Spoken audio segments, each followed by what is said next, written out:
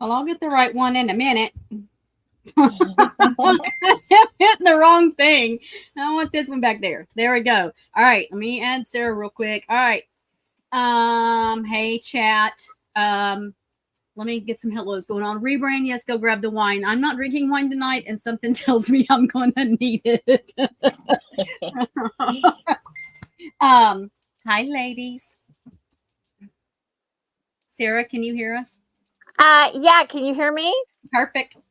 Great. I'm actually like in the comments right now. I had to do the whole weird thing, go out of you connect to my YouTube or whatever account. It never made me do that before, but so now I can actually like see the comments, which is a first. And so I'm trying to catch up and see before we got started what everybody had to say. Part of the problem is somebody that you were with before doesn't know how to work StreamYard. Anyways, I'm not going to be ugly. I said I wasn't going to be ugly, guys, and I can't promise it's not going to happen. Thank you, Robert. And by the way, KO, thank you for becoming a member. Welcome, and thank you. So I had to Kindle. I had to use your when I went in to accept the StreamYard. It made me like redo my entire account, name, platform, photo, everything. And I was like, I literally spent 15 minutes trying to get into my photos. And that was like the first thing that had come up. And I was like, I love that picture. What, is it one of my AIs? Yes. It's you. It's me in the pool. I love that. I had the hardest time because when you tell AI to put a blonde and you tell it, you give it face reference and you know everything you got to do with the AI. So I gave the face reference and then you tell it in detail what you want it to do. And it doesn't matter. As soon as you put blonde hair, it wants to put up this big-breasted, sexy galore, over the top person, and I couldn't find one that just was not explosive, you know. So that was the best I could come up with. Well, I tell you what, honest to God, like that one looks the most like me. I mean, that looks exactly like my sister was like, what the heck? When did they get a picture of you out in the pool? Because, you know, I used to have it in them. I was like,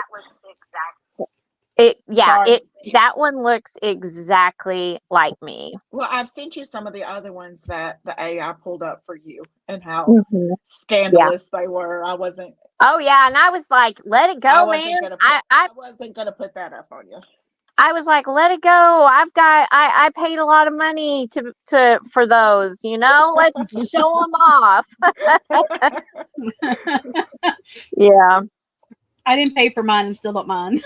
Well, one of mine got chopped off, so we're just being all kinds of like maybe like I told Ken, I said I think if we like put our bodies together, we might be able to come up with one functioning body. Like we've got to be like those Transformers where they like combine and they're like and then they equal like My insurance will pay for reconstruction. I just, after 18 months of going through the chemo, I was just so done. Like, I was just, I'll get to it eventually. It's not bothering me. If it does not bother you, don't worry about it, because, the thing is like, if you're happy and it's not bothering you and it's not causing you any kind of physical problems, and it really is not an issue, for your mental or emotional or whatever, your self-esteem, if it's not there, then why go through the surgery? But at the same time, if you feel incomplete or insecure, then I encourage people to go through the surgery.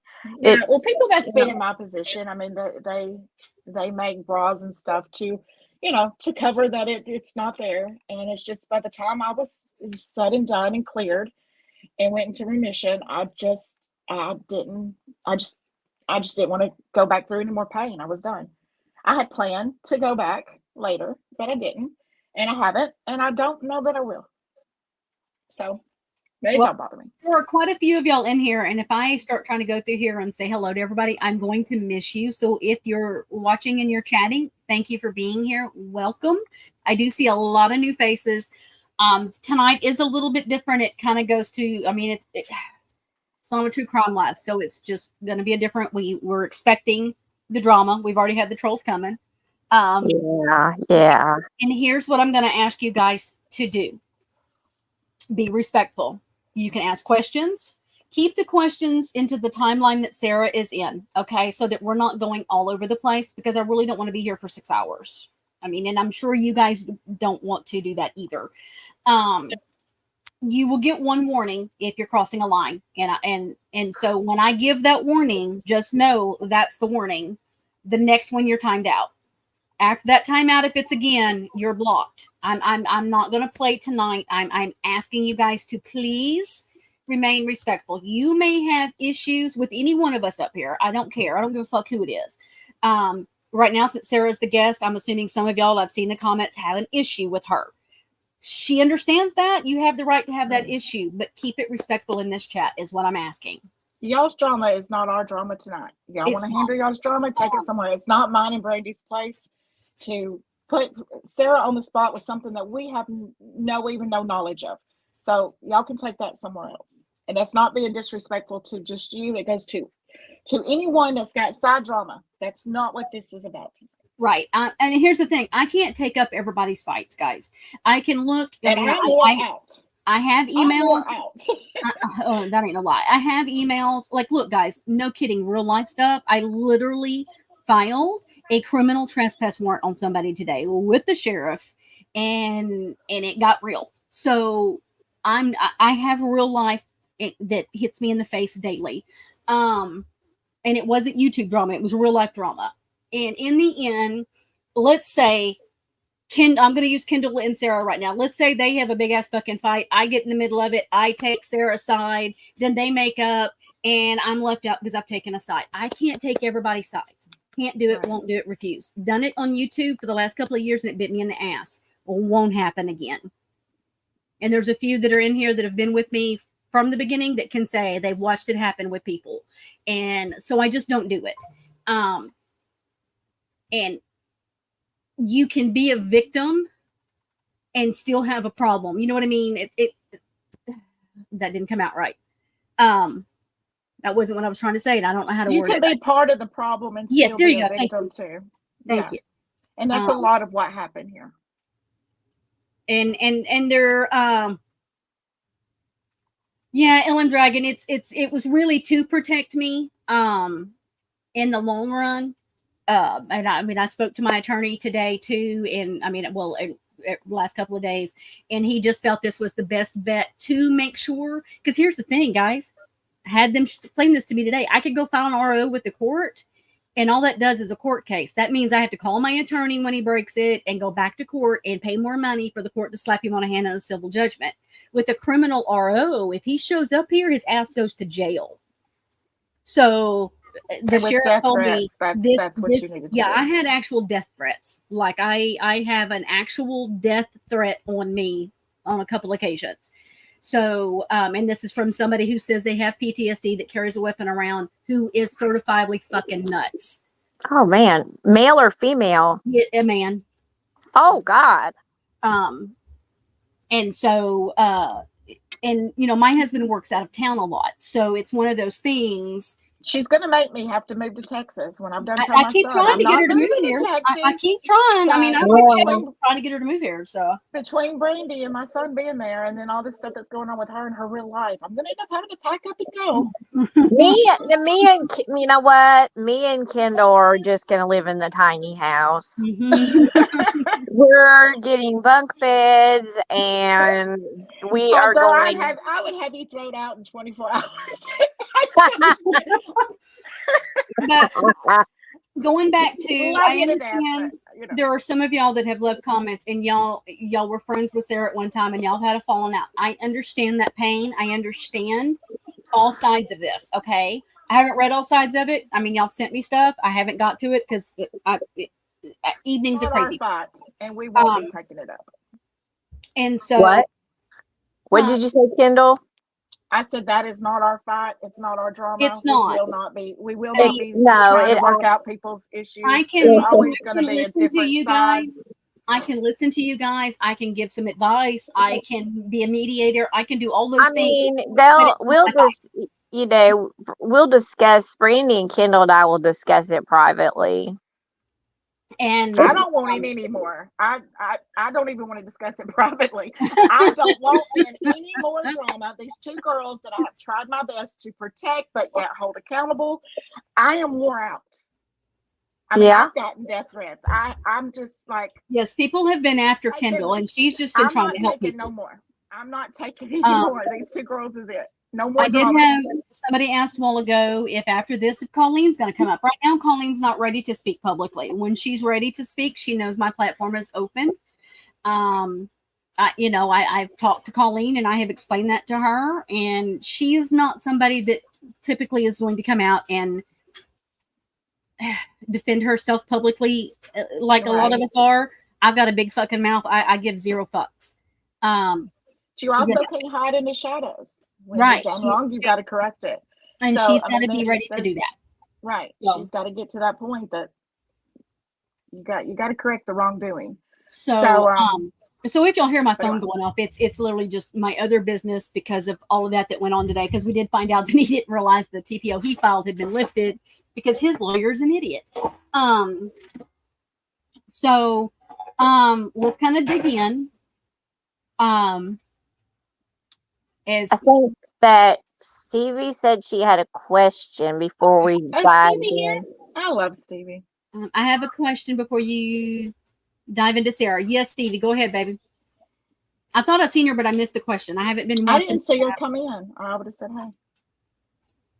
And blanket hello to everybody that's commenting that is just coming in. Thank you. By the way, guys, hop over real quick and make sure to give me a thumbs up if you will. And the membership link is pinned to the top. I appreciate you guys so much. Yes, Stevie. I don't want to talk about. Not touching that. I don't want to talk about ABG. But I will tell you that her son did tell me she passed away. The son says she did. And so that is from what he tells me, she passed away of natural causes. And that's where I'm going to leave that. Right. She's just no longer here. That's out of respect to her family. That's how I'm going to leave that. I would say out of respect for her supporters, but her really close people have been assholes to me and Harley Kim, and I'm assuming Kendall. So I blocked everybody. I'm not concerned with them. I am concerned for her family, and her son has been very sweet to me. There's been a couple of her big supporters that have been very nice to me. There's a bunch of the others that have not. So my respect goes to her family. And so we're not going to, I'm just not going to dive into that too much. Right. My respect goes to that I refuse to show what with us and the things that we're being accused of. I refuse to show what she said. So, and that's out of respect for her, where I could. And that's what I told Harley last night. I refuse to do that. I will if we not come out and prove our right. I told Harley last night, if we come out and prove our side of it, we're assholes. So, I mean, I'm just not. Yeah. It is what it is. And but Stevie, thank you very much. She said that the rumors are everywhere, and I knew if the truth was going to come out, you'd know. Thank you. So Yeah, exactly. That's why I said Stevie, I appreciate Stevie, it. I'll talk to you. I'll talk to you privately then. yeah, she's just the only thing to say is that she's just no longer here, and that's it. And there's not going to be any comments, for respect. Yes, Vanessa, we did see that. All right. So, and sorry guys, I am eating and I never eat on live. But I have today. This day has flown by. What has been crazy? It's not for me. It's been a busy day. It has. Well, I mean, it's been nothing but rain this week. Oh, yeah. I went to go get some sodas from the gas station next door. And of course, immediately, as soon as I got in my car, it came a torrential downpour, these little summer scattered showers. I wish. Yesterday it flooded all day. Today it has rained like a sprinkle all day. It's rained here too. I think we've had 6 inches in the last 2 days. Wow. But you guys so let's get started so we're not still here at midnight. Yeah. I'm going to be here 3 or 4 hours. So some of this we're going to touch on, guys. And what I am going to ask is that anything with the court case, other than Sarah's got something she wants to say, she'll say that in a little bit. The rest of the court case stuff we are not addressing because it is an active court case. They have court in September, and we need to respect that. Y'all know I don't give 2 fucks what happens with Fancy, but out of respect, I will give respect even though she does not give it. Let's not. I still don't want anything to go wrong because of us for Fancy. Right. And so let's let that play out. Right. I don't. I'm not gonna talk about the video, and I'm not gonna talk about the actual court case. There is something that happened after the incident that has been brought in that I will discuss, and it's just one brief topic later on. So I'm going to try to do this in a timeline fashion so that we stay on right track. And I want to say this up front. This is not a fancy bash. Okay, this is not a fancy bash for me. This is just about me getting the opportunity to tell my truth and facts and to dispute the lies that have been said about me. And that's it. I mean, I don't want to get into anything dramatic or petty. Okay, well, I think a good place to start is there's a lot of stuff going around about why you were even with that because you were definitely warned about April and you still went that direction. What got you started to being where you ended up? Okay, things were good. How did that happen? Okay, so I will let everyone know that I've been involved. I'm just going to go back to my education first. So first of all, I have a degree in radio and television with a specialization in marketing and management, a minor in marketing and pre-law media law studies. So I'm not just some dummy smuck off the street person that came in to like suck up or chase for attention or for clout or for anything else. I had my own thing going on with TikTok. I am mostly involved in the entertainment industry, and I hosted discussion panels. I was never involved in the true crime community.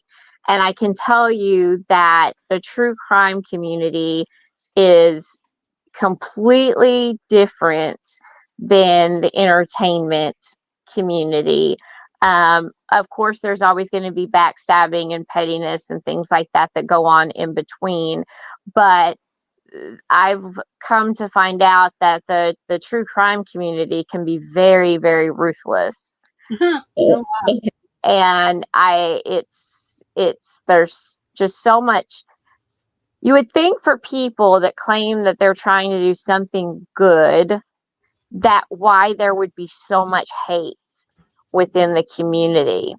But there you is. ended up taking part in some of that I later did. on. So you can't just Yes. point fingers at us No, when you took part no. in that. I am But not go back pointing. to how you started with Yes, April. no, I'm not pointing fingers. I'm saying that it was a completely different than what I was used to. And as I got sucked into it, then I got stuck in it. And so how I Vanessa, ended. we're not talking about the video. We've already said no more about the video. Okay, so Just ignore the comments about the video for now. okay, so what happened was I was just like most of America. I mean, I was a gypsy supporter. And then when I started watching the documentaries and the movies and things, nothing was adding up. And then, of course, after she got out of prison, everything exploded, and there was the prison confessions. And I was like, nah, I'm like catching too much lies. These things don't make sense. So I started to do some research on the case and the situation. And at that point, the evidence and the case files and the photos, seeing crime scene photos, and there was a lot of stuff that became available open to the public after she was released. And the things that I saw just didn't add up. So I knew nothing really truly about the case. I knew nothing about, like I said, the true crime community, nor did I know anything at all about Fancy.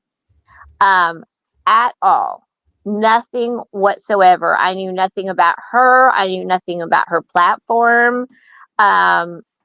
In the beginning, no, I did not get any warnings. I did not know anything about her or history or anything like that. I just had come across some evidence that had not been pointed out yet that I thought might be valuable and helpful to the case and the situation and might help Nicholas. That was what I'm thinking in my mind, is that I am going to do something good. I went into this with the truest of intentions and with a pure heart, that, that I was just trying to do something good for this world before I passed away.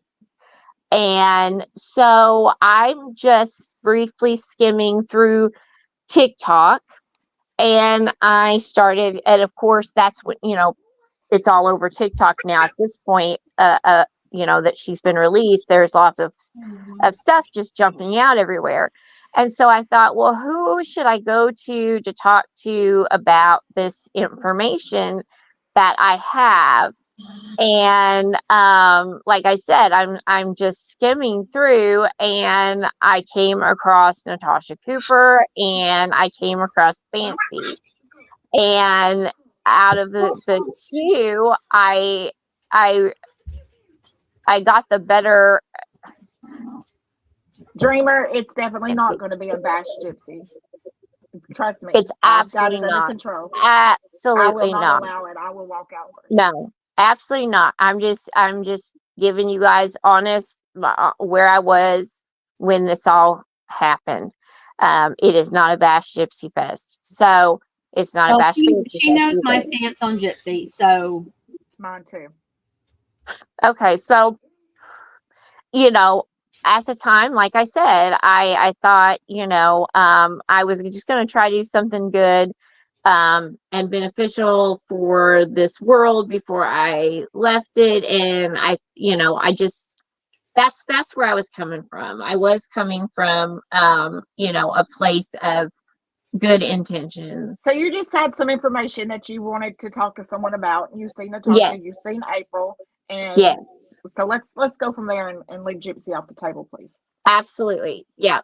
Right. So I approached Fancy. I sent her a private message with the bulletin points I had and the evidence and the questions and things like that. And in a few hours, she had looked through it all and was like, oh my gosh, this is you're right, and I want to talk to you.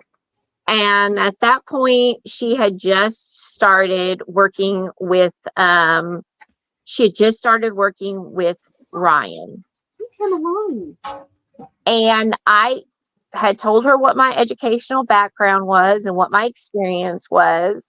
And I just, she asked me if I would be willing to come up as a special guest on her live and talk about, my theory and what I had come across. And I said, sure. And it just, that's how it happened. That is how we came to be. And there was just so much drama and stuff that was going on that she kept inviting me up every time she went live to be a special guest, because I never got to say what I wanted to say either. Okay, so then her and Ryan has this big explosion. Everybody's running with drama. People are taking sides. Fancy's really getting a lot of hate, a lot of cruel hate. And Ryan left, you stepped in. So right. Well, see, I had never left. Like, Fancy was still talking to me behind Ryan's back. Ryan had told her she couldn't talk to me and that I couldn't come up in the box anymore. Right. So April said that Ryan said that. Yeah, we call her April over here. Yes, we don't know that Ryan said that. April said it. Now we all know that she plays people against each other. So but I will say, let's not go there. Let's just say, Ryan left, you stepped in.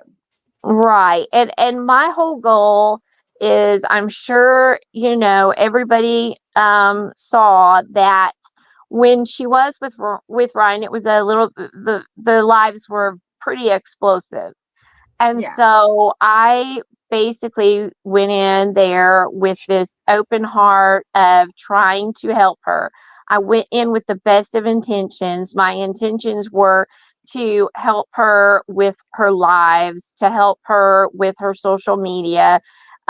She asked me if I would do her public relations and her marketing, and she asked me if I would help her out with everything, and I said yes. And my first thing to tell her was, just don't respond to anything. Don't post anything out. Let's, do not respond to Ryan. Let's just keep things quiet and take the high road. And I was trying to make her, because she literally looked insane in these lives, screaming her head off like a maniac at everybody. And I was trying to help her, like, get control of herself. And that was my intentions. My intentions were to help her. I thought I could fix her. I thought I could help her. That was my goal. Mm-hmm. Y'all know how to remain nice when y'all. Okay, go ahead. I'm gonna shut up. So we know that when April, there was an opportunity for me to be snarky, and I'm trying to not be snarky. Take a breath. Yeah. So we know that when April throws one out the door or one leaves, that she quickly puts another one in there, and she love bombs them, and she prayed for them, and Christine sent them to her. Absolutely, 100%. You're saving her, you and her, or ever who the person is. She promises all this stuff we're going to do, and we're going to do great things. I mean, it's a pattern every time. I never was there, but you easily can see the pattern. So is that how y'all's relationship started? Is that how she treated you? Absolutely. I was the angel that Christina sent to her. She thought that it was Ryan, but evidently that was wrong, and it was really me. And and you got to understand something about the way Fancy talks and the way she makes you feel. She always uses the word we, and she uses the word team. And and by doing that constantly, she's bringing you in. It's like she's gathering you in, she's suckering you in. And it was, we can do these great things, and we need you on the team. And you were sent to me by God, and you were, sent to me by angel. And I don't know what I would do without you. And, My God, she says that to everyone. but I didn't know that. But I didn't know. Like, she's very easy to read. So I've never asked Brandy this, but people like her will usually. Okay, hold on just a minute. Pause that. Remember that. Let me take a moment. Vanessa, this is not about Ryan Lee. This is not about anything else. This is about Bree.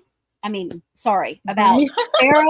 I'm looking at Bree's name in the chat when I said don't even know why Ryan's name's coming up. Nobody's Nobody is bullying her. Nobody's bullying Ryan. Nobody nowhere is talking about Ryan. So hold on, ladies. Hold up. Vanessa, please stop. Any more comments about Ryan Lee and the bullying, and you're going to be timed out for a little bit because this isn't about Ryan.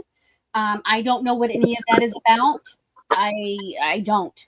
If you were listening earlier, I've had real life shit going on, so I'm not paying any attention. It doesn't involve me. I don't think anybody's talking about Ryan. Vanessa? Listen, Ryan Lee and Fancy are buddies again, so nobody's bullying her. I don't even care about that. It's like I haven't seen or heard anyone playing Ryan Lee's name in so long that I don't even know why her name's coming up into this. I don't know why it came in just now. So what was your question, Kendall? My question is the pattern of the type of person that Fancy is, that when she does this new love bombing to her next, whatever you want to call you guys, does she do the trauma connection? Like, do you have a trauma and she connects to it? Do you have this hobby and she loves this hobby? Does she have this illness or you have this illness and she has a better illness, or does she do that type of overt narcissism trait? Absolutely. I mean, I have uncontrollable rare type 3 diabetes, and then lo and behold, she says she has diabetes as well. But when I question her about her diet and how much insulin she takes or things like that, she doesn't.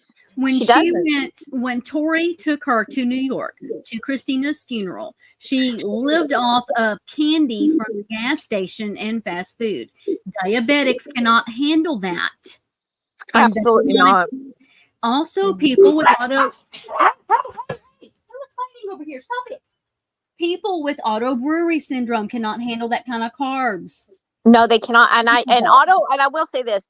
Auto brewery syndrome is a real condition, and it does kind of fall in with into the diabetes. It's not diabetes, but it can be in that family because your body is being hijacked by too much carbs and sugars, and it can cause you, because what happens is your body doesn't metabolize, and as a diabetic as well, your body does not metabolize those carbs and sugars, and it turns to yeast. Nobody ever doubted that it wasn't a real life cycle. Right. People doubted that she was Google diagnosed, and we've sat and watched and seen what she did. And anyway, again, back to, so she does do that vampire section of trauma connection. Absolutely. I mean, if I could say that I had, amputated my leg, and she would be like, well, I did too. Oh, that happened to me. She did that when I was there. Okay, well, see, there's all of these things that I guess she has a pattern of doing that you guys have brought to my attention. Yeah, she's a walking pattern. But did I know anything about her? Had I ever seen her content? Had I ever seen her? Nothing. Not at the beginning. Not until March. And I started with her in January. So I was completely clueless at the beginning. I knew nothing about her platform, her companies, nothing. I knew nothing. And no one has said anything to me. So Jesse James says, what did you think, Sarah, when Ryan flat out told you Fancy was just using you? I can tell you that I've been there and I know what Fancy is telling her in the back. So Wait a minute, Ryan never told me that. She did publicly say that because I heard it. Yeah. Did she say it on her? Ryan tried to warn you. She warned you several times. Did Ryan say that on her platform? Because she never said it on Fancy's platform to me. No, she said it on her platform. Yeah. And okay, I didn't see it then. I mean, I left many comments, but yeah, but she immediately tells people I'm evil, that I'm a liar and I did all these things and I did all the bad things and it was all me and I took her company and there's racketeering charges and what are the other charges, Kendall? There's all kinds of charges that she's coming out. You've got theft and racketeering and espionage, I think, wasn't it, or something like that? I don't know. I'm corporate raider, I guess. She's an idiot. And so she immediately tells people all these things about me and Tori so that we are uncredible in their eyes. When now, as things have been coming out, people have been popping up on my video going, "Why didn't we listen to this before? Thank you." And listen, I've had people that has been diehard. I mean, and this has just been in the last couple of weeks that has come to us, or I know has come to me, and has, I'm seeing it. I see her for what she is. Thanks for bringing this up, or I didn't see that. I'm glad you brought this to our attention. And it's like, why does it take people pointing out the God's honest truth with the proof? Because it's a walking pattern of what she is. So why does it take somebody literally pointing it out? I had to go find it. It wasn't hard. So Jesse James and somebody else, Sarah Beth. Yeah, that's not correct. No, that is true because I watched it. And I watched Brian say to me while you were there that you don't say she didn't warn you. I watched that live. Listen, I'll tell you what. The only time I went on Ryan's live was just to let her know that I was not Sarah Jane. And I think that's when they told you. That's the live that and she said to me, she did not say she's using you. She just said, don't tell her anything about your life personally, or she'll twist it and use it against you. That's what she told me. But at the same time, Ryan Lee has continued to have a relationship with Fancy. We don't care. We're not going. Please, let's not go there because it's just getting attention. Please exactly. Not go there. But the part about her, the part about her telling me to watch my back and not tell Fancy anything personal. Yes, she did say that. Mm-hmm. And did she tell you? She did warn you that don't say I didn't warn you. Right, but she told you exactly what April was going to do to you because she did it to her. She even broke it down at one point in time about how she's talking to you. Like she knows that you're being love bombed and all that right now. She even broke that down.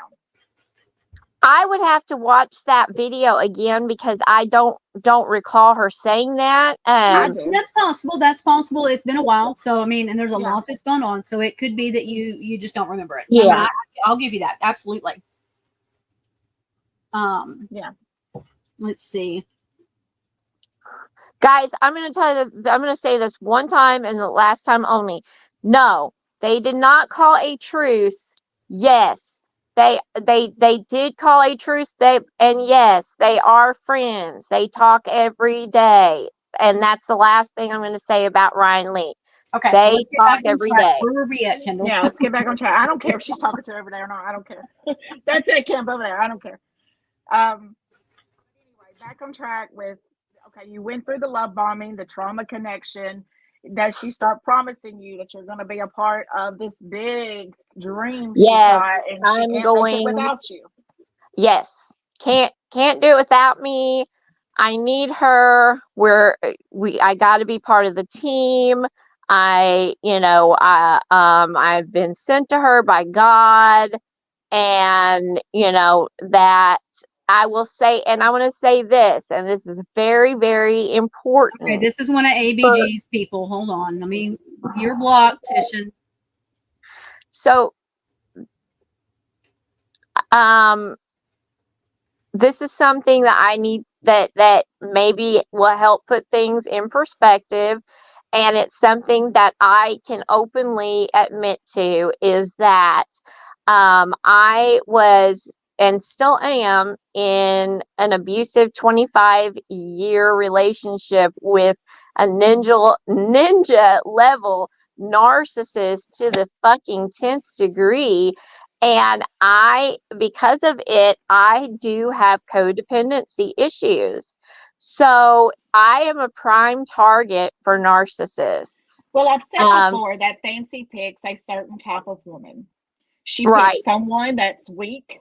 Now, I'm not saying everyone that she picks is weak, but she's got several types. She either picks someone that's weak, that will not stand up to her, don't see their own self-worth, and they hide behind her proclaim of worth. People that is codependent, people that are attention seeking and drama filled. She picks those. And she picks people that is kind of lonely, I guess is a word without making it sound even worse. Is they're just lonely, abandonment issues, and that they see her as, because she creates such this fake world, and I don't know if they believe it or they're looking for something to believe in, because the proof is out there that there's it's nothing. And I didn't need. so it's like that's the 4 type of people that she picks, and almost every one, because she can't handle strong women. So I will say this, that no, I was not attention seeking. I was not clout chasing. I am not a pick me girl. I am not a flip flopper. I do not chase like I said, I'm not clout chasing. I had a good platform with 10,000 people, and if anything, I lost people because of my working relationship with her. So you absolutely lost the respect and credibility that you had. Right. And sure. So yeah, what I believe that the way she suckered me in was by using, I'm such a strong empath, that she used my sympathy, she used my empathy, she used my kind-heartedness, and she took advantage of that by saying, that she needed me and I was going to make her a better person. And that is where I say that I can openly admit that I am codependent. And I did the same thing with my ex. I thought I could fix him. I thought I could make him better. I thought I could make him, stop being an alcoholic, I remember one of the first conversations that me and you had, and it was after the homophobic post, and I contacted you, and me and you went at it. And by the end of that conversation, we both had calmed down, and we had what I call we were by no means friends, but we had a decent conversation. And I asked you then, do you not see her for what she is? The evidence is everywhere. And the way she acts. And you said, and I have it, you said, I would never act the way she does, but Right. it seems to work for her, but that I try to stay calm because it keeps her calm. And I said, you're not going to be able to keep that mask on her forever. It will fall off. And you was like, I'm just doing my best. I just trying to get her, keep her calm, because so many people's coming after her, and you just wanted to try to help her, because at that point in time, it had to be a lot for her, because there wasn't hundreds and hundreds of thousands of people coming after her. So I'm sure it was a lot for her. No matter how you feel about her, facts are facts. It had to be a lot. So that was our first conversation, that you did tell me that you just try to stay calm and keep her calm. So right. I can believe that. I believe that. Yes. Okay, so that is how I believe that she was able to. You say she goes after certain people, and I think that that's how I was picked, chosen, used, whatever you want to call it, because she was able to see that, I guess, in me, that Yeah, I because I mean, there was was warnings. There was I, warnings, but I on your side of it, I mean, like me and Brandy is like twins, right? And if somebody come to me, and me and Brandy had been friends for a while, and I thought I knew her, and a whole group of people's coming at me saying, "You better watch her. You better watch her. This is what she does." This I would think I would have my red flags up, making or looking for red flags. And it just, to me, it's like we watched y'all slowly. We watched the cracks in y'all's relationship. We could watch her sit up there and put on this pretend professional face, and we watched the cracks develop between you guys in months. I even made a video once. Did you see the cracks? Because you could start telling from the way the way she would treat you on a live in the beginning, to you move into the midway part, and we started seeing a change in her. So I guess my question to that is, when did you start seeing the change that we could see? I had to start, I mean, was it fights and then y'all went live? Was it fights after lives? Because we definitely seen the cracks, and we've seen her mask fall off, and we've seen you trying to put it back on. And so when did you start feeling a change?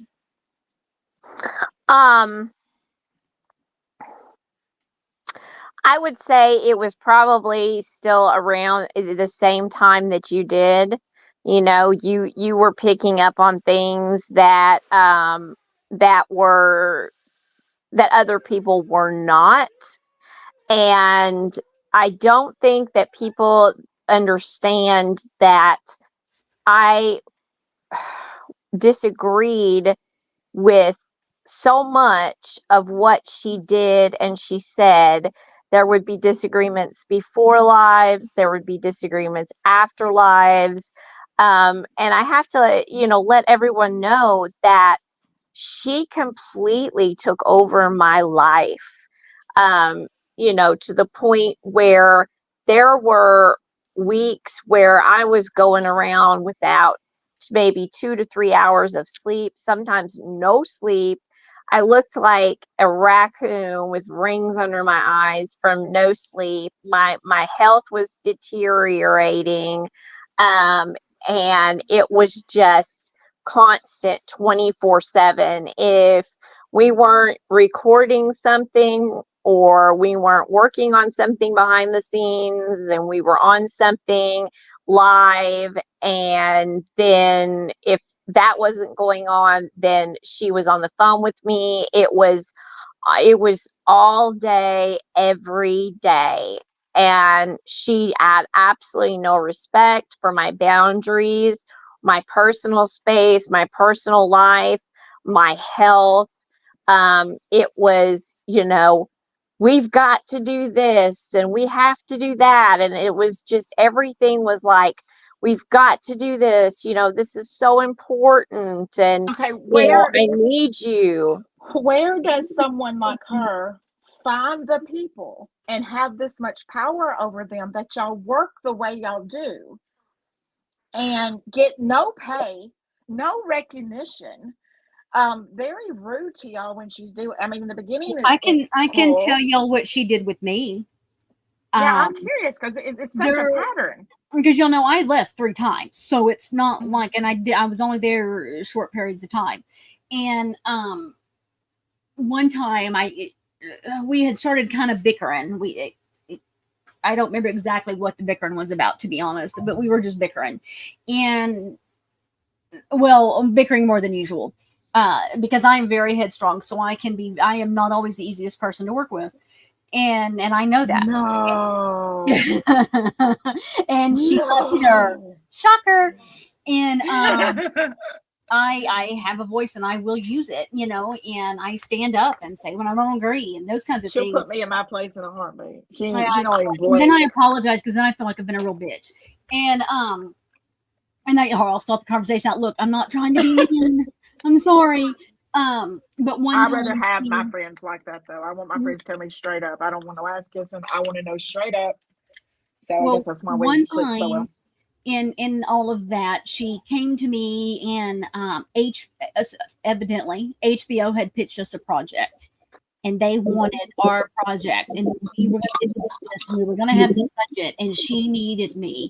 I was the only one that could do this with her, and blah blah blah blah blah blah. Wait, blah, did you blah. ever see proof of this project? Is this another one of her dreams? It was another one of her lies. What even a Okay. dream? It's a fucking lie. So to say, come on now. Because You can't convince me of when I was there for a little bit longer, and I went to Tori and asked, and she was like, "What are you talking about? We didn't have anything from HBO." And I'm like, "That's what I was told." And then she backtracked and she never said that. You know, I never told her that. Well, yeah, you did. So anytime she felt like I was pulling away, she would come in with, "We have this big project coming, Brandy, and I can't do this without you. And you're my backbone, and you're my strength, and you're my co-host. And I have to have you because Colleen isn't strong enough to do this. And, you know, Christina won't go live. And all these things were a reason." And you know, she was very ugly about Ty all the time, and so there was always something that she needed me for because I was the only one that could do it. And so I would stay. And because I kept thinking in the beginning, if we can pull this off and make this a career, then my husband can fucking retire. My husband works his ass off, you know. And then it was like, okay, she's full of shit, this is never happening. And then I was gone. Well, but you can see how she pulls you in by making herself seem desperate, and that you're her savior or whatever, and that she needs you. Like, she can't do this without you, you know? I literally, one of the last lines we did about her, I played an audio of her praising me and loving me and so glad I was back home with her, you know. And and I'm saying, I was telling, I'm sorry, go ahead. I didn't mean to people are like, "Why did you say that?" And I'm like, because I've needed it. I knew I would need it. Bree, you're hilarious. Bree cracks me up. Bree, oh my God, Bree, so I'm dying. I'm dying. I was telling Sarah last night, because we were talking about my complaint to the board with Colleen, and how all that, you know, went about, and how she sent you one type of text message and sent me another one because she had planned to send mine to the board and all of that, and she was completely different attitude. She did not know that Fancy had called you and had apologized to you and wanted to call a truce with you, and she was so sorry for everything that had happened and just wanted peace. And Sarah's like, "Wait, when I was with her?" And I'm like, "Yes, while you were with her." I'm blown away. Yeah, she reached out to Brandy and just wanted peace. She was tired of the drama. And she did this. She tried to make a truce. She wanted the info I have because of the PR thing with Christy. That's what she wanted. That's the only reason. Because once she had what she of Jasmine and found out that it was all Jasmine, she immediately sent me, what was it, the next day, Kendall? That awful message and called me a cunt and all these things, and then was super nice. She had got notified about Colleen had got notified about the complaint, and you had called me and you said, "You're not going to believe who I just got off the phone with," and I'm like, "Who?" And you're like, "Fancy," and I'm like, "Oh my God, are you kidding me? She's really got the balls to call you?" And you said she just wants to call a truce. She's tired of the drama, and all of that. And then I guess everything went okay. And the next thing, she gets notified of the complaint and sends you this, "I'm going to rain hellfire down on you." And you and Tori had absolutely nothing to do with my complaint. Nobody did, but blamed you guys for it, or blamed you for it just because me and you were friends. And you even told her in that message, "I didn't even know Kendall did it. I thought she didn't, but I didn't. I had not told you that I had went ahead and went through with it." So you were kind of hit out of left field that I actually did go through with it.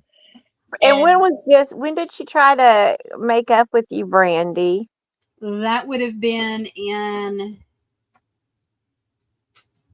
I know the main message was the day that they got notified of the complaint, which would have been. Hold on, let me look at it. I'll look. And here, you know, to me, she's telling me that, you know, she's calling you names and telling me how evil you are. I had secret message with a secret phone call. This was April 15th. That's when the main Mm-mm. message come through, right? That was the mean message, April 15th. All right, so they made up Wow. a couple of weeks before that. No, Wow. it would have been Was it a Wow. couple of first weeks part of before April. It was just that week before. It had only been a few that? days. Okay. I was thinking it was like a week or two Yeah, before. it was just that few days before. Yeah. Wow. Wow. And like I said, at that same time, she's telling me, "You're all I've got," and blah blah Sorry, blah. And Mom you Dukes. know, stay away from her, and she's evil, and stay away from this one because she's evil, and she stole my company, and you know what I mean. It was like, Which I I always find funny. It makes me laugh, guys, when she says that. She has the same fucking company. If I stole the company, she wouldn't have the company, which isn't even a fucking company. no, I was she gonna say, but doesn't she even don't have have a a company. company. Listen, I'm gonna tell y'all, there's no company. There's She's no not company. paid on it in years, and the LLC is defunct, and it is not in good standing. So Bree is telling me. there's Bree's dropping us dates for the book. We have August 3rd of 2020. I mean, December 3rd of 2024, and then December 3rd of 2025 for the book.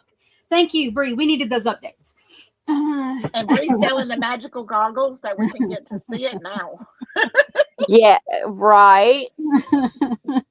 But So yeah, she wanted peace, and I pissed her off because I asked her to apologize to Tori's child for the shit she said that was nobody's business on social media, and she said she wasn't apologizing to Tori and da da da. I didn't ask her to apologize to Tori. Tori's an adult. I wanted you to apologize to the child that's innocent, yet that's an adult child. It is an adult, but they're It not on does not social matter. media and they're not in this fight. And she had no business, and that's what I wanted her to do.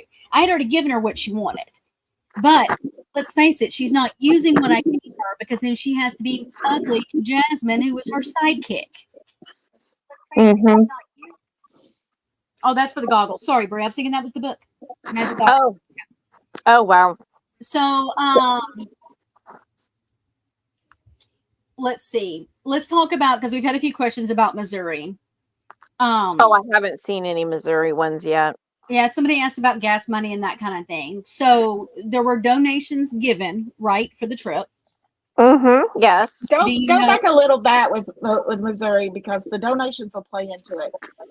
Well, Tell we everyone because there's this thing up we there still that have you like a wanted to be. huge jump between where we just started and where Missouri is. So, Okay, so is there some in? Okay, go ahead. Let's go with the other stuff in the middle.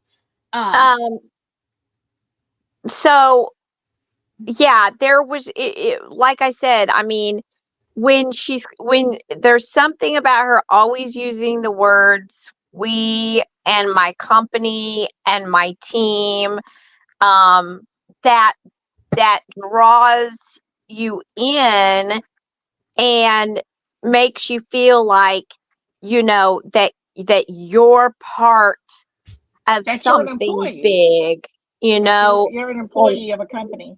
So did and you ever you're get paid? absolutely not. I've never received a dime. I've So worked her myself telling to death. somebody that you were a paid employee is a flat out lie. Absolutely, Okay, flat out she needs lie. to. So if you're watching and you're a supporter, hey, how are you? I hope you're having a good day. Ask her to provide, if I can get the word out, the receipts, and it needs to be something other than Cash App during the trip to Missouri. Yes, I've never Money been during paid the a trip to penny. Missouri does not count as payment because she was driving her to Missouri. She didn't have to go to Missouri.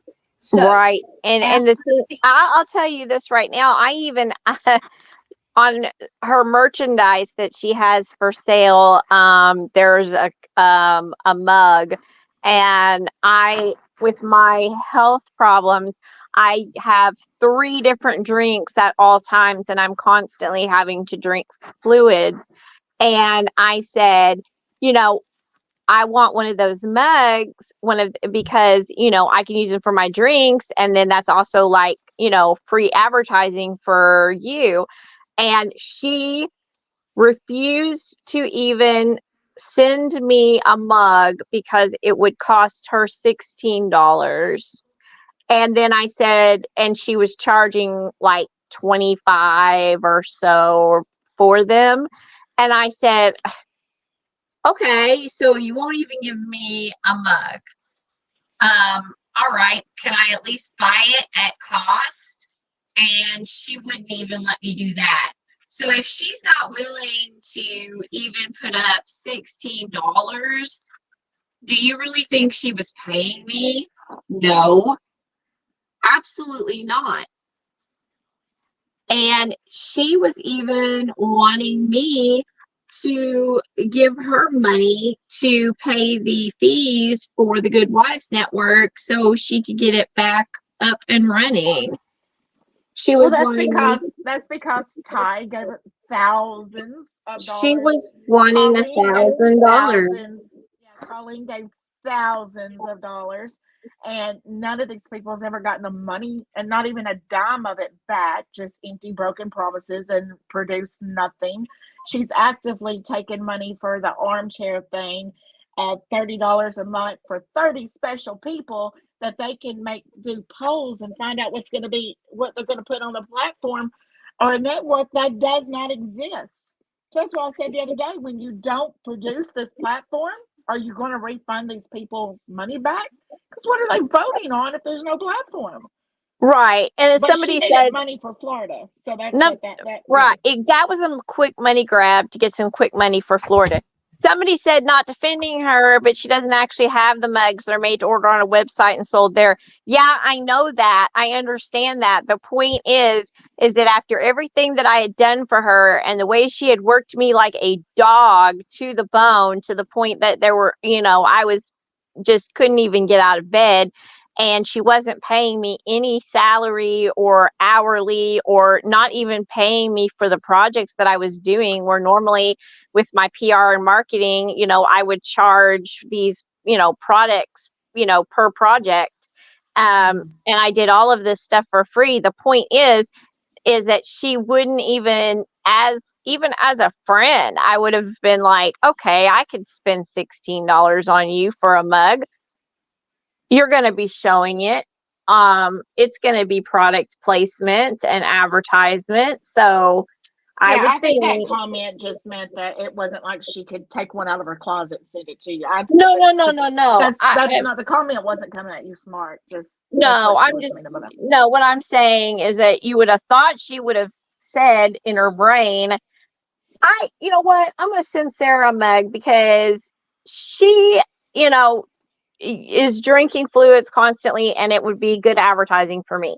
You would have thought that, but anyway, I mean, it was just that's called appreciation, and none of you guys were ever appreciated. You were used. No. And somebody was asking about gas. Fancy never paid anything on that trip. Nothing ever came out of her personal pocket. All the money that she spent came from donations. The money I spent came out of my pockets. Did almost she give $300. I'm sorry? Did she give you any money towards gas out of those donations? She did give, yes, she did give me, we did use the PayPal or Cash App, whatever card she was using. I had no control over the money. I had no control over the trip. I had no control over anything. I was bossed around and treated like absolute garbage and cussed out and anything under the sun that you can imagine. And I was just, I felt like a hostage, that was stuck driving Liam Neeson at gunpoint and taken. I mean, come on. Well, you can go back to the beginning of when the court case was filed. Thank you, baby. When the court case was filed, and y'all found out that you were going to have Macy, to go. Hold on. Wait. Macy, did you not pay attention to how much fucking food Fancy ordered at the restaurant when they went to the drive-thru? Give me a fucking break. Macy's got side drama with Sarah, and if she's going to bring it in here, she can go.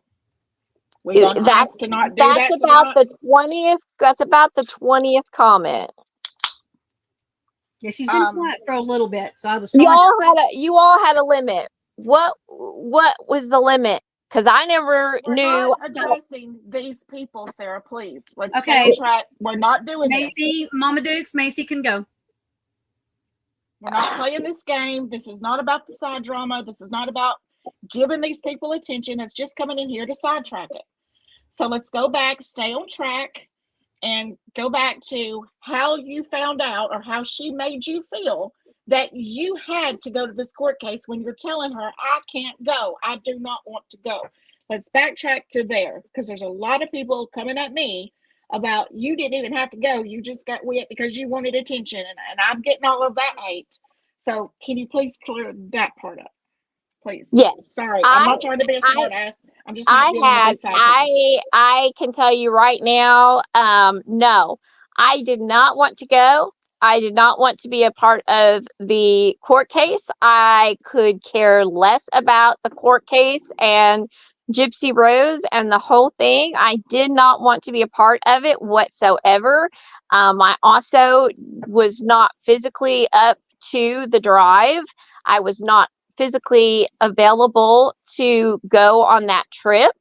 Was very sick. And I'll just go ahead because Fancy's already put it out there and she put it out wrong. So I will put it out correctly. I had found out right at the very end of May, about a week and a half prior to the court date, that I have anemia-based leukemia, that I have cancer. And Fancy knew that. And I have the text messages to show her blowing my phone up on May 30th while I'm trying to get to the oncologist. And I have given that to Kendall. So there's, and I mean, Kendall is the biggest stickler I've ever. We can't hear you. Kendall's the biggest. Sorry, I was getting a call.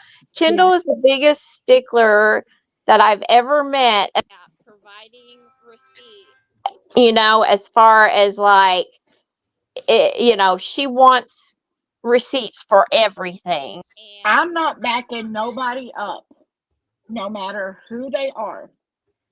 Well, there's a couple of exceptions, and only because they have completely 100% built my trust. But for the most part, I'm not backing anyone up without the proof. Right, and so that's why. I've provided. And she just kicked herself off. So while she's coming back, I seen one of these messages talking about, then why didn't you just say no? I'll tell you, and only because I've also seen the proof of this. Sorry, she convinced Sarah that I got kicked. Sorry, guys, can you hear me now? Yeah, we can hear you. Kendall is answering a question for you real quick. Okay, I got kicked out of the studio. She convinced Sarah because she had Sarah call Gypsy's attorney, Mike Stanfield. Yes. And she was on three-way with Sarah and had Sarah asking questions about, are you going to serve me? And Mike saying, no, I wasn't going to serve you.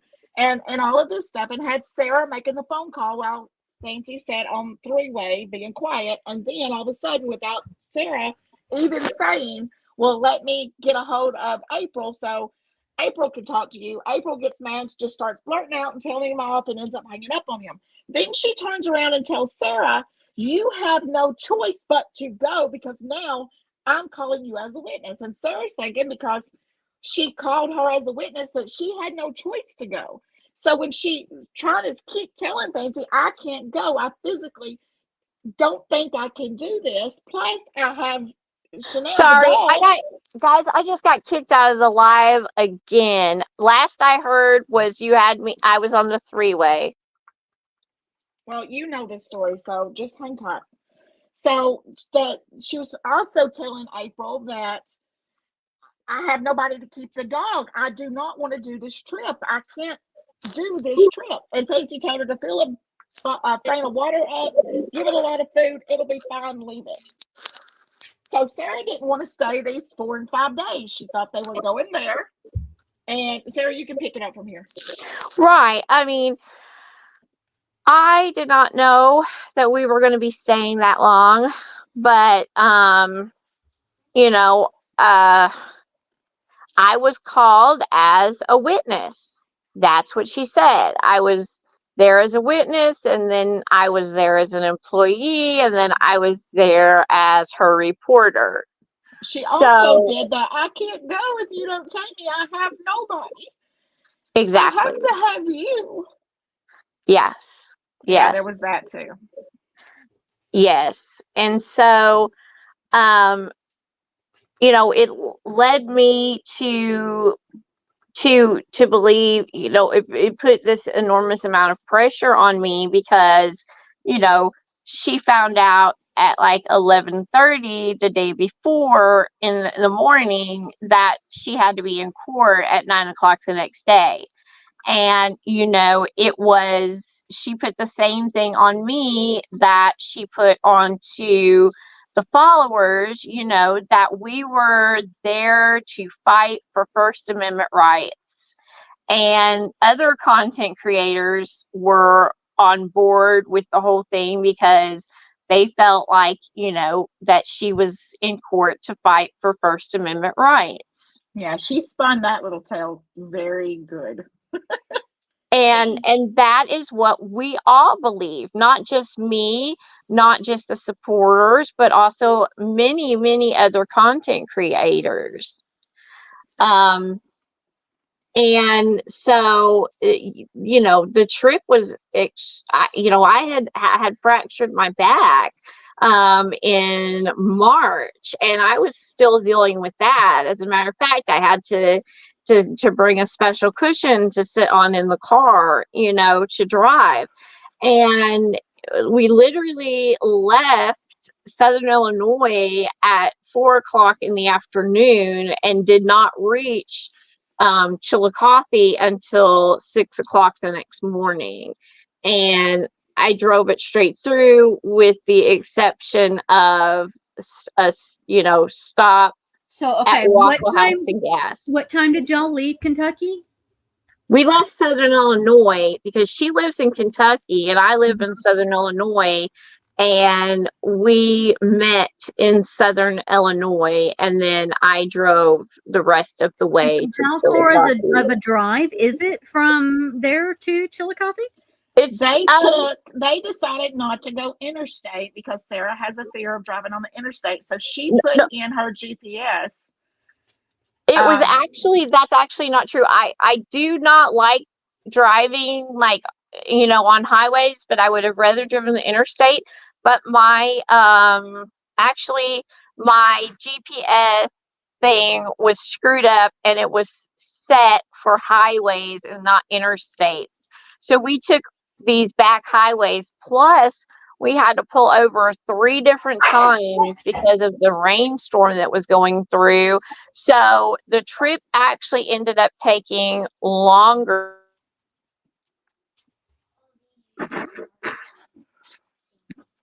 So, I mean, from 4 o'clock in the afternoon until 6 o'clock the next morning. 14-hour job.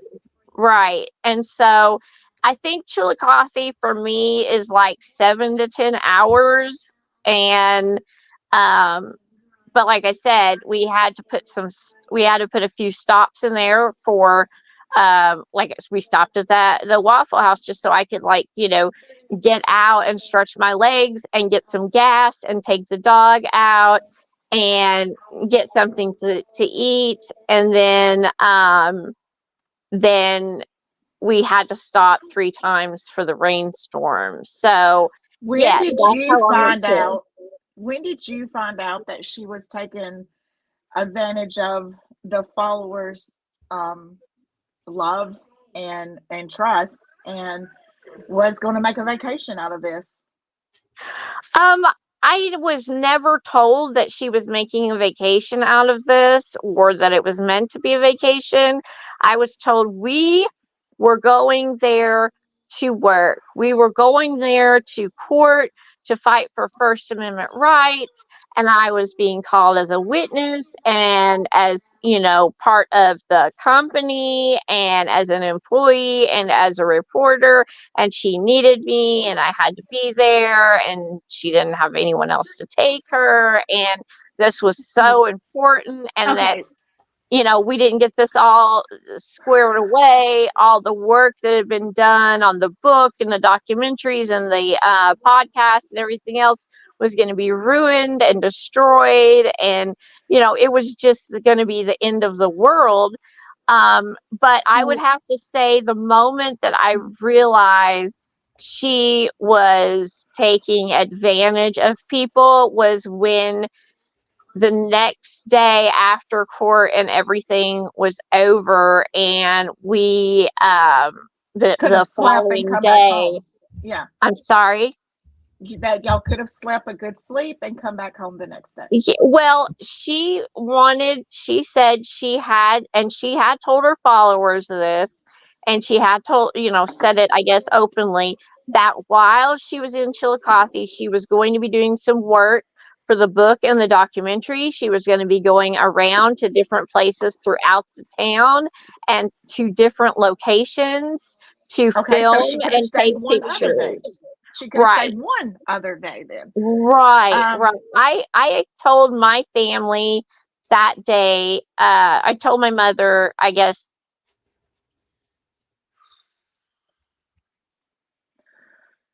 You're gone again, Sarah. Yeah, you blanked out, babe. Harley, that you're not lying there. There is nobody left with her that was ever there to begin with. All of us have left. Everybody. There is a reason. And I know y'all are going to hate me for this, but Sarah will too.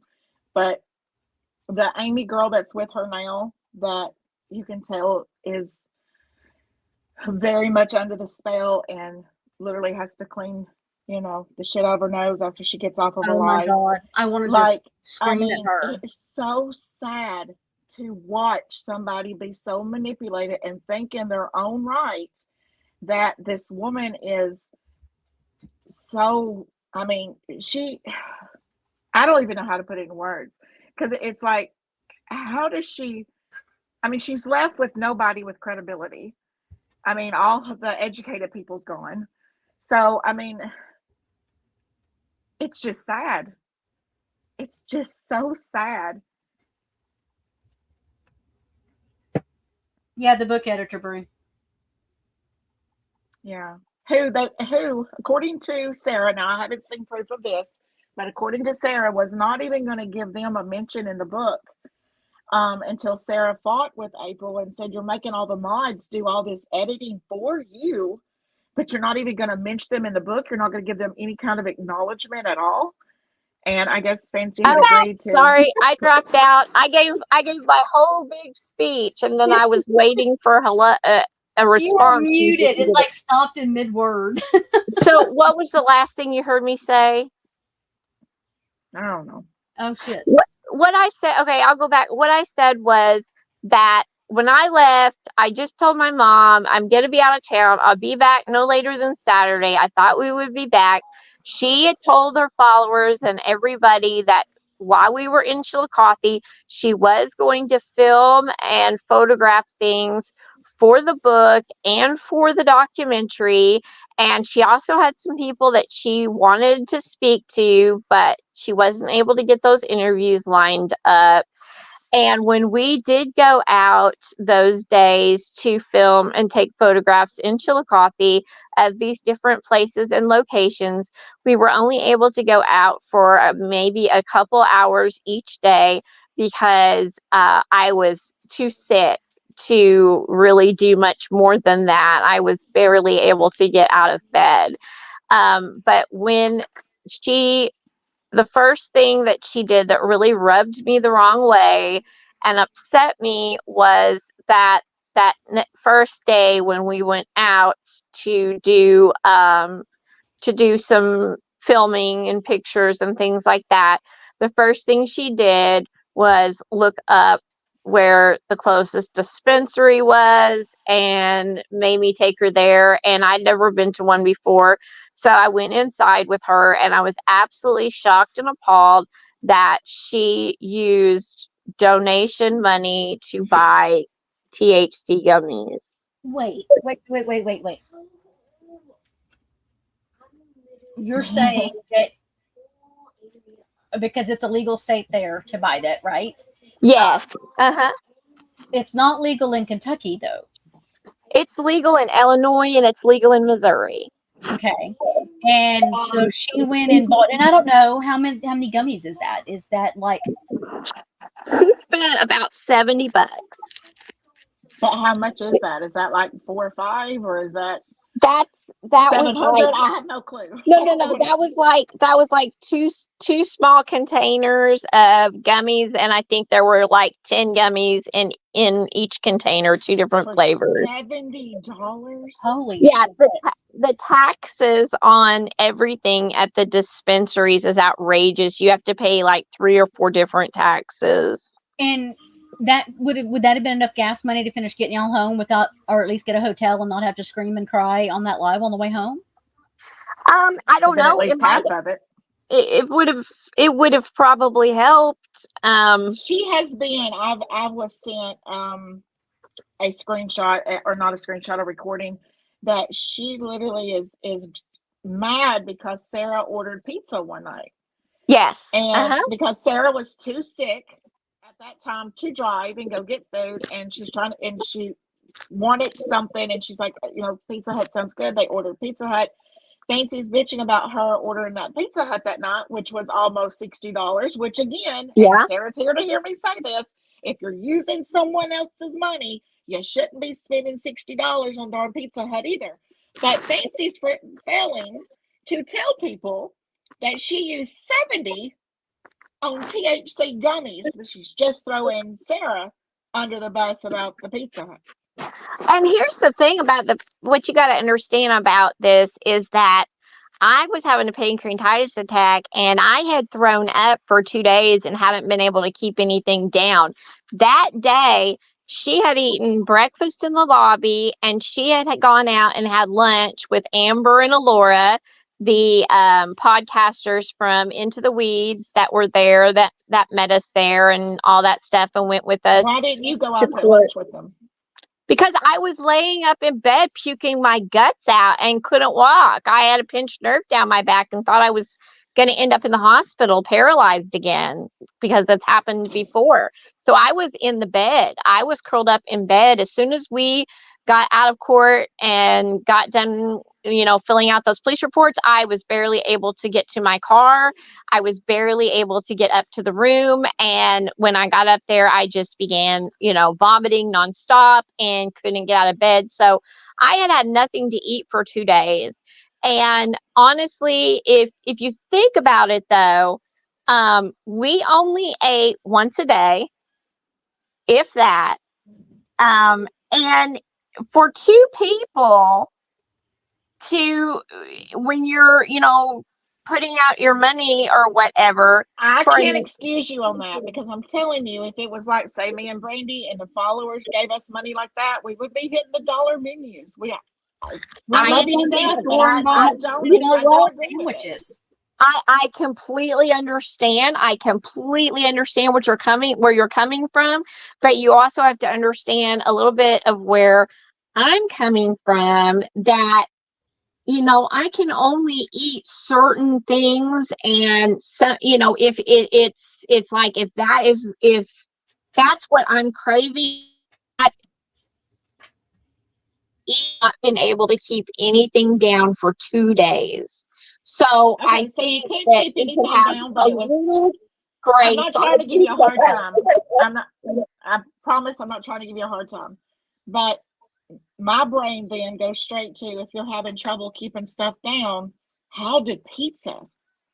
Because it was just something my body was craving. Don't ask me. Maybe there was something in it. Let me defend her there. My friend has pancreatitis, and when she's in those attacks and nothing's staying down, when she finally has a craving, that's the only way her body will hold. Got a question Brandy, for you.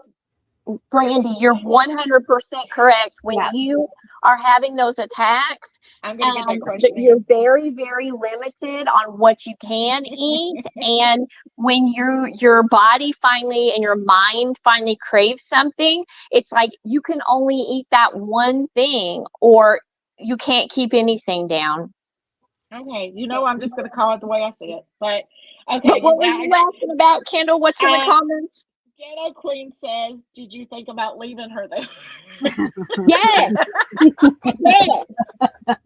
Yes. Sorry, that one cracked me up. Yes. But then I was like, no, that's I'll go to hell. That's wrong. I can't do that. Hang on, I'm not food shaming anyone. I have my best friend's daughter has pancreatitis and gastroenteritis or something like that. It's called.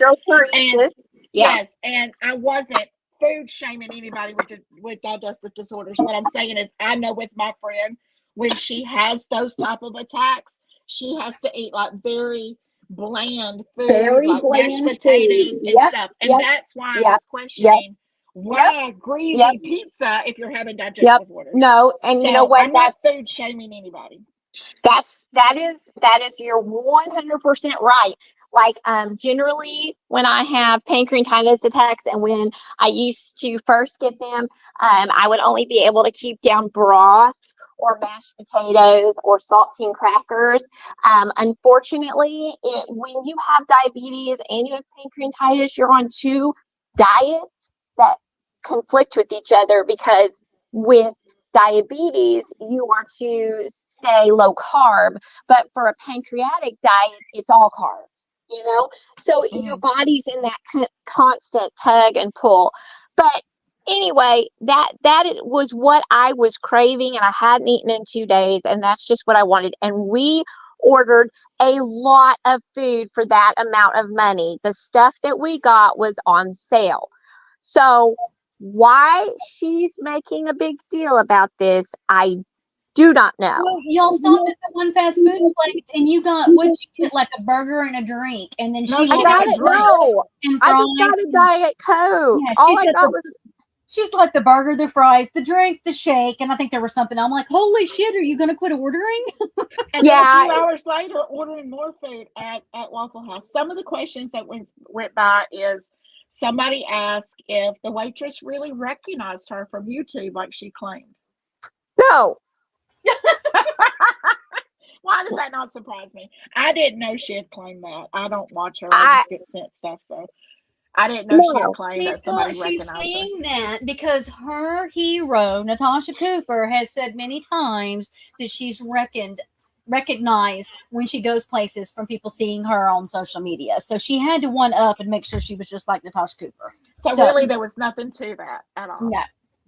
That the waitress was talking to us about being in Chillicothe herself, because she was with that Diane Staub. Is that her name? Or Stouty? Diane Stouty. Yes, she was in there with Diane Stouty. And so then Fancy starts talking to her, saying like, well, you know, I'm going there because I'm being sued by Gypsy Rose, you know, and she had to throw Gypsy in there. See, yeah. Again, she's nothing without Gypsy. Here's another question. Yeah. Did you know she had a weapon on her when y'all went? Absolutely not. And I never saw it. And to my knowledge, you know, I never saw it. So I can't say if she had it or not. I can tell you from experience, because I've been in trouble over this, going across state lines with a weapon inside a vehicle. Every state is different, and you can fucking get in trouble for it.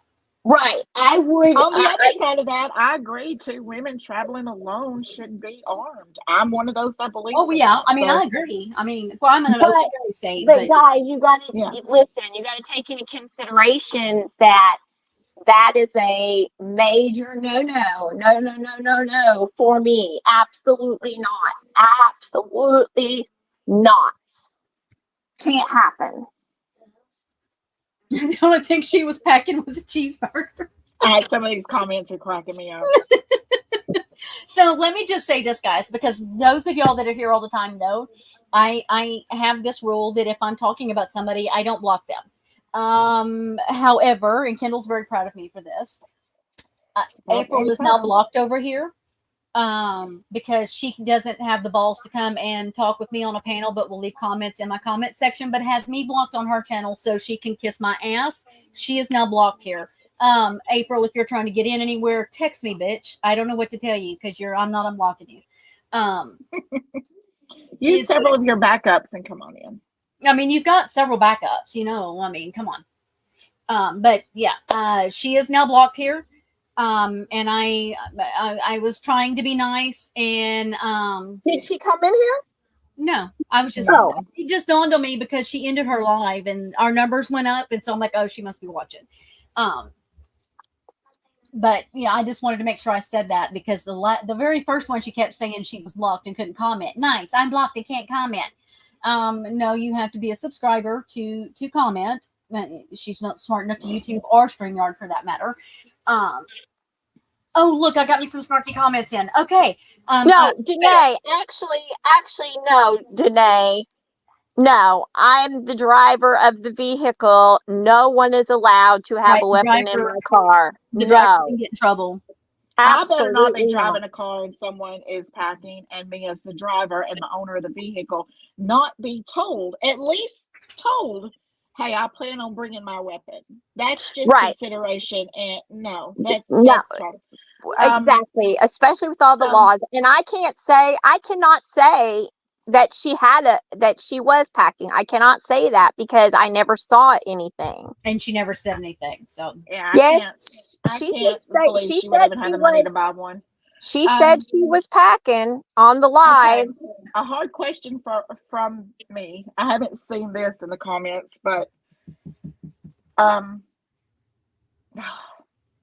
I'm gonna be hard on you for a minute. You, along with April, ran this story that y'all were fighting for your First Amendment rights, and you sat there beside her and you spilled the same thing while begging for money. Why? For the trip?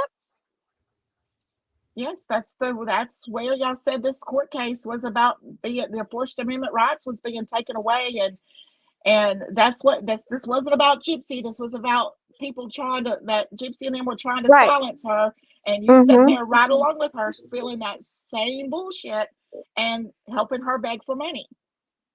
Like, why? Because that is what I was convinced that this case was about, and I wasn't the only one. I mean, she that's what she told to all of these other content creators. I mean, look at all these people. She did, but you were right there with her. One Skip and everybody else, all these other content creators that asked people to donate and donated and things like that. I'm not opposed to people asking for money on here. I mean, that would be stupid because I put my Cash App up there before. I am okay with that, and I am not even going to shame people for that at all. All I will say is there needs to be complete accountability of that. Like if I come to my community and say, hey guys, I need $500. We've got to go do da da da da da. Well, guess what? When I go, I'm showing you the hotel bill. I'm showing how much I spent on my food. On my gas. I don't have a problem with people raising money. And I think there should have been complete I didn't give, but the people that did have a right to know, one, how much was raised, when all the crying and the bitching and the screaming, was begging for more, and they should know where it went. I agree. Sarah don't even know how much was raised. Yes, and I agree with you 100%. I kept my receipts, and I told her she needed to keep her receipts, and she was just like, why? And I was like, number one, for business reasons. I mean, do you not keep your receipts? Do you not do your taxes? Well, she hasn't filed her taxes. Oh, shut up, Brady. Sorry. Well, she hasn't in over 3 years. But everybody because she got the longer that she owes money from COVID. Well, and the thing is that I believe exactly what you said. That I know some people think, okay, once you've donated money, it's out of your hands, and whatever they choose to do with the money you donated is up to them. I don't agree with that personally. I think that you should have to show, just because I Now, I have never asked for money. I have never begged for money, never grifted, never set up a GoFundMe or anything like that. But I have helped other people, and I've done tons of fundraisers and community outreach events and all kinds of things, and I always made sure that I knew where the money was going that I was donating. I wanted to know where my money was going, and I wanted to be able to show the community where their money was going, because people want to know. I mean, especially when you're like me and you're doing these charity events and fundraisers and you're doing things to help your community, the community will rally with you and they want to know, like, where did their donations go? And I feel like that you owe them. I feel like you owe them. Well, especially when you're taking like $200 from an autistic young woman who has given and given and given until she has nothing left for herself. And Fancy knows she's autistic and is special needs. Yes, and continues to take money from. She is the one who bought the laptop and yes, still ma'am. gave $200 for the trip. Yes, ma'am. Well, Colleen's over there struggling, and we shut up, Brandy. Shut up, Brandy. Shut up. Brandy. Listen, hey, and Kendall knows how bad I've been struggling, and I was just like this. Are you walking away from the phone or something, or moving around? Oh, I'm sorry. No, I had to. Yeah, I had to go take my dog. Is that better? There you go. Yeah, you just keep going in and out. So Rebrand says nothing here is adding up nothing. The trip was for show and cash grab. I don't understand how anyone fell for the First Amendment bullshit unless you blindly trusted the idiot known as April. She talks a good game, Rebrand. When you're in that circle, she sells it and she talks a good game. And not only that, not only in her circle, but even outside of her circle. Look at how many outside content creators supported her. I mean, we're talking about Into the Weeds. We're talking about Toddy One Skip. We're talking about, Veda, Sir Morbid. I mean, there was just one after another. I mean, all these content creators had come together to try to, help Fancy fight for First Amendment rights. Well, and I tried to tell several of them, and I've asked this question. I'm like, are y'all seriously seeing it that way? Why are you seeing it that way? Because here's the thing. I've been on the inside of this. I know the story. I know the history. I know all these things. It has nothing to do with freedom. Otherwise, they'd be going after other people that were being just as ugly on here. It was about twisting facts, and it was about needing to shut somebody up before they really hurt somebody. I mean, is our hate towards Gypsy so bad? And our dislike. Some people say, I don't hate her, I just can't stand her, or whatever your word is your disdain for that woman so horrible that we look blindly at all of this stuff is what I don't understand. Because it's not. It's the hate for Gypsy. Here's the thing. There's some of y'all in here. I know y'all don't like Gypsy. That's okay. She doesn't expect everybody to like her. Fact is, she served her time that she was given. Take it up with fucking Missouri. Take it up with Missouri. They're the one that gave her the 10 years. So fucking what? It's over. It's done with. She's not going to be retried for everything. Statute of limitations is over for everything that they could have thrown at her that's been brought up. What is it? The mailing the knife across state lines, the fraud, all of those things. It's done. Why? We don't have to like Gypsy's behavior. Guess what? The only reason why we know what she's doing is because we have her in a fucking fishbowl to watch everything she's fucking doing. Well, because the haters keep her relevant. Right. Haters. Because those of us that support her, we're not out here making videos. There's very few people that actually stand up and support her publicly. But it's the haters that keeps her name on their tongue because they need her. She don't need them. They need her. And Fancy's nothing without her. Okay, so hold on. We got a comment. Okay, Ultra says, No, Brenda, respectfully, it was a contract law intellectual property complaint mixed with defamation. That's where I'm talking about. The defamation is what I'm talking about, though. There is, and I don't understand what the attorney is doing here. There's a method to his madness. I don't understand, and I started to ask my attorney to look at this, but I don't want to pay him any money to look at this because I'm curious what this would be. Now, technically, I've mentioned it to him. He's like, "Oh, this is fascinating. I could dive down this," and I would be on the phone with him for days at a time. So I don't have that time. He talks forever and a day. There is something else going on in here in this in order for them to do what they're doing and a reason behind it. And I don't understand that reason. However, there is flat out defamation going on with her and the things that she is saying and the things that she is accusing people of, the way she has twisted the facts on this case. Does Gypsy have a chromosome disorder? Yeah, we mentioned that years ago.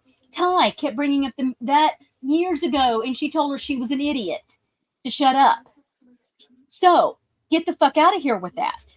Well, even Colleen now says that yes, the chromosome disorder in her research is actually right on point, but that it does not, by no means, excuse everything. Like Fancy turned Colleen's research into a weapon to make people have this answer for everything, to turn Gypsy into nothing but what she called her, a child actress, when the proof is in the medical records. You only picking out what you want, but the proof is there that it's so much more than that.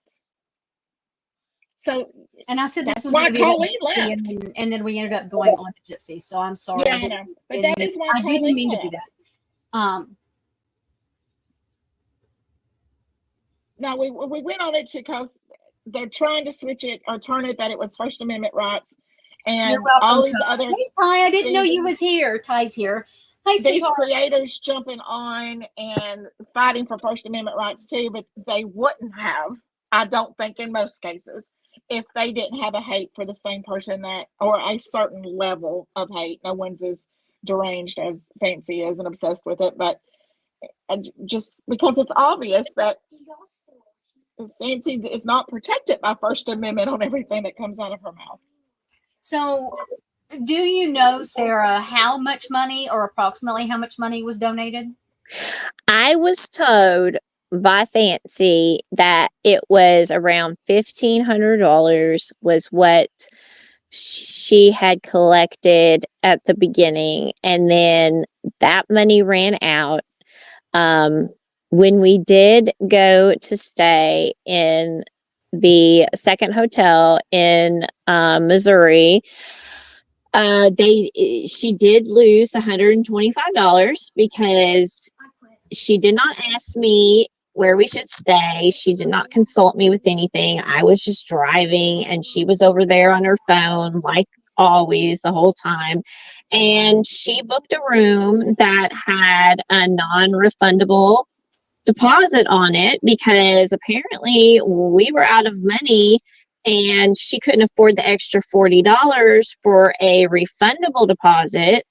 So since she did not use a debit card or a major credit card, she used PayPal or Cash App. I believe it was Cash App for that one. When we went to check in, first of all, I thought it was pretty sketchy. And secondly, when she went in to check in, they said, okay, we charged your card the $125, but you didn't use a major credit card or debit card or anything like that. Use this Cash App card. So now we need another $150 deposit to put down on the room, for anything that might happen, a security deposit. I will say that in all hotels that we were at, I want to make it clear that my dog was allowed. There was no extra charge for her. She is a service dog. And so all of the comments that I've seen over the past few months about saying that the deposit had something to do with Chanel, that is absolutely not true. It was just one of their standard things. And she said, I don't have the extra $150 to put down on a deposit. So just give me my $125 back so I can go stay somewhere else. and they refused. And of course, she tried to dispute it with Cash App, but they don't ever do that. So she did lose that $125. I seen So someone ask how much money did you, because you were also there begging for money with your Cash App on the screen. How much money was donated to you? $10. How much? $10. Okay, so you had a $10 Because cash app sent to you. When people gave to April, they considered it giving it to, I mean, they considered that to be for both of you. It was not. It was. But they meant it to be for both of you. Yeah, it wasn't. People just trusted her to spend it properly. So your friend Danae asked you a question, and if you want to talk to her privately, that's fine. I just wanted to put it up here so you could see it. She said, Sarah, when I left and told you you need to leave, why didn't you leave with me back in April on my birthday? If you want to talk with her privately, say that. You don't have to answer. If you I'm not. I really, Danae, I if don't know. It's going to be a big thing and a side, I don't drama, know. I'd rather y'all do it. Today I don't know what you're talking about, but I'm open to speaking to you about it separately, if that's okay with Danae, you. I hope that helps. So Mama Dukes had a question, and I'm going to ask this because it's funny. Sarah, did she crawl in bed with you naked? We need to know. No, she had on like a long t-shirt, but I will say I saw plenty of nudity that I will never forget. This is my mean girl moment. Why did you say? I don't even know if I want to ask this question. Never mind. I don't even want to know why you say nudity. No, because she would. I mean, like when I would change my clothes, I would go to the bathroom or off to the side behind the like sidewall, like a normal person, and she would just strip, just right in front of me, and I would turn my head out of embarrassment because it was so weird. But there's just some things I wanted to clear up about why I left. Yeah, there's this thing going, that for the ones that don't know, that she's spinning that you got all but hurt because she didn't take you to Florida, which I know that I've seen the proof of. She couldn't have physically made it to Florida. And I know Fancy very much edited, very heavily edited screen messages that she posted, which to me gives no credibility when you edit something out. And what was the other thing that she said? Oh, that she got another co-host.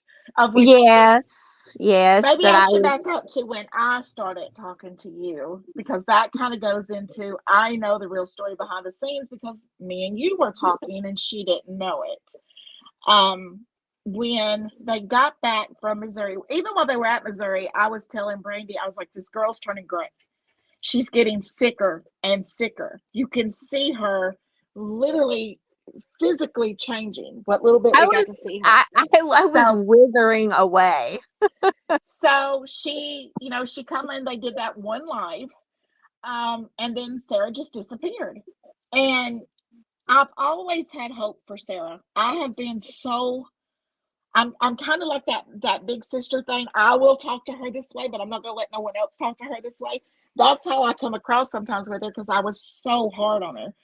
And I was telling her, it's like, what are you doing? But when she got back from Missouri, and I literally watched this happen. Oh my gosh, I lost Kendall. I totally lost you. I'm right here. I ain't lost. So I reached out to her and I said, Randy, can anybody hear me? Yes, yeah, we can hear you. Okay, I can't hear you. So I said, I know you think I hate you, and you can hate me if you want to. All I want to know is if you're okay. I don't need to know anything that's going on. I just want to know if you're okay. She didn't answer me at first. And a couple of days later, she texts back, and this was right after that live they did, after they got back from Missouri, the one live. I mean, this was like days later. And she texts back, and all she said was, no, Kendall, I'm not okay. And we started talking from there, and I learned everything that, had went on, which was very easy to believe. You could see it. And we just started talking. I was like, why are you, letting someone take your power? Like, you don't have to attack her or clap back. Just your health is a good reason to get away. It's a good excuse, to get away. And she wanted to leave then. She was like, she didn't know how to go about it without it turning into a public feud and Fancy doing another, Fancy and doing the public attacks. So she was then trying to figure out a way to leave and get out without causing, and I would tell her, just keep the peace, just play nice, keep the peace. But she started having a problem with when April started seeing Sarah pulling away. I think Fancy seen it coming. And there was this big blow up that ended up happening over, and Sarah can tell you more about this, but there was a big blow up where she called Fancy out and said, you're the one that said that the public defender, or the public prosecutor was the one that did the assault based on something the Veda girl had said. And, Fancy ran with it. And that upset Sarah because Sarah knew it wasn't the public defender or prosecutor, or she, to the best of her knowledge, it was not. And Fancy goes and doxes these people and puts their children up there. And that was Sarah's I'm done. And she sent her a group chat that I told had her. already sent her a message. I'd already told her on the phone, and she told me no, and she wasn't going to take that down and to shut up. And I said, are this is horrible, because not only have you, like, you've sat there and trashed the court, you have trashed the prosecutor. You've trashed the judge. You've talked crap about their family.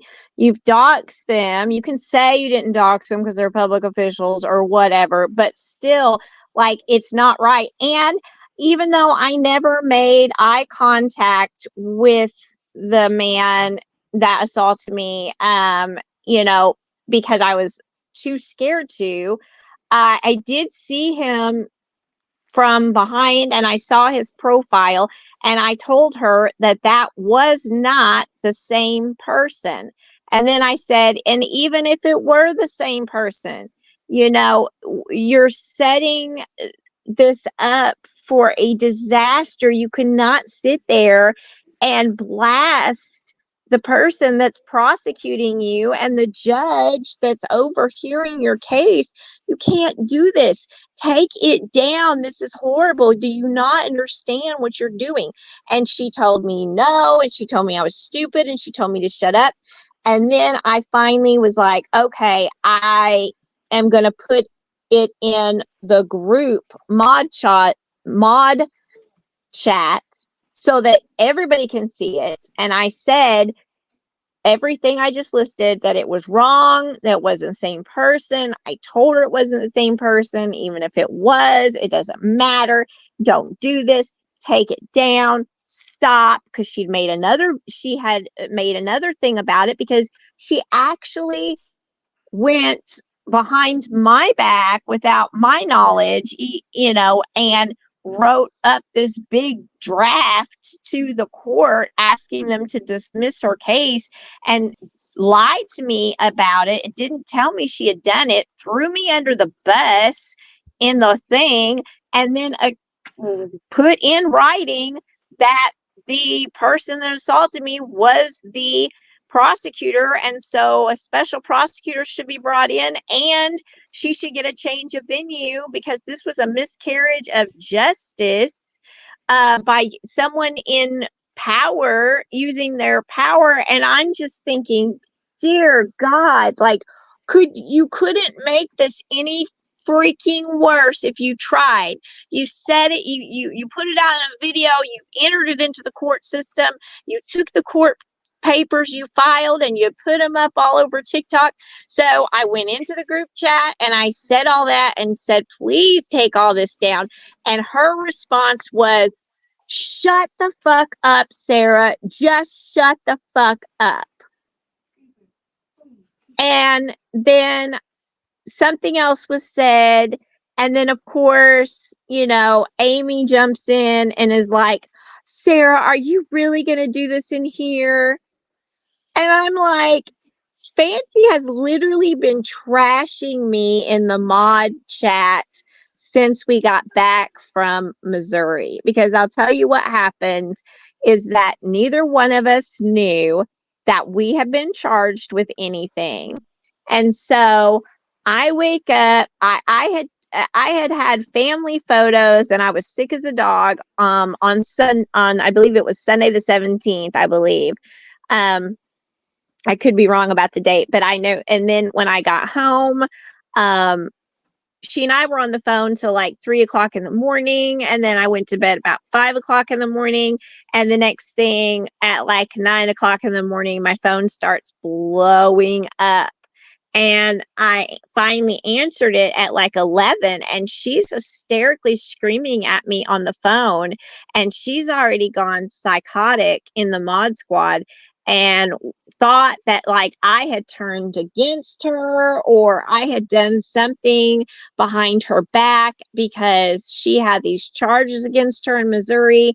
And then right before I answered, they finally found that I'd been charged as well, because at first that my charge was not up, or they couldn't find it. So they thought that I had done something. And so she was like, if you don't answer us by 1:00, then I am locking you on everything. And, since that time, it just been so nasty. And so then when she told me to shut the fuck up, and I was, something else was said, and then she comes back again and says, I swear to God, Sarah, you better not say one more word. Say one more word and you're not going to like what I have to say. And I was like, that's it. I'm done. I'd been done for a while. Yeah, it was like a couple of weeks you were already trying to figure out how to get away from her. Right. With But conversations with me. And we were just trying to keep it to where you weren't attacked. You could just slowly. So this new girl that's up there, she didn't care. I know April wants her to care, but she didn't. And the only thing that I've seen that April can use, that the Florida thing, because you know how she'll take everything and twist it, spin it, and right. that Sarah was upset about the Florida thing was Right. only because is that every other interview that Fancy had done, no matter whose panel she went on, she would make Sarah go over there first and get the pre-questions. Can't hit Fancy with no side questions because she's got to make up her lies and get her tails right. So she would make Sarah go and talk to them, get the pre-questions, and then Fancy would go over them and all of that. But when the Florida thing popped up was the one time out of all these other bunches of times that Sarah had done this as her PR person or whatever she is. And it was kind of the sneaky thing that she had done with Florida, and she was doing it without Sarah's help. And Sarah's only question about that was, why is this the one thing that you didn't make me go and talk to him first and get your questions and all of that? Right. But then we found out it's because she was trying to take this Tasha girl for as much, her words, get as much as she could out of her.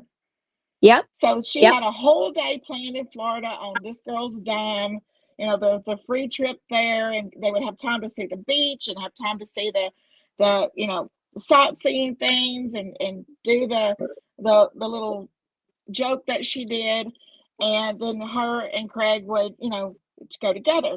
Now, I agree. It's something that I don't like women traveling together. So Craig going to me was not a big deal. But the only thing Fancy has was Sarah saying, why was this the only one time you didn't want me to do what you had me do all these other times?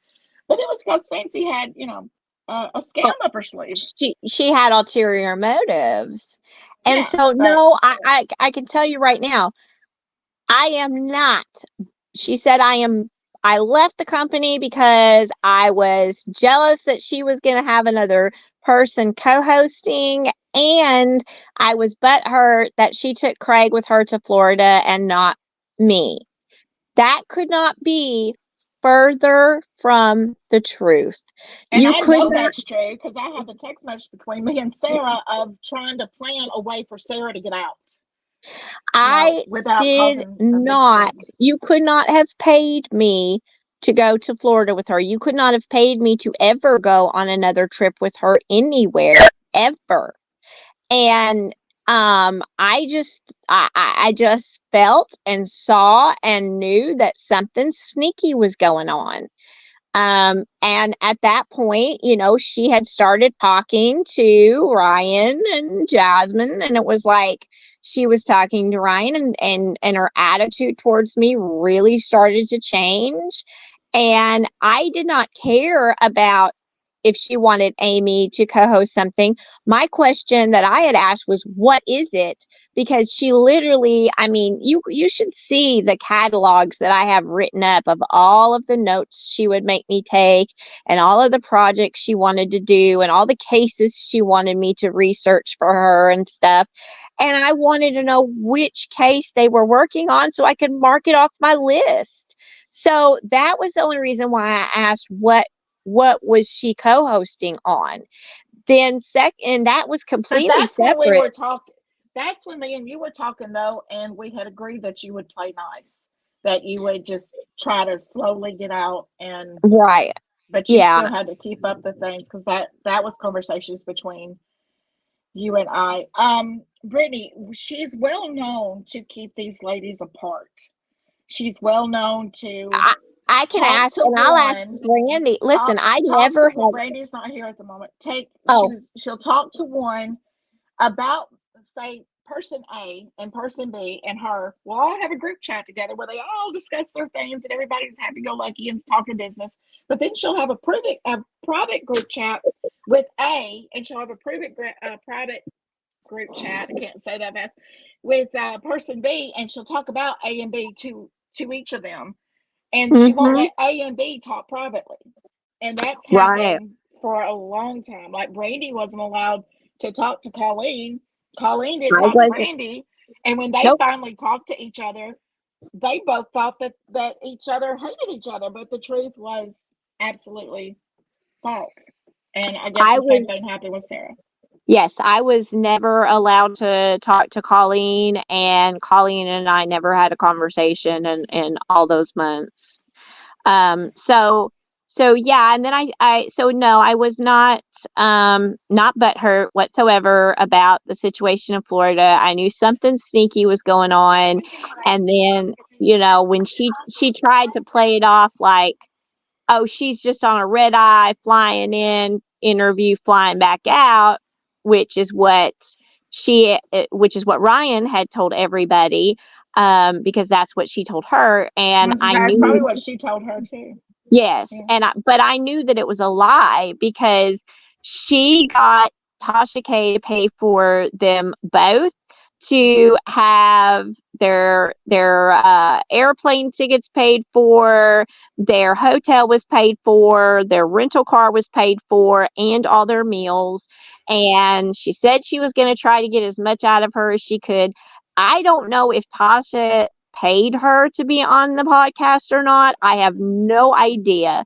But she did say she was going to try to ask for everything she possibly could, and that she was going to set the trip up so that she and Craig could have time together to go sightseeing and do tourist things and go to the beach. And all I said was, well, that's good. You guys probably need some time together.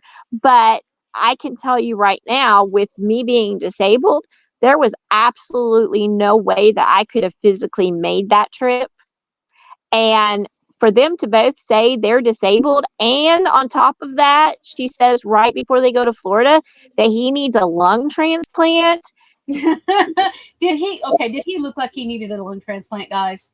No, And his cheeks were just as rosy, and he looked just as where's healthy his as he could be. where's his oxygen tank?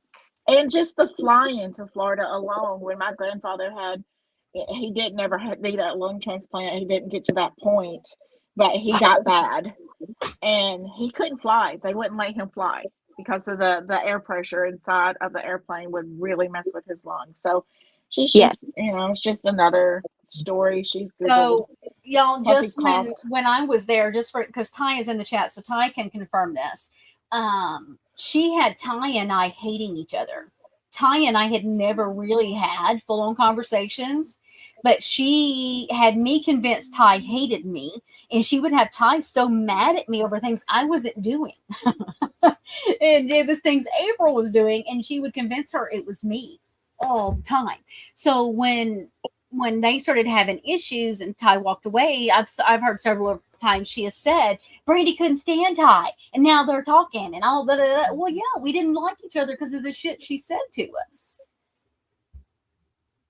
I'm not saying that Colleen wasn't in their group chat. Today, I'm saying that they wouldn't let them talk privately. I'm not saying that she wasn't in the group chat.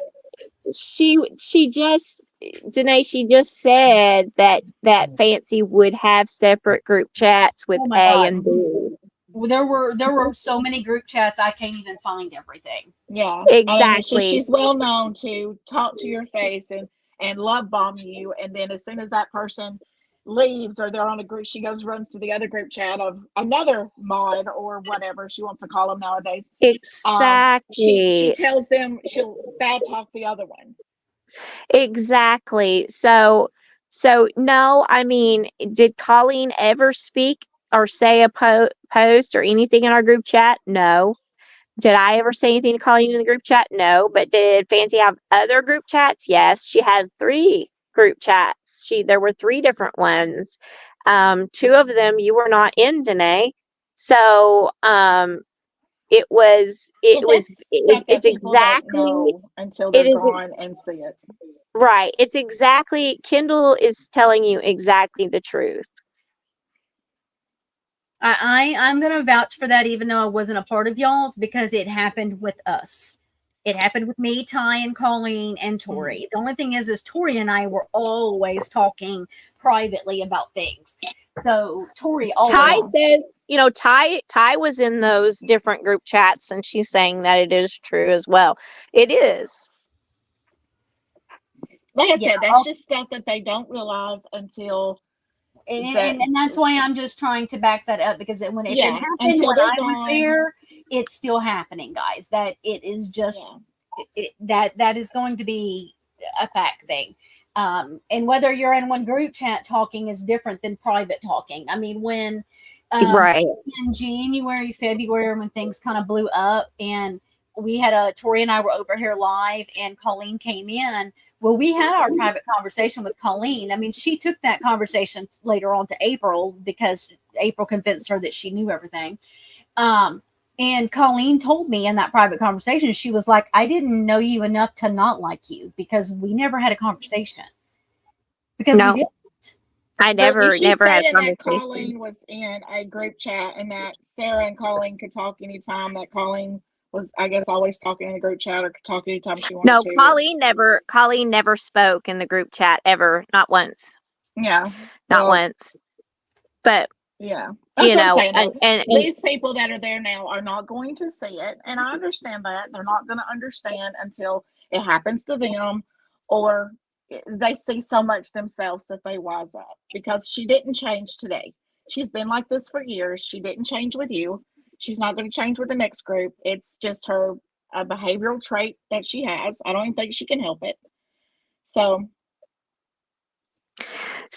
and another comment that I had seen her post. She's saying, yes, you did. She's saying, yes, you did. I never talked to Colleen. Ask Colleen. You talked to her, Kendall. Ask her if she and I ever talked. Well, I mean, maybe, or Danae, are you saying that they talked in that chat? I mean, of course they're going to talk back and forth in the chat with what's going on. I mean, I specifically said she makes different group chats. She'll have one single person over here. Say there's 6 of y'all in a group chat. she'll have a private group chat with each one of y'all where she talks about each one of you, but then we'll get back on it. She'll also have a group chat with just 3 of you because y'all are a little She's special going to ones make for- everybody feel like they're her best friends and her only yeah, trusted it's just a manipulation thing. But I get it that you don't get it, and that's, you know, it is what it is. Right. And then the other thing she had said was that the group her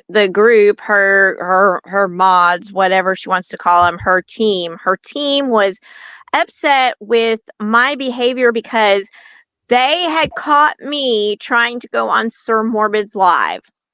That is untrue. I was in the comment section and I had made like maybe 3 comments. We were discussing, the topic of discussion was the Gypsy Prison Confessions, Gypsy Speaks edition. And I had made like 3 comments and he was trying to get me to come up into the box, trying to get me to come up in the panel. And I know what he's about. So, just stirring crap up and drama and stuff like that. So I had no interest in going up there, and I told him I wasn't. And she said that they just caught me. So it's like, I'm literally in just watching the live, and she starts blowing up my phone and cussing me out and telling me like to get out of his live and all this crazy stuff. So, and I wasn't answering her because like, I'm just watching the live and just trying to ignore her. And, is that the live that she said that, no, that was the Veda Girls live. That she said she didn't say that you could come up or give you permission. That was Veda. Yeah, Veda's live was before that, and Veda was like, because Veda had planned on us both coming on, and she said, "Is Sarah coming up?" And Fancy's like, "Well, I didn't tell her whether she could or not." So Kendall, if I ever make the comment of I didn't give you permission to go in that live, what's the reaction? Girl, I'll hit you up in a heartbeat and put you in your place. Right. So I'm not that girl. So Fancy jumps over into Sir Morbid's live. Do that to me, though. You would never do that to me. She's like, nobody from my network or my company is going to be coming up into any panels, blah, blah, blah, blah, blah. Sarah's not allowed to come up, da, da, da, da, da, da. And I was just like, I'm so disgusted with all this. Like, I just got off of TikTok. And then in the group chat, Amy and her started attacking me. And Amy was like, she's our boss. We have to do what she says. Bosses pay their employees. I don't know that you never had. I'm saying she has private chats with people. Okay, let's right. And people will go behind. I don't think we're going to get to an agreement on that, so we're going to move along from that. People will go behind her back and have private chats that she doesn't know about. That's how like people like Tori and Brandy and Colleen finally got to talk, but she wasn't aware of it. When I had that phone call with her in April, and I told her about me and Tori talking for years, and that Tori and Christy had been friends for years, and she was floored. She's like, I had no idea any of y'all were ever talking. And I'm like, what does it fucking matter? We're adults. But that's a narcissistic trait. Yeah. That you don't want your people talking. You don't want nobody. Yes, very much. That is how like my ex was. It was he made his ex-girlfriends hate each other's guts so that they would not talk to each other and compare notes and figure him out. That's why she has to discredit me as much as she does. If you look at channel sizes, guys, her channel is huge compared to mine. I mean, I'm a small channel. I have 1,400 people. It's fine. I like it this way. I'm not concerned with being humongous. If it happens, it happens. If it don't, it don't. However, she has to sit over there with, what does she have now? 9,000 subscribers plus her TikTok plus her I don't even know. And all of those. And she has to run me down every chance she gets. She has to talk about my content. She has to talk about anything I did before. What do I matter to her? Why does she have to discredit me and make me so awful to all these people? because That's if they come go and ahead. listen, I'm going to make sense to them. Mhm.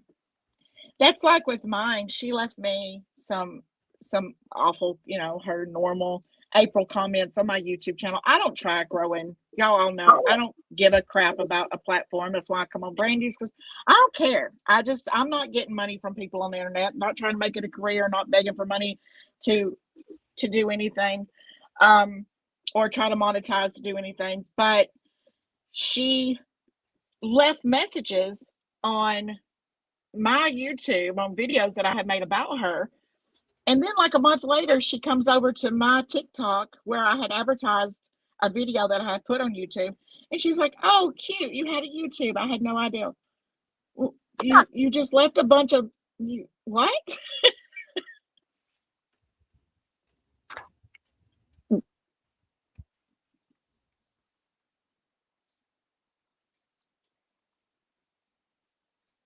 Oh, did everybody mute?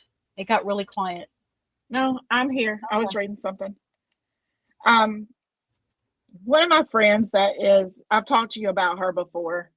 And let's see, Sarah. Yes, no, yes. Colleen spent thousands. Yeah, 8,000 signatures. Sarah, no. Did Colleen pay the quote employees? No.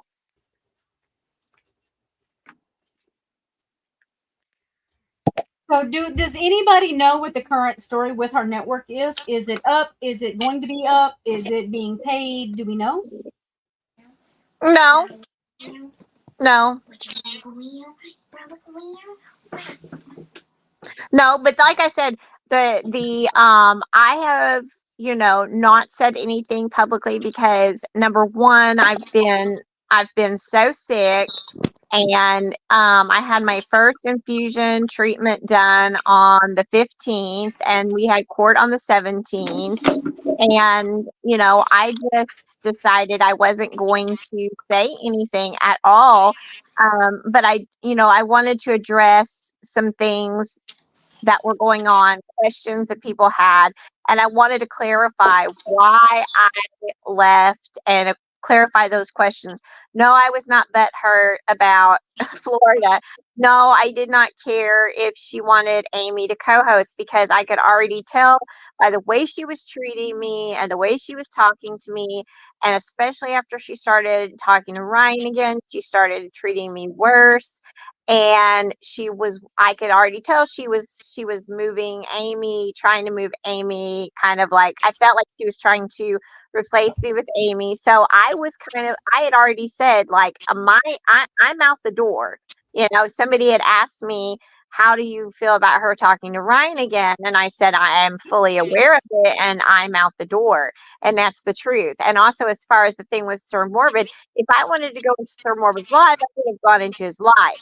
She didn't catch me. She didn't stop me. It wasn't like I'm not a 5-year-old with my hands in the cookie jar. I had enough. She was very, very abusive, controlling, selfish, self-centered, manipulative. She lied to me. She lied about me. She hurt me very deeply. All I was trying to do was help her, and all she did was bring me down. And it reminds me of that old saying, where they're like, don't ever try to save a drowning man because he'll just take you under with him. And that's kind of what happened, because as things evolved throughout the relationship, um, you know, and you guys can't imagine how much work I did. I mean, even my mom, when she would come here to stay, that was the time I was quote unquote off of work, and she would still be blowing up my phone, and she would still be having me do these recordings and these lives, and she would still have me writing and researching for her. And it's absolute complete insanity. And so I was supposed to write. Colleen and I were the only ones that were going to be writing anything of any substance, anything new in this book.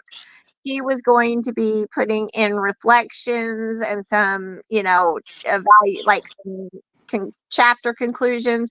I was writing a chapter about how Gypsy has had an effect on social media and society, which I do find absolutely fascinating, the way the two and two go in hand. And that is, what I went to school for.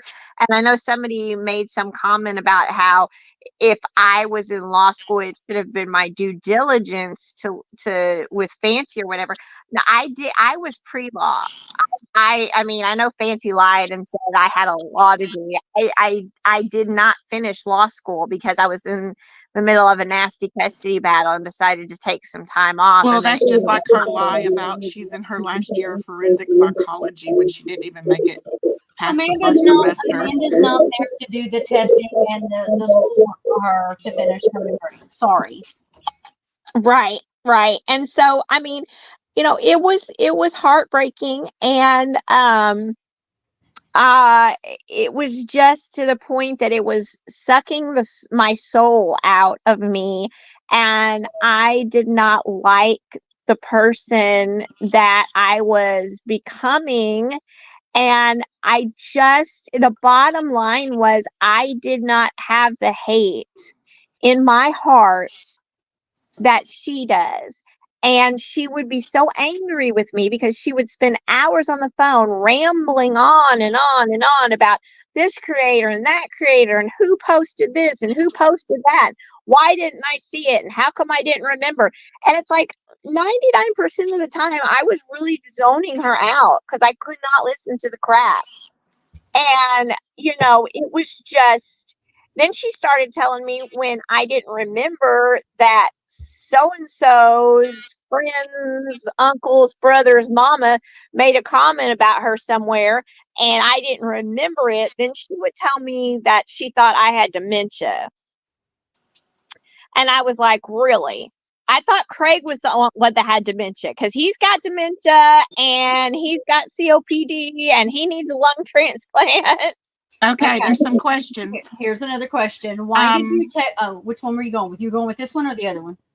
I was going to say, and I agree with this. You started law school and said you went to school for law and marketing, but you didn't know that this suit wasn't for First Amendment, and you didn't know that you didn't have to have proof you were a witness. No. I was pre-law studying. You have to go pre-law. You have to pass pre-law. You have to do your LSATs before you can even get into law school. Okay. But didn't you tell people you had a degree in media law or media something with law? Yes, I do. It was media law, and then it was pre-law studies. I was working on that, but I did not finish law school. And I do know about what the case was about and First Amendment, and I know everything that you're talking about. And I knew that there was more to this than what she was stating, but I'm just letting everyone know what she used to suck people in, what she used to pull in the supporters and the other creators. But you did it with her, is what is the question, I guess. Like, I'm sure Brandy can relate more than me, because I still have the questions. Like, you're smart. I've told you before, you're very intelligent. And I never understood the witness thing, that you had to go because you were a witness, because you have to be called by a court. I know that you should technically, by law, she would have had to file something in court giving them her witness list or a potential list of witnesses and asking the court if she could even have witnesses. I know that. But because we were on such a time crunch, they would let her bring a witness because of the fact that she had never been served a summons. She had never been subpoenaed. And if it hadn't been for TikTok, she wouldn't have even known that there was a case pending. And so because of the unmitigating circumstances, because it was such a bizarre case and it was put together so it was just so weird. It did not fit the laws. Like, I know the way that the law is laid out. I know the steps you're supposed to take. And I do know that every single state is different. And, especially when you're dealing with like this kind of situation.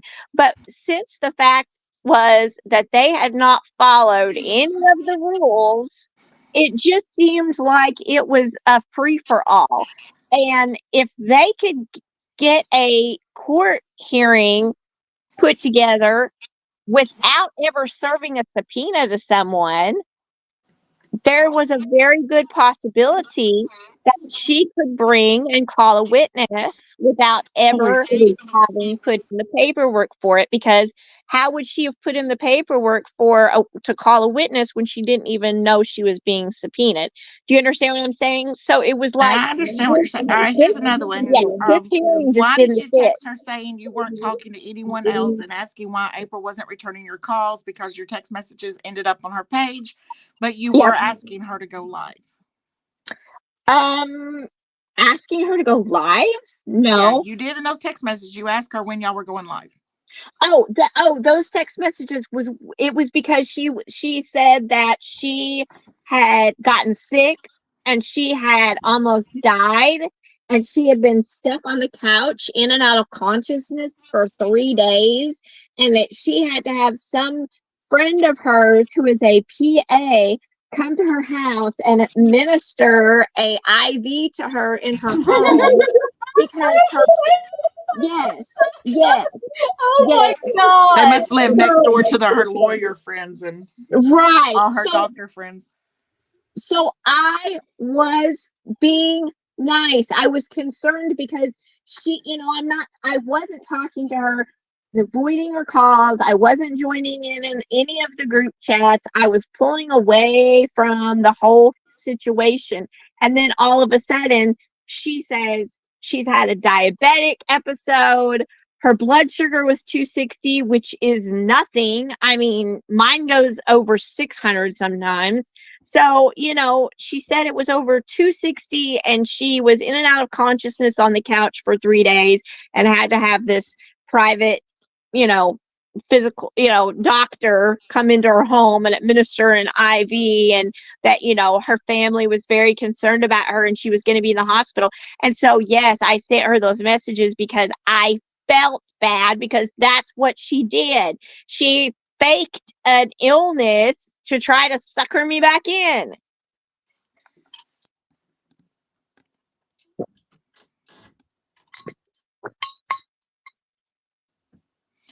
I've seen another one.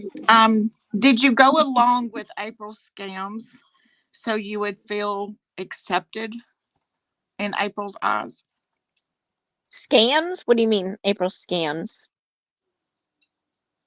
She's a walking scam. She's taking money she's got all kinds of money and stuff going. I never saw a penny of that money.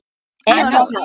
That's, but you sat on the panels beside her when she's right. They're saying. I mean, you even said you faking crying, and then gets off the live and she's not even crying.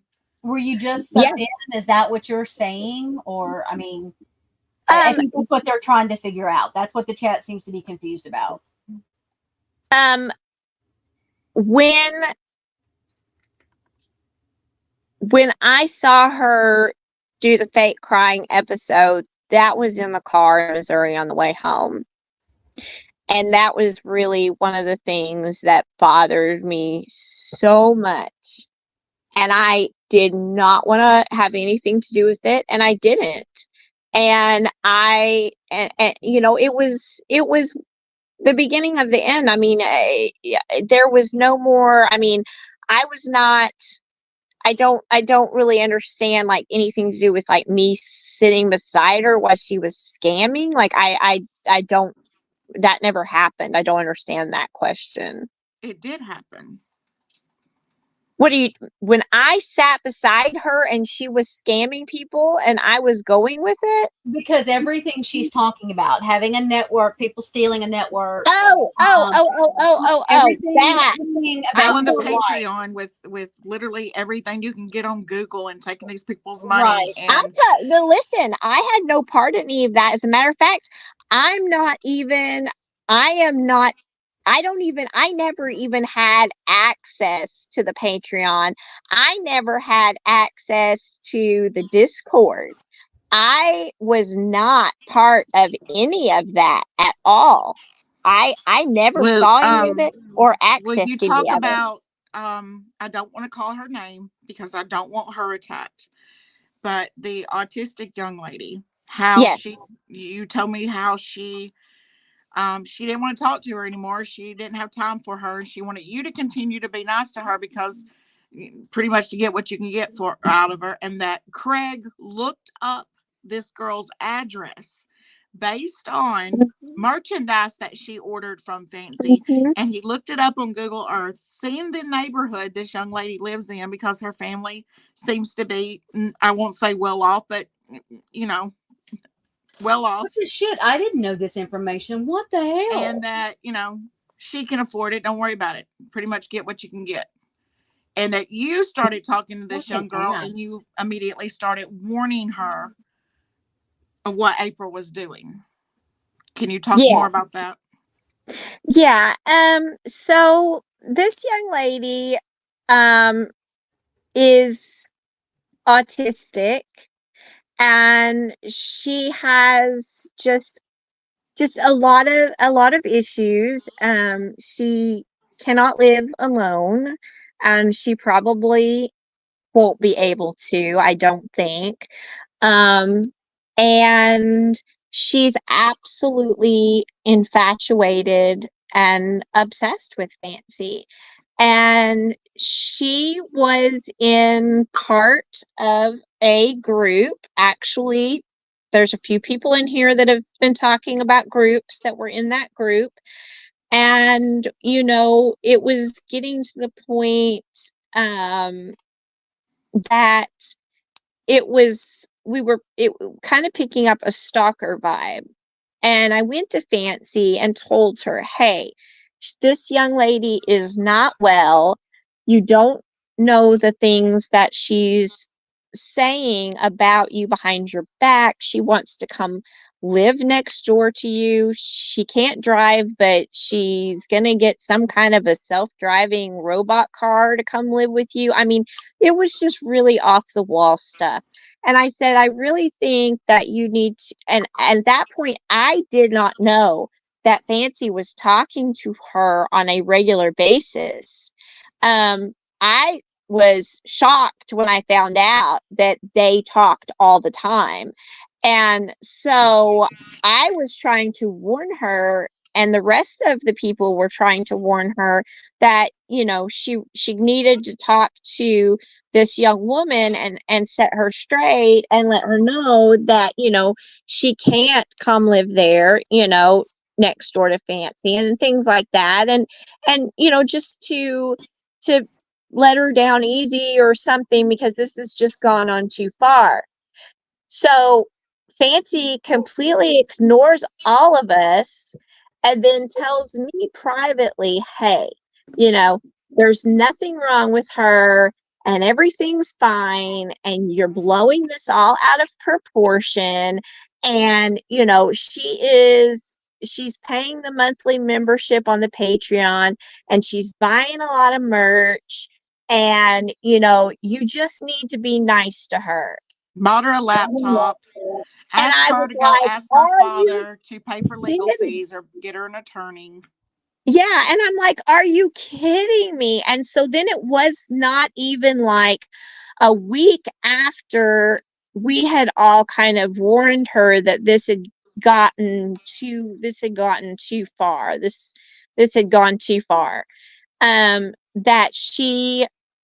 she said,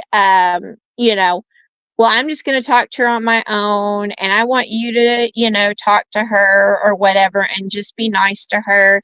And then I don't know what in the hell happened. But within like a week, then this young lady was messaging me.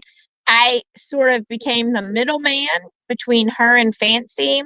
And she started messaging me because she wanted to buy Fancy a laptop. So I told her she did not need to do that.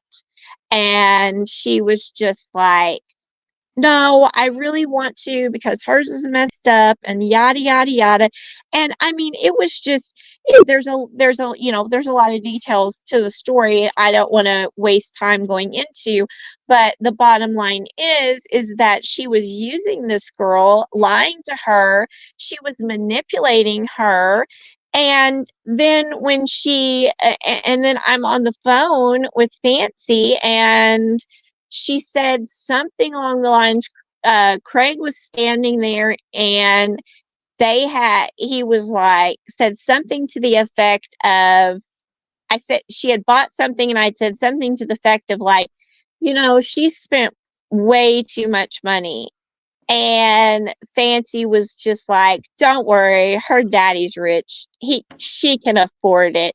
And I said, what are you talking about? And then Craig's in the background laughing, and he gets on the phone, to the side, and says that he had looked up her address on the Google Earth or whatever and saw the house and subdivision and neighborhood that she lives in, and was talking about how her dad had a lot of money, and that, it wasn't going to hurt her or her dad for her to continue to buy stuff from Fancy.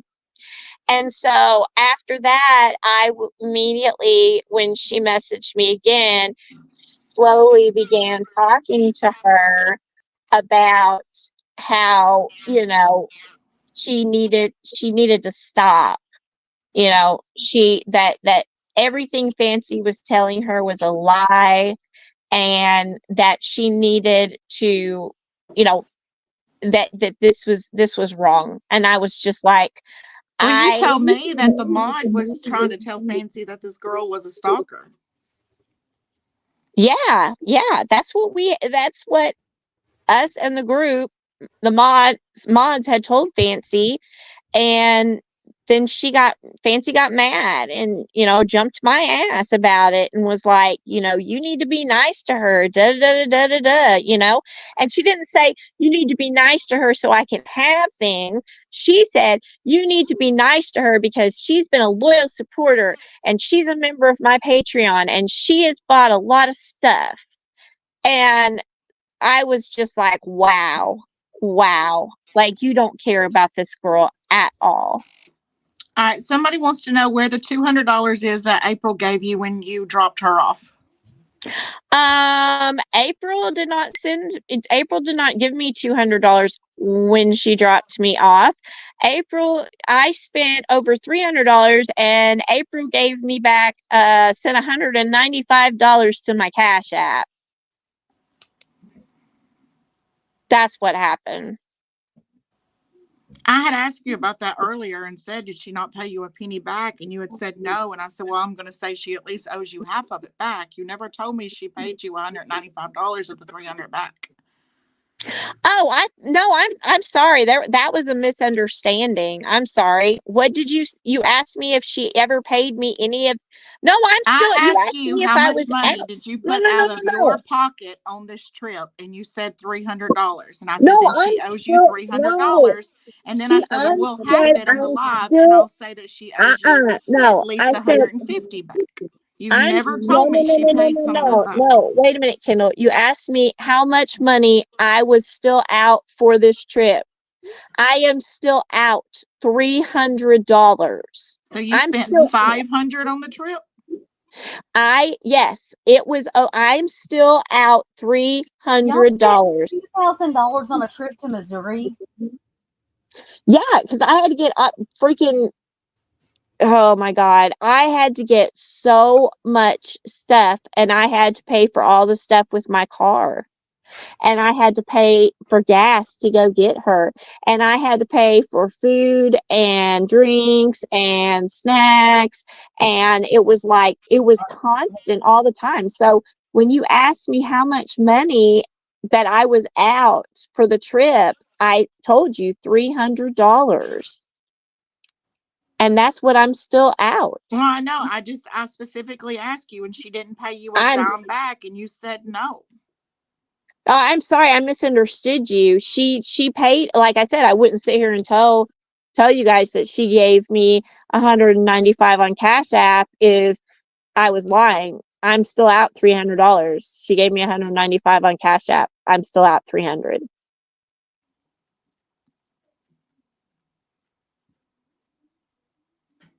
Oh, I never asked Alicia for any money. And why would you say her name? We've never said her name this entire time. That's ridiculous. I mean, Kendall has spoken with her. I've never asked that young woman for a penny. All she ever She's, told me she gave Sarah was gifts on TikTok. yep, Because I ask, I do my flowers. work. Yep, And most of the time I won't Kendall. stand behind anything without the proof. So that's why Yep, I'm questioning her about this money, because yep, that was yep. not what I understood. I'm sorry if there was a misunderstanding, but yeah, I mean, the only thing that Alicia's ever donated towards me was on a live. She gave me some roses, on Mm-hmm. TikTok. That's it. That's it. I've never done anything but be good to her, and I've never asked her for a penny. Okay, What would I I? seen a question earlier, and it said something about. Hang on, let me find it.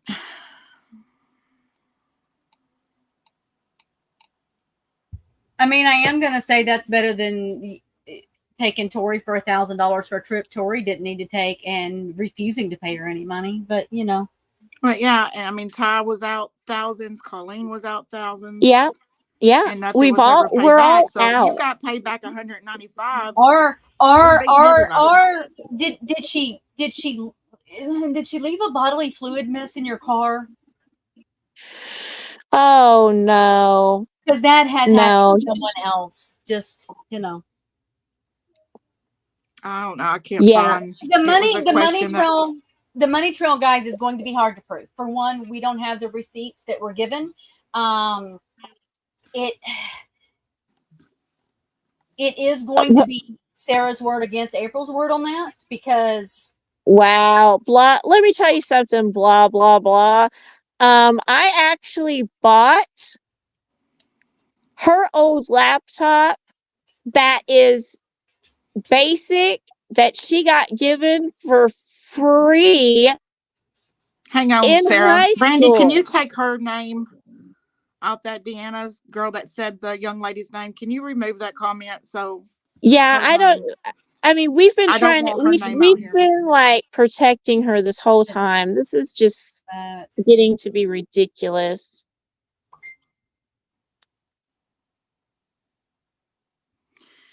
okay. Thank you, Amadeus. I was trying to get to it. Thank you. And no, I am not.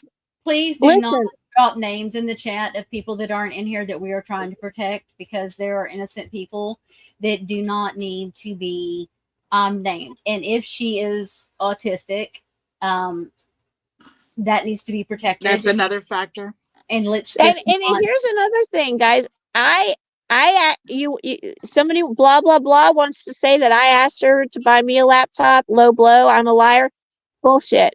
I'll tell you right now. She needed some please, money. Danae, She please, we're needed calling names, please. No names, guys. she needed some money, and I bought her old high school laptop from her and paid her father and helped her out. So do not say I asked for a laptop, and do not tell me that I am a liar. And I can get it if that happened. I can get the proof of it. Let me tell I you will what, get the proof of that. Kendall get all the proof, and Kendall will call my ass out. There was one that was from someone named Brittany. Says you got to wonder how much Colleen put up with and how destroyed her brain is and how hard this just be for her doubt she'll go live. Here's what I'm gonna say on that is Colleen handed the weapon to Fancy to twist the way she did. So therefore, at some point, Colleen's not going to be able to just fade back into the background and only worry about Colleen when Fancy has done so much damage with research, making it answer 100% of the questions when it only answers a third of the questions. And that will eventually have to be addressed because it's not right. You can't do that much damage to someone and then just fade in the darkness. Ultraviolence, that's not necessarily true. I mean, Tori's come forward and spoke up about money that was owed to her. Ty has spoke up. There have been many of us that have spoke up on that. And I can provide receipts and bank statements. Yeah, send me the receipts. I'll post them on my page, and then I'll switch them over for YouTube because you've said it here. I always want the proof.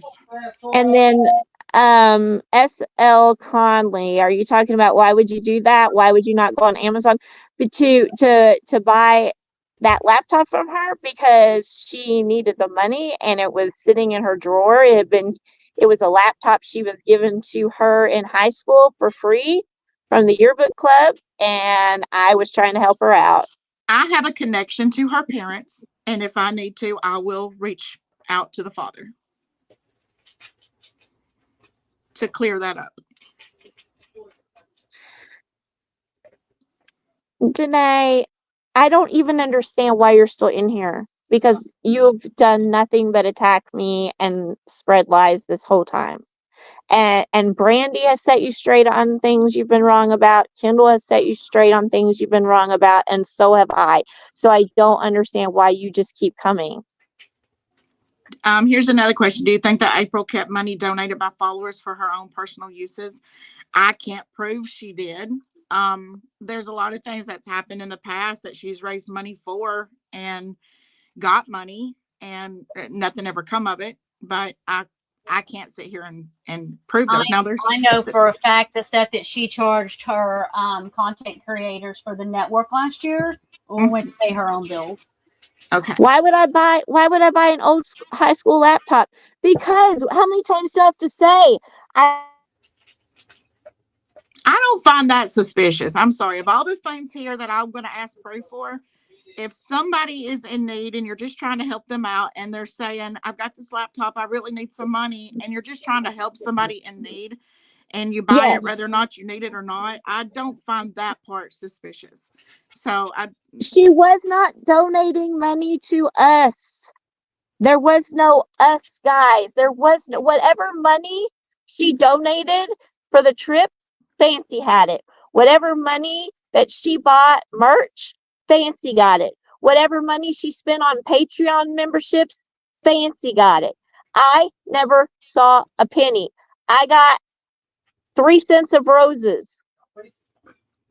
You know, that I was trying to be nice to someone who was being taken advantage of, that she needed to get rid of it. She needed some money, and I was trying to be kind to her. So that is why I purchased her old high school laptop. I do agree. I mean, I do agree when people were given April money for this trip, it was intended for both of you. Like if me and Brandy is on here and we're doing a live saying we're having to go somewhere and we're sitting here raising money and somebody only sends me $100, but me and Brandy are sitting here together saying we need the money, then the $100 would be for me and Brandy too. So I get where they're coming from, that though you're saying that she controlled it all, you never even knew how much was raised. And right. She, I understand what you're saying, but I also understand that you sat there and begged with money for, with her at the time. You did not know that y'all weren't going to, it wasn't going to be an even split or, everything covered like that. But I get what they're saying. Blah, blah, blah. That's not what she is whining about. She is trying to clear things up and questions she's being asked. S.L. Conley, yes. That is who we're talking about. That's who I helped out. That's who I bought the old laptop from. And so, Conley, I was just going to say I was totally confused at this point. Didn't know who we were talking about anymore. It just went haywire there for a second. Yeah, it was I didn't know this story. This is new to me too. That's why I can't, at this point in time, I have no proof of it. But she's referring to that the autistic young girl needed some money. And I do know that she has given a lot of money to April, either by buying merchandise, the memberships, giving cash. I do know that is a fact, and that didn't come from Sarah or this girl. So she was saying that the young girl had an old high school computer that she was trying to sell, and Sarah saying she bought it just to help out the young girl. Yes. And she didn't even pay for the laptop. It was given to her free in her yearbook staff class. They got a grant. So she got a generic, free, just baseline laptop to use for yearbook staff. And she needed some money and she needed to get rid of it. And I was, like, okay, well, I'll buy it from you, I mean. And as far as the dad being loaded, again, I can speak on that 100% true. They may be well off, but she has her own job, her own money. He doesn't control her money, though he is very concerned about this and definitely looking into it. But he's not going to hand her over money. He already has a problem that she has her own cell phone and that he can't even control the internet, because this is not the first time this young lady has been taken advantage of. There has been many Aprils. In fact, April is one of the mild ones that this young girl has been taken advantage of. And again, this didn't come from Sarah or the young girl. So Time to Cry says people are allowed to support whoever they want. I'm not understanding why down a person for buying merch because they want to, especially downing someone just because they're autistic. We're not downing somebody for being autistic. No. Hold on. We are not downing somebody for being autistic, and we are not downing somebody for supporting somebody. We are downing April for taking advantage of people. Isn't that what she says Gypsy did to Nicholas because he was autistic? Exactly. Exactly the same. That is my point on that situation. You know what? I have friends who are autistic, who are brilliant people. Being autistic does not mean you are slow and not able to make decisions, but they are too trusting.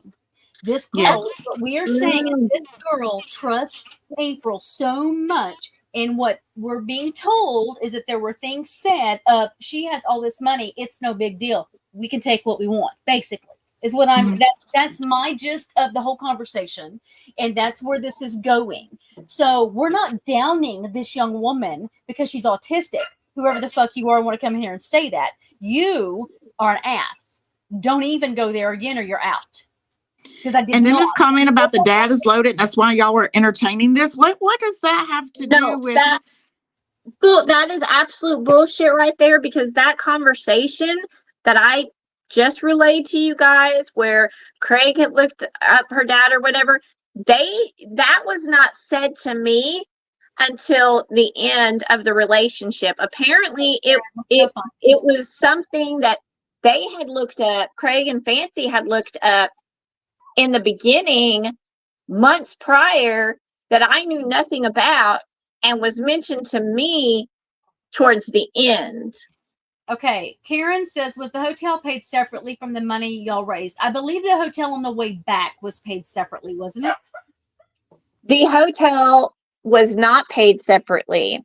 The Amber and Alora from Into the Weeds podcast, they stayed at the same hotel because they were there for the hearing, and they live a couple hours away, and actually they have a close family member that is an female inmate in Chillicothe.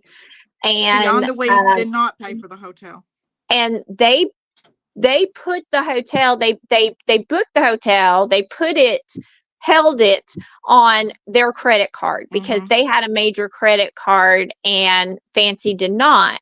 So they held the room on their credit card, but then when it came time to check out, they held the room on their credit card. The security deposit was on their credit card. They got their security deposit back, a couple days later. And then when we checked out, Fancy said she paid for the hotel room with what she had collected on PayPal. Yeah, I'm not going to take up for Fancy, but I'll tell what is right. And Fancy took the donor's money and paid for the hotel. Like, if it's true, it's true. Yes, I mean they held it. I mean, we all know how credit cards work. You can put a room on a credit card and put the security deposit on the credit card, and then when you check out, you can use a different form of payment, and then your security deposit or incidental deposit gets returned a few days later. I do agree. Fancy would have blocked the young lady if she couldn't have gotten something from her. She's not going to spend that time talking to her. Ago, I wanted to show, and I don't see it now. Let's see. It's like, I love it. Like, I mean, here I've spent umpteen million hours being a good friend to this young woman who is lonely and has issues, and I've done nothing but love her and be kind to her and try to help her out, and then even try to warn her and try to keep her from being taken advantage of. And yet somehow I'm the bad guy because I bought her used computer from her to try to help her out. Okay, so you're saying that the hotel was 2 transactions, the original day, not the extended trip they claimed they paid for. I have timestamps. I mean, if you've got otherwise proof, then I'd like to see it. But I mean, even Sarah said that April paid for the room using the funds that was gathered. And I'm sure if somebody else would have paid for the room and Sarah would have known that Fancy claimed to have paid for the room but didn't, Sarah would have told me. But she's always said that they paid for the room when they went to leave. It's that was Sarah doesn't have all of that information too, guys. And you guys got to understand, I had no control in this situation. I had no control over the funds. I had no control over where we went and what we did.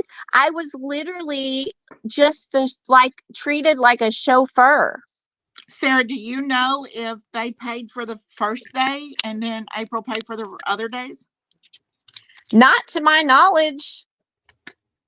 Not to my knowledge. If y'all have the receipts that proves that, email them to me, please. I mean, they've both been on numerous podcasts since this happened, and they said straight up, Amber said, all I did was secure the room for her on my card. They just said that she said that they paid the first day. Is that what Into the Weeds says? Yes. Yeah, I'll reach out.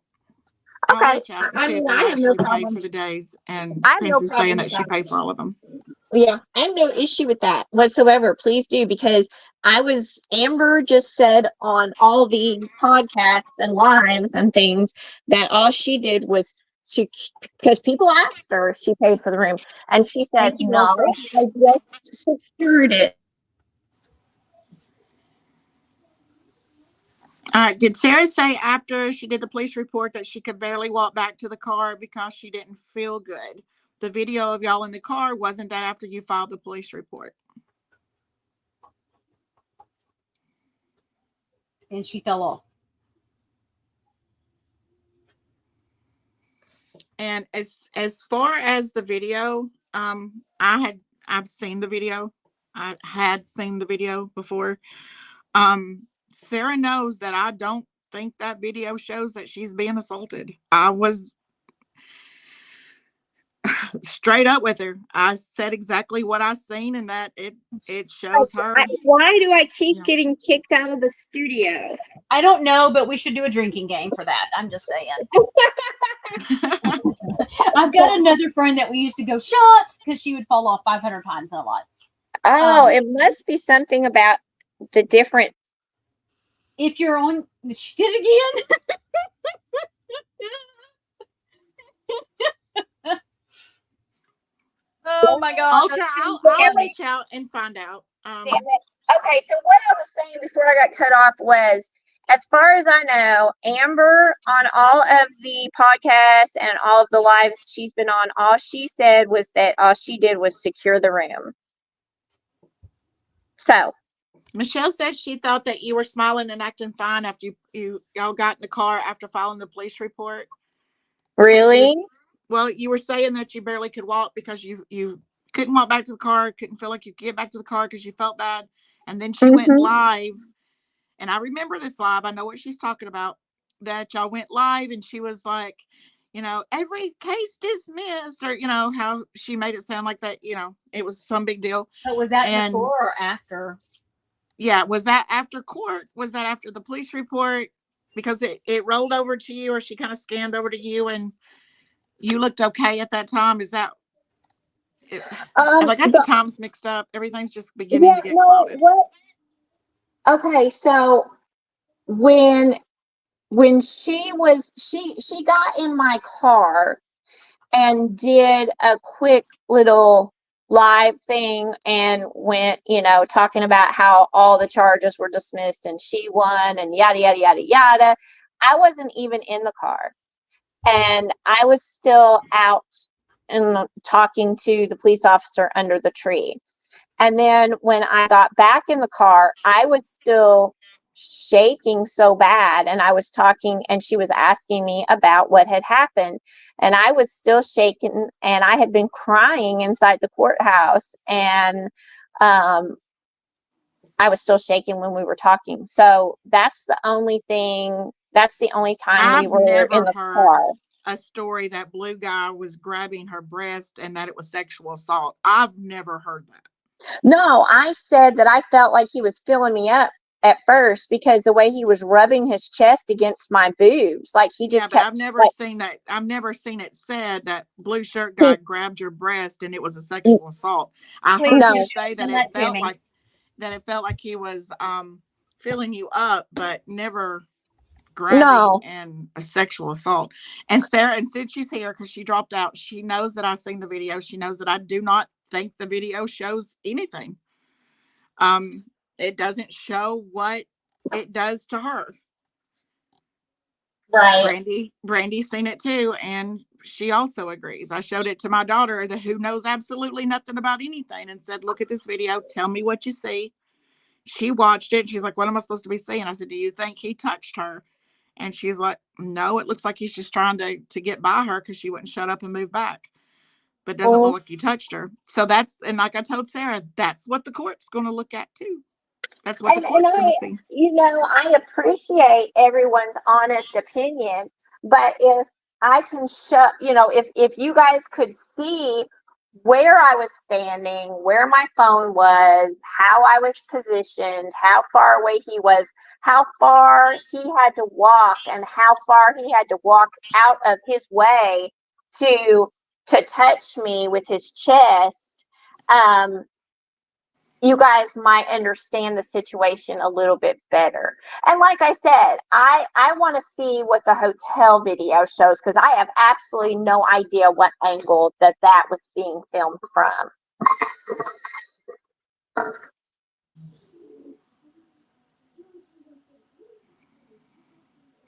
Okay. Did anyone pressure or coerce you to say anything specific about the report of the assault, or was it your own words? I do know that according to what she told me and according to someone else there, that Sarah didn't want to press charges, that she was crying and upset about it while Fancy's jumping around like an idiot, taking selfies and running around, acting as she does. And Sarah was crying and shaking and didn't want to press the charges, but according to Sarah, not because it didn't happen, just because she didn't want to come back to Missouri. And she's dealt with a situation like this in the past where she got accused of filing a false police report when she was innocent that time too, but couldn't fight it. Yeah, she says he touched her. Yes, he did, and that's the hotel really footage all is not on TikTok, Sarah Jane. Don't come in here with your other multiple personalities, because I'm done on to you. I'm not playing that game. So I will say this is however you want to put it, however you say you saw it or didn't see it, or whatever the case may be, did the man touch me with his body? Okay, Were we touching chest to chest? hold on. Yes. I'm muting you for a minute. Do not go into this in detail anymore, because you do have a court hearing and it is going to hurt you if you say the wrong thing. I know people want the answer and you want to answer that, but it's going to hurt you. So, Sarah, do not go any more into that. Okay? Just now I can't unmute her. It won't unmute. Oh no. She can unmute herself on Okay, her there side. she is. There she is. Okay. I didn't want you saying too much, Sarah. Because I know you're trying to defend Yes, yourself and was you're that trying, and I did not.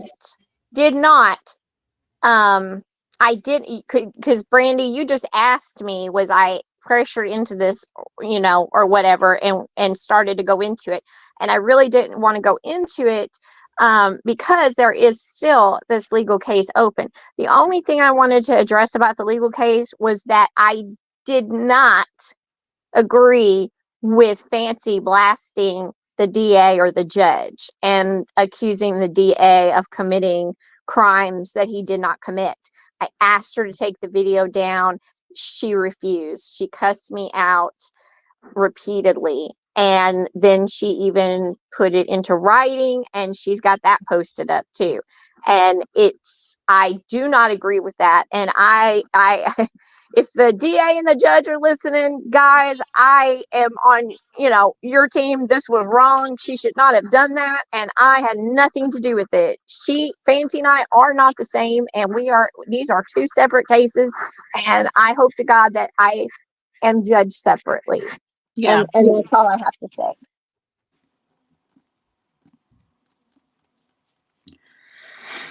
Oh, me. Anything else you could think that you want to clear up? Moving on. Yeah, no, there is something I need to say that I want to let me get through it if I can.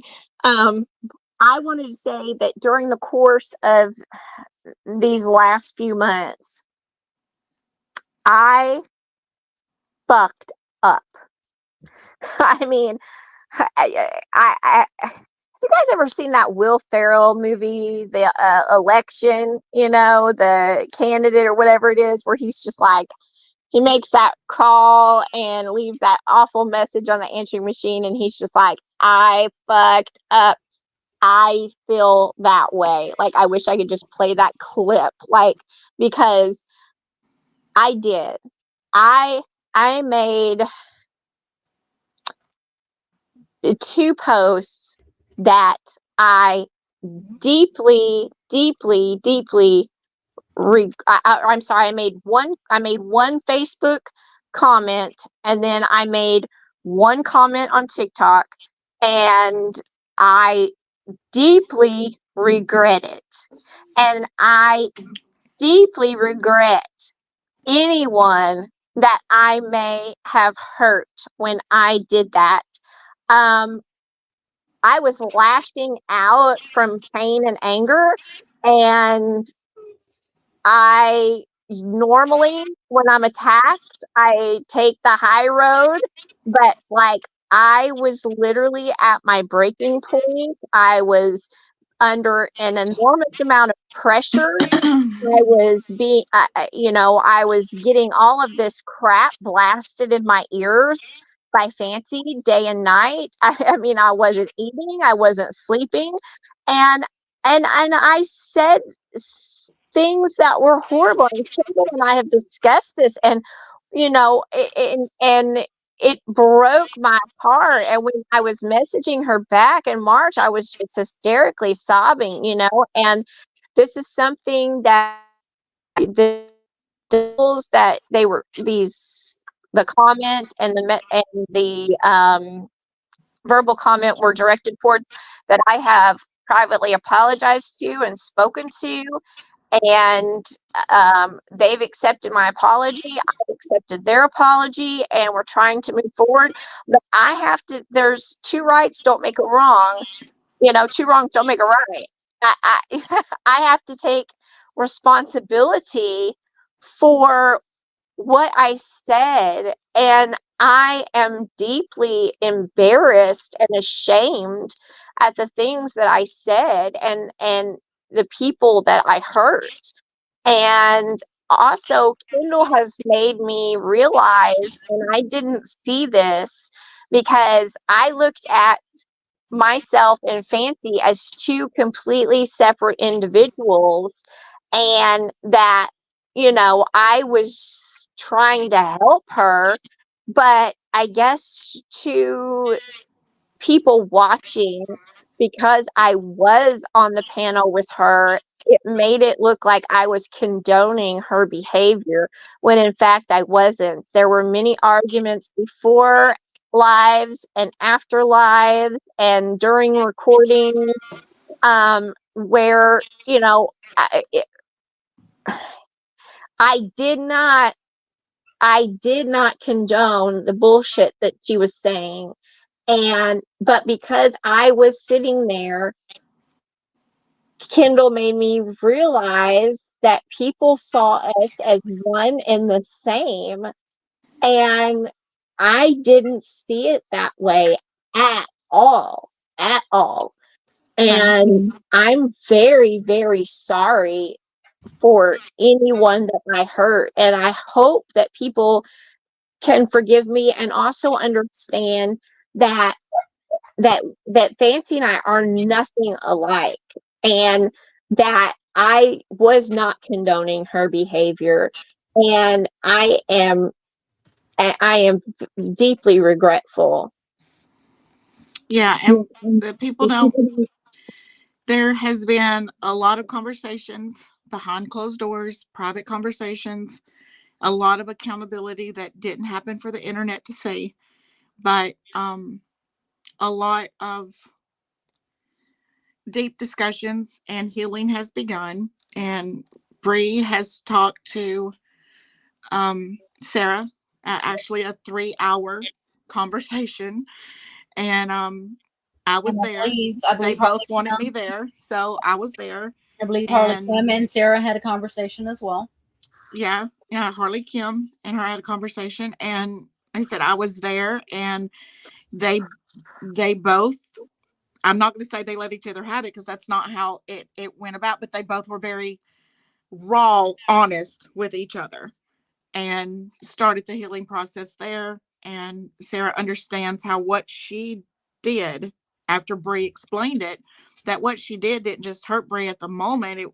To Bree, she was used to that kind of bullying, but that it started a new path of something she still deals with today, 4 and 5 times a day, because of Sarah's actions back in March. So but there's a lot that has went on that the internet has not seen. A lot of real conversations, and people get to know people on a personal level, rather than just, a name on the internet. And I And know it I'll wasn't easy for Sarah, and it was very gracious for Bree and Harley to even allow the chance for an apology. and I'll say this: I'm not a flip Bree is flopper. sweet. Bree is Well, sweet. I am not a flip flopper, and I am not out here trying to kiss ass because I've left Fancy, or bad mouth Fancy because I've left Fancy. I have been trying since March to correct this wrong, and was struggling to find the opportunity and the way to do it. But it's been something I've been trying to do for months and months.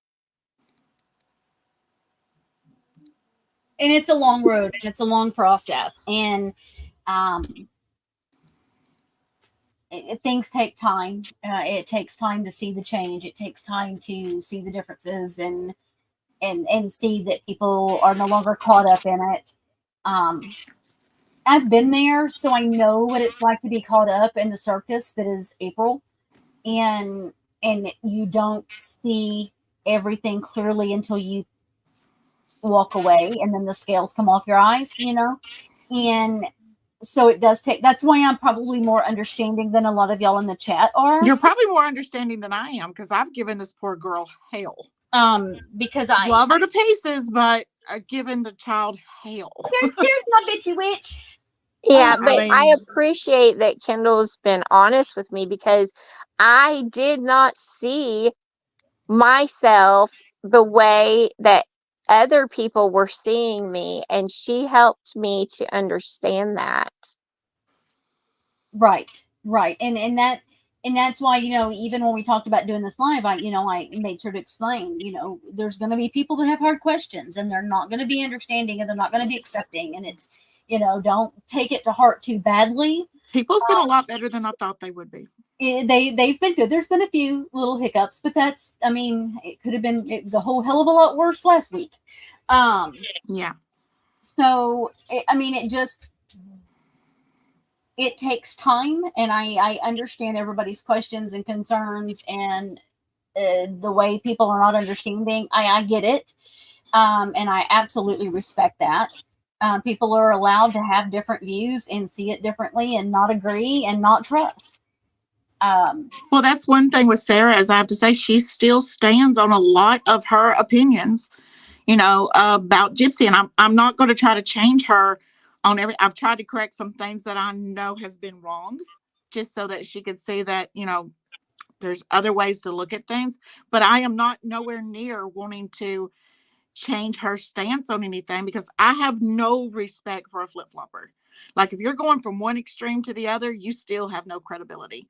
But maybe both sides can have some truth. And that was all that I had. Well, and it's frustrating that you hear them, I think I don't remember if it was a comment or if somebody had said it, is Sarah now a Gypstan now that she's left? She absolutely is not. And here's the thing. No. You don't have to be against April.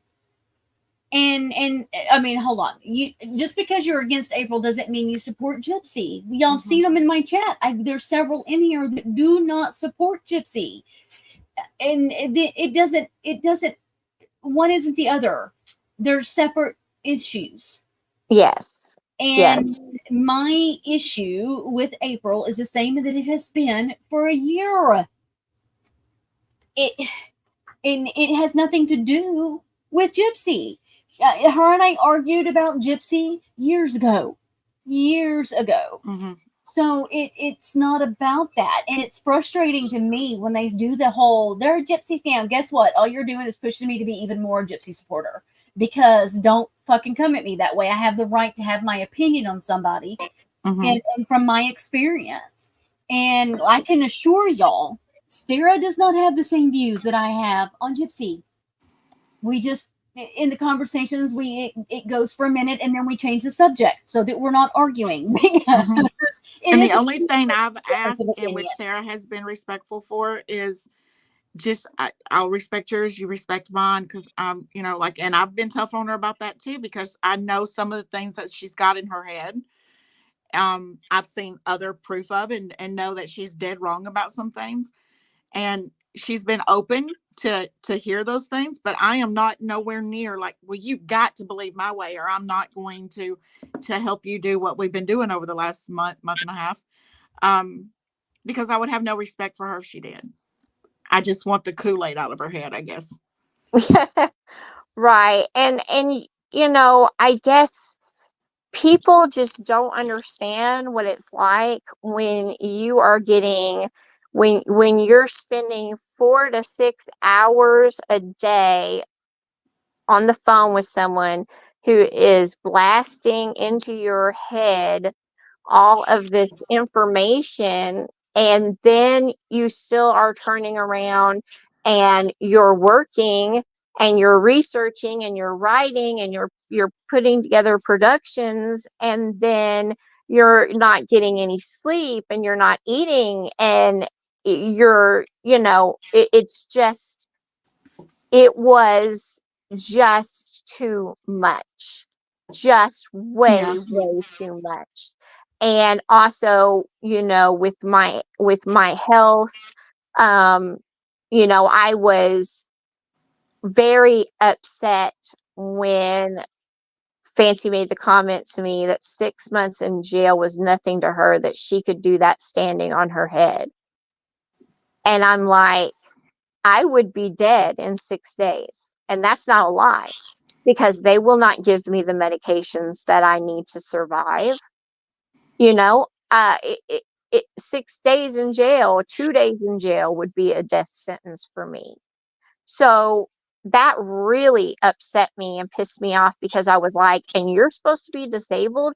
You're supposed to have dis, you know, diabetes, yet you don't take insulin. I mean, you don't even have a finger prick monitor to check your blood sugar. Like, what is wrong with you? Like, where do you come from?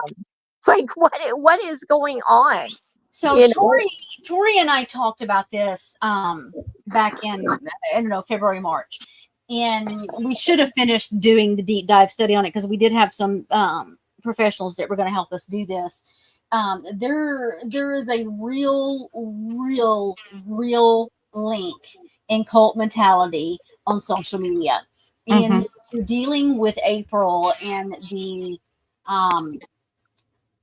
and other creators, not just April. I can point out other creators on YouTube and TikTok where you can watch their following and the echo chambers that happen.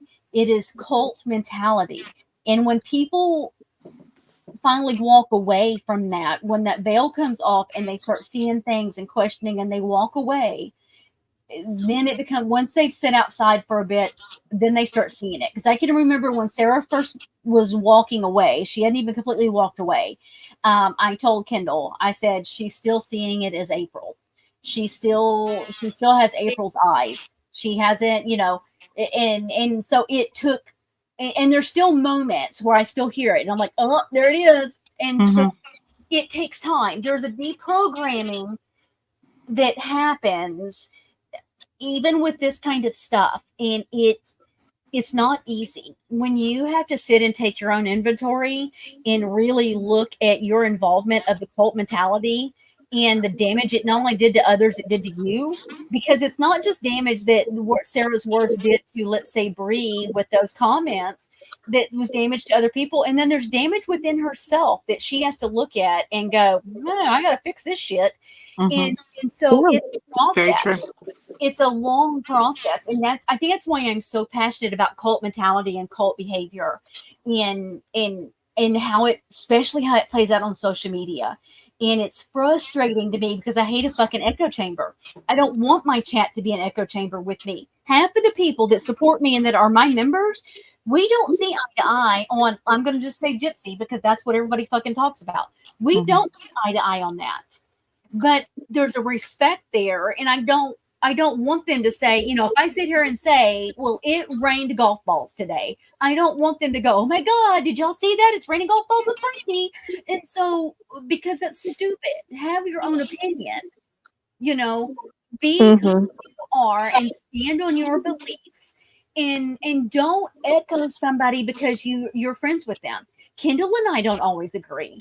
I don't want friendships that are echo chambers. I just don't want it. I don't want that. I don't have time for that in my life.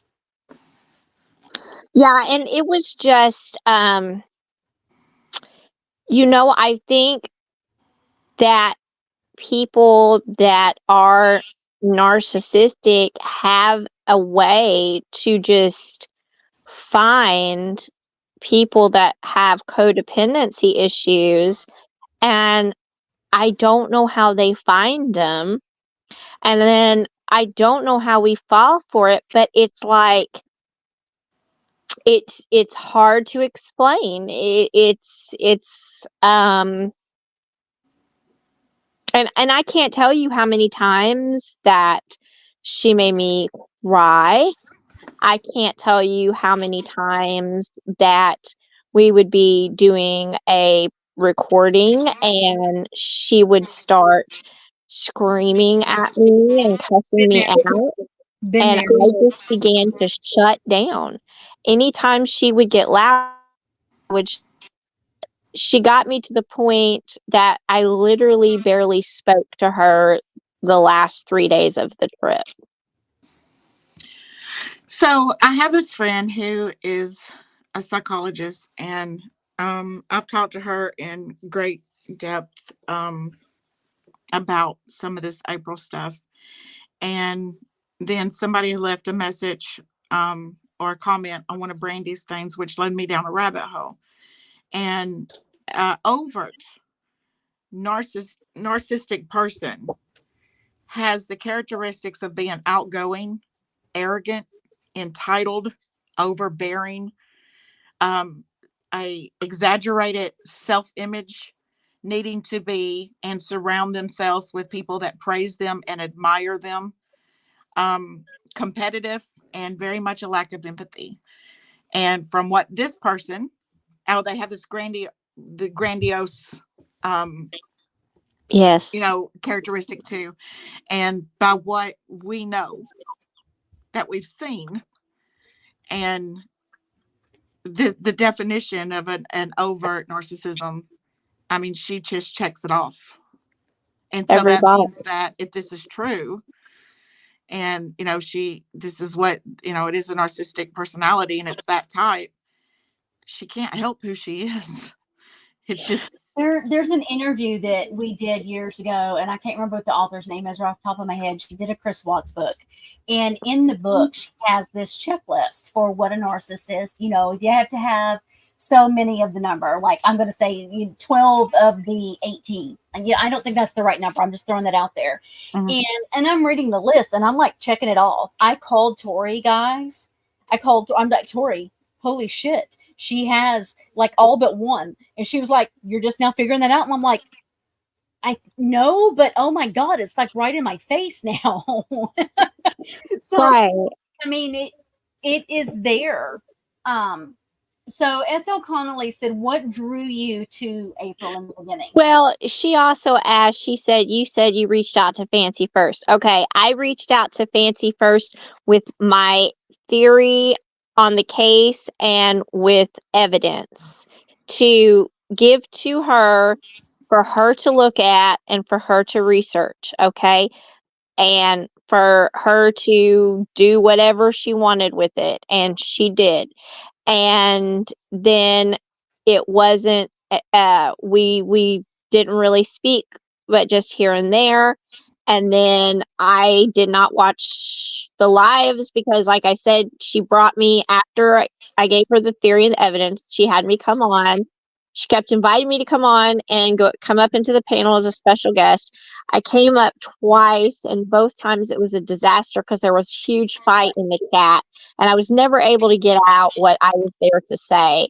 And then Ryan said she told, according to Fancy, Ryan had said, and I do believe this, that she wasn't allowed to talk to me anymore, and I wasn't allowed to come up into the box anymore. And so, see, I don't believe that.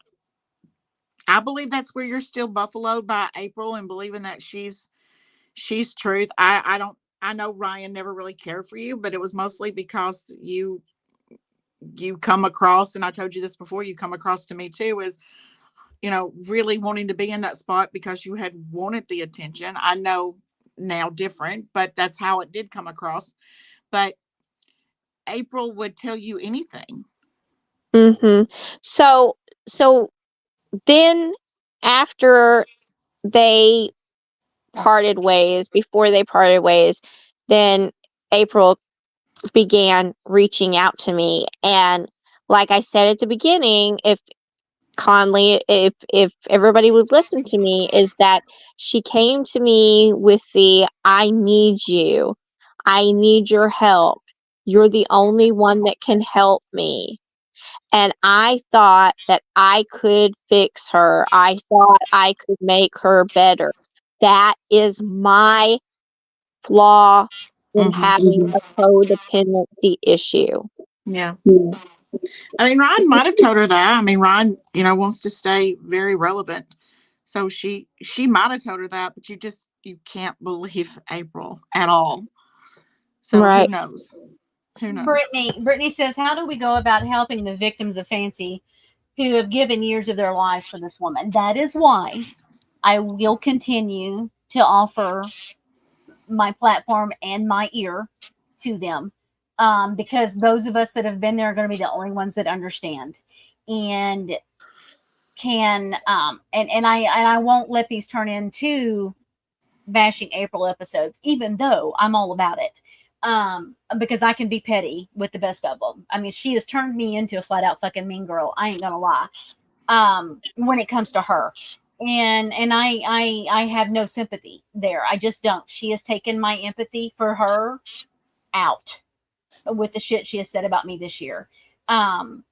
But I always offer them a place and try to give them guidance and understanding. And those that have been in the I encourage, like I've done with Sarah and like I've done with Colleen, I encourage them to find their, and Tori, and I say this to Tori all the time, so I'm not being mean. I tell Tori and Colleen and all of them all the time, find your backbone. Find your fucking backbone and stand up for yourself. And once people finally get that to where they can stand up on their own and speak their truth and take their life back that way, they start seeing things and feeling better and they start healing. And so that's why I will always, always, always have an open door. Whether or not I ever become friends with them, because let's face it, there are some of us that have tore people to each other to shreds. Well, how are we going to ever be friends? But I will always have an open door policy there. And I got a lot of hate for supporting Sarah and Colleen. Like, I mean, Brandy knows a lot of hate. There were so many people didn't want to give either one of them the chance to walk away and tell their real truth. They just wanted to see them as under her spell and would lie for her and cheat for her and, you know, whatever. But both girls deserved a chance to have a place to know that people would support them if they wanted to stand up for themselves. And I mean, if we go back to when her and Ryan fell out, like I didn't know they were fighting that day, guys. I literally messaged Ryan that morning and said, what is your fucking problem with me? Because I didn't know this chick. I had never had a conversation with her, not once, not ever, not even a back and forth on TikTok, ever. And she was in everybody's thing going, y'all are going at her about drinking, but what if you've got somebody over there with uncorked in her name and bringing me to, I'm like, what do I have to do with this? I don't got nothing to do with that. What is your deal with me? And she was like, I don't have time for you. I am fighting with April. And I went, I'm sorry. And then I just went back and I said, and she, this was later in the day. Like I messaged her early in the morning at like 7 o'clock and I said, I'm sorry. I'm here for you if you need an ear. I understand what you're going through and I'm here. And that's how we began a conversation. I mean, it was literally me going to her and saying, what's your fucking problem and why are you bringing my name into shit? And her having a bad day and just knowing somebody could listen to her. And now, were Ryan and I ever really friends? No, we were acquaintances. I mean, we shared some stories and we talked back and forth, but we never had a true like friendship. Mm-hmm. But I was there for her in that time. And that's why with her going back, I'm confused. But it's I never wanted a friendship with her, but I was nice. She was nice to me. I was nice to her. She's not my type of people. I haven't talked to her about any of it, so I'm not going to get into that. But yeah, that's how I've gone about this with a lot of them. As soon as I see that they're hurting and there's a problem, I usually reach out and say, hey, I'm here if you need an ear. I don't know what you've heard about me, but I'm here if you need an ear. I mean, that's what I did with Sarah. I reached out and said, hey, I just wanted to check on you. Are you okay? And, but you gave me hell at first. I gave you hell? Mm-hmm. For what? Remind me. For Sarah. I did. Well, not hell. I just kept on you about when she was still with April. Yes, when she was still with April. Kept protecting. You were protective of me. I was. I'm like, you're gonna fuck over. Stop. Don't. I just seen something in both these girls that they're being, snuffed out. Their voices aren't really being heard. They're being manipulated. I really wish that Colleen would step up It was tough love. No, It I said I was wish tough love. Colleen. Wait, I said I wish Colleen would step up. Give her time. Give her time. Colleen has always been a softer, quieter person. Hmm. She is And she she's is got shy. years of the manipulation compared to your few Right. months. Right. She's Exactly. and it's going to take her longer. She's facing a whole lot of other issues than any of us are. Hmm. So Yes. it's going to take her a little bit of time.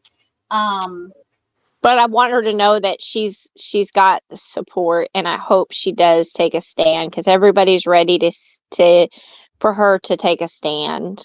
Mama Duke says, yes, she's like that with me too. Yeah, I give tough love, guys, because I worry about my friends being taken advantage of and finding themselves in a bad predicament. And like I told Kendall in all of this, I will be here for these ladies, but I'm not going to take bullets if they're not standing on their own. And I've done that a lot, even with Colleen. I'm like, she's got to start standing up a little bit. I'm not going to keep defending if she's not. And then she put her statement out. So there's little things she's doing because I won't take the heat for people anymore. I just won't. If they're not going to fight for themselves, I can't fight for them. Right. Yeah, and you know, I'm sure that Amy is listening, and she has been warned. She's been involved for months. She's seen the chaos in the groups. She's seen it all. I mean, I walked into this completely blind, but she's been around for a while, and if she wants Fancy to be her boss, then congratulations. Good luck. Wish you all the best, but Okay. do not Now, come where me and you down. have talked about patterns, let me tell you what you just did. She's still in that mode of, or in that phase of kissing April's ass and I'm going to stick by you and I'm your warrior type phase, right? So by you saying what you just said, she then will use that as, I can't believe she'd say that. You're not like that, April, and suck up to April to win more brownie points with April. So you just handed her a full house for her to There play you the go. victim of Yeah. Sarah and win Yep. brownie points for April. So you got to see the Yay. patterns that those things change or No, those things Jojo, cause. she has one of her other mods, Amy, is now her co-host. Yeah, that's who she's referring to. It's been very, very painful. And also to think, I thought I was really doing something good. I thought I was making a difference, and I wasted so much of my talent and my profession and my time and my energy, and I have had to deal with that too. It's almost like when you're going through the stages of grief, you realize, like, well, shit, I've been had. I've wasted my time. I've I've wasted resources. I you know, I've sat here and been sleep deprived and food deprived and money deprived and been miserable, but thinking it's going to be worth it in the end. It's going to pay off because, I'm going to make a difference and, you know, blah, blah, blah. And then to find out that it was all a lie and that you were just Yeah. used and manipulated. Yeah, it's an And abusive relationship that you've left and it has scars like either any other one yeah, does. Brittany says, "Do you think that Colleen would speak out more when she learns more about her career and about any lawsuits?" Um, I can I understand don't that. know. I mean, I don't I know. can understand that once the board comes back with an answer that she will probably gain more strength and know where her career is going.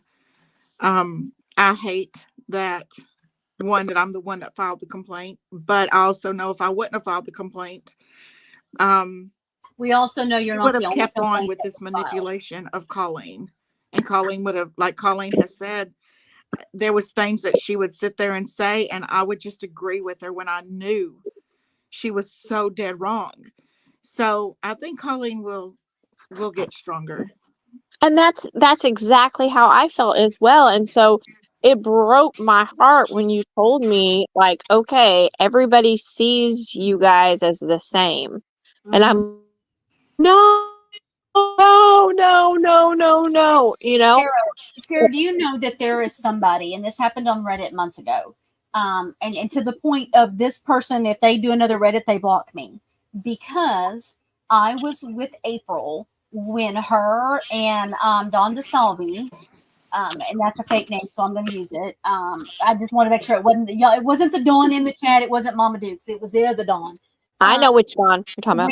When they did the emails with Nick, when she was emailing Nick and going at him, and they were setting him up for the weird emails and all of that, I was there. I had just come on board with them, and I didn't understand what was going on yet. And as things started popping up, and then I started finding in the drive the different screenshots and the emails, and I found the proof. It's in my other computer. Kendall's after me for me to get my computer up. I don't know where my cord is. And because April denies being a part of that, trying to provoke. And that is a lie. There were conversations. When Brandy's got the proof. And one of the other people, I'm not naming them right now, that said that they needed to keep working with her to make sure she said specific things because they need him reacting properly and or reacting somehow or the right exact wording. And there was the one thing where Dawn was like, so am I getting paid for this? Because I know somebody will want these emails if y'all aren't going to be able to pay me. So wow. Is how all of that went on. And April can deny that all she wants to.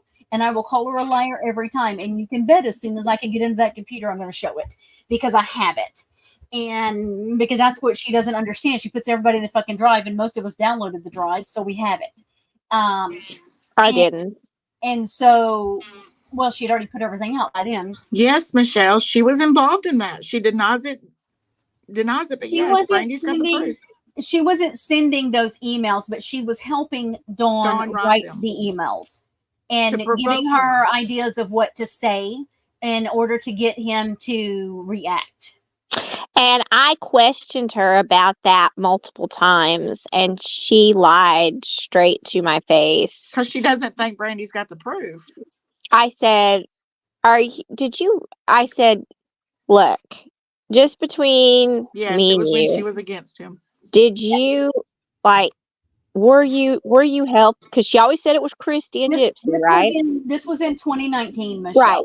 It wasn't Christy and Gypsy, though. It wasn't. Right. It was Dawn and April. Okay. I'm just saying, this is what she was saying, was that Christy and Gypsy set Dawn up to do that, right? And I asked her, I said, you were really tight with them back then, and you hated Nick and everything. Are you sure that you weren't somehow involved with that at all? Like, did you maybe encourage that or give them some kind of, I don't know, ideas or things of what to say? She's like, no, I had nothing to do with that. That was all Christy and Gypsy. So I can tell you that there are no screenshots and there is nothing showing that Christy was talking to Dawn and the other person about what to say. That was April and that other person. Wow. So, but back to what I was going with that. I got sidetracked. Sorry. This person brought that up. Well, you were with her in that time. And I'm like, I had just gone on board. She's like, well, you were on panel with her and y'all were talking about it. That wasn't me. That was somebody else. Because I had literally just joined the team at that time. Literally, I don't even know when that lady was on the live, if I was on the team yet. I was in the chat, not on the team yet. But when I found the proof, I immediately emailed Nick. I have the emails to prove it. And she says, I don't believe you. You're a liar. You were once with her. We can't trust you. And I dropped the proof. I don't care what you have to show. And then she blocked me. Well, then she removed me from the Reddit. And then if I join in when she has another Reddit, she blocks me immediately because I was once with Fancy. So that means I am still Fancy. Yeah. Trust my words. So, and let me ask you this. Can I ask you this, Brandy? Because I know, you and I have barely spoken. We've talked more tonight than we've ever talked. Like, we've had 2 very brief conversations. And so I don't know, that first one was a long one, but yes. Did you? Well, you just didn't say much that night. You didn't say any. You barely said it. anything. She was I still was- very wishy-washy and not very protective of me in that first. I was still Right. being very, very cautious on my views and opinions. Right. And so, and I Oh, understand yes, Mama that. Dukes. This happened here, Mama Dukes. Yes, she handed them over to the DA for Nick's trial, too. Absolutely. Oh, All those God. emails were handed over. Wow. I So, understand as hard as she goes for Gypsy now, and the hate that she spins, and the chaos that she creates, and the lies that she tells, was the same thing towards Nick. And she thinks she takes accountability when she sits on a panel and says, you know, she did this to Nick. She doesn't take accountability for what all she did. She has a lot to wow. do with where he's at. So back to what I was going to ask you, Brandy, is that people have been, coming at me this evening, which we knew that, wanting to know why, how did I get hooked up with her? Why did how did this happen? Like, and I've said it, it's definitely from my past abuse of having codependency issues. But what drew you to her, and why did you continuously go back? How did she manipulate you? So back then, she wasn't as cuckoo as she is now. And there was a time, I'll be were right in, back. we were in the different Facebook groups, and there was definitely you were either a Gypsy supporter or a Nick supporter. There was very few that were Case, right? And so we were in these groups, and I was having issues with Natasha Cooper. That was I literally fought with Natasha Cooper before I knew who April was. And we were in the same group, and we started talking, and I had gone over to her group, the by proxy Facebook group, and they had some information completely wrong about Nick and the BDSM spin with the altars and all of that. They were putting out information that wasn't okay. And I messaged her and I said, hey, I'm fixing to give out some information. This is a lifestyle I've been a part of, and y'all have this wrong. Can I help? And she put me on the team. And so I went in and was correcting their information because they had shit completely wrong. And I was pretty much, she had me as her social media person, to where I was allowed to speak in the groups, not just because I could handle myself. And I definitely was her protector. When her daughter was having surgery and they were attacking her, I was in there going, please guys, I'm begging y'all to leave her alone. They are in a medical emergency tonight. And I was the one that took the bullets for her. I spent Why? hours and Why? hours on the phone with her. Why? Because at that time she had become my friend. We had a neat connection over true crime. Like, literally, I have never met anybody else that I could sit and talk about serial killers for hours and have fun conversations. So we had developed our friendship over actual true crime. And when things kind of went south, when I found this stuff with Nicholas, when she was moving from Facebook to YouTube, I was very offended with the way she was what she was doing towards our supporters. They can get the fuck over it. If they want our information, they can pay us for it. We weren't even monetized on YouTube. We didn't understand YouTube. Was it the better choice to make? It was the better choice at that time. I didn't understand that, but I didn't like how y'all see her talk to the supporters now. She did that then, and it pissed me off. And Okay. so Christina and I were on the same page, but Christina would not stand up to her. Christina backed down and let her do it her way. And then we had a huge fight. I left. I was gone a couple of days and came back because she apologized to me. We made amends. We moved on. We had another really big fight when we were releasing the podcast, because the intro she had was all her, her, her, her, her. And I didn't like it. I'm like, this isn't about you. This is about this case. Quit making what the fuck? I hated it. So we ended up having this huge argument. It went on all fucking day. And that's usually where she'll tell people that I threw a fit. when we had been arguing back and forth, I'm like, look, I have to go run errands. I'll be back later. And I was gone. I left the chat. I went and run my errands. I come back and I'm like responding to things she said. I'm like, wait, no, this ain't it. And I'm responding. She's like, I said this conversation was done and you're bringing it back up. And I'm like, I didn't have anything in this conversation. I'm finishing the conversation. I'm answering you. So we kept fighting. We had this huge fucking blow up. We tried to get back and make things right. And then we had when we were trying to record Rodney Reed, we had another blow up and I left. I was gone. That was in November of 2019. And I was gone for 8 months. And that was when she was letting Colleen go and she brought me back. And then I left again in April of 2020. It was April or May of 2020. And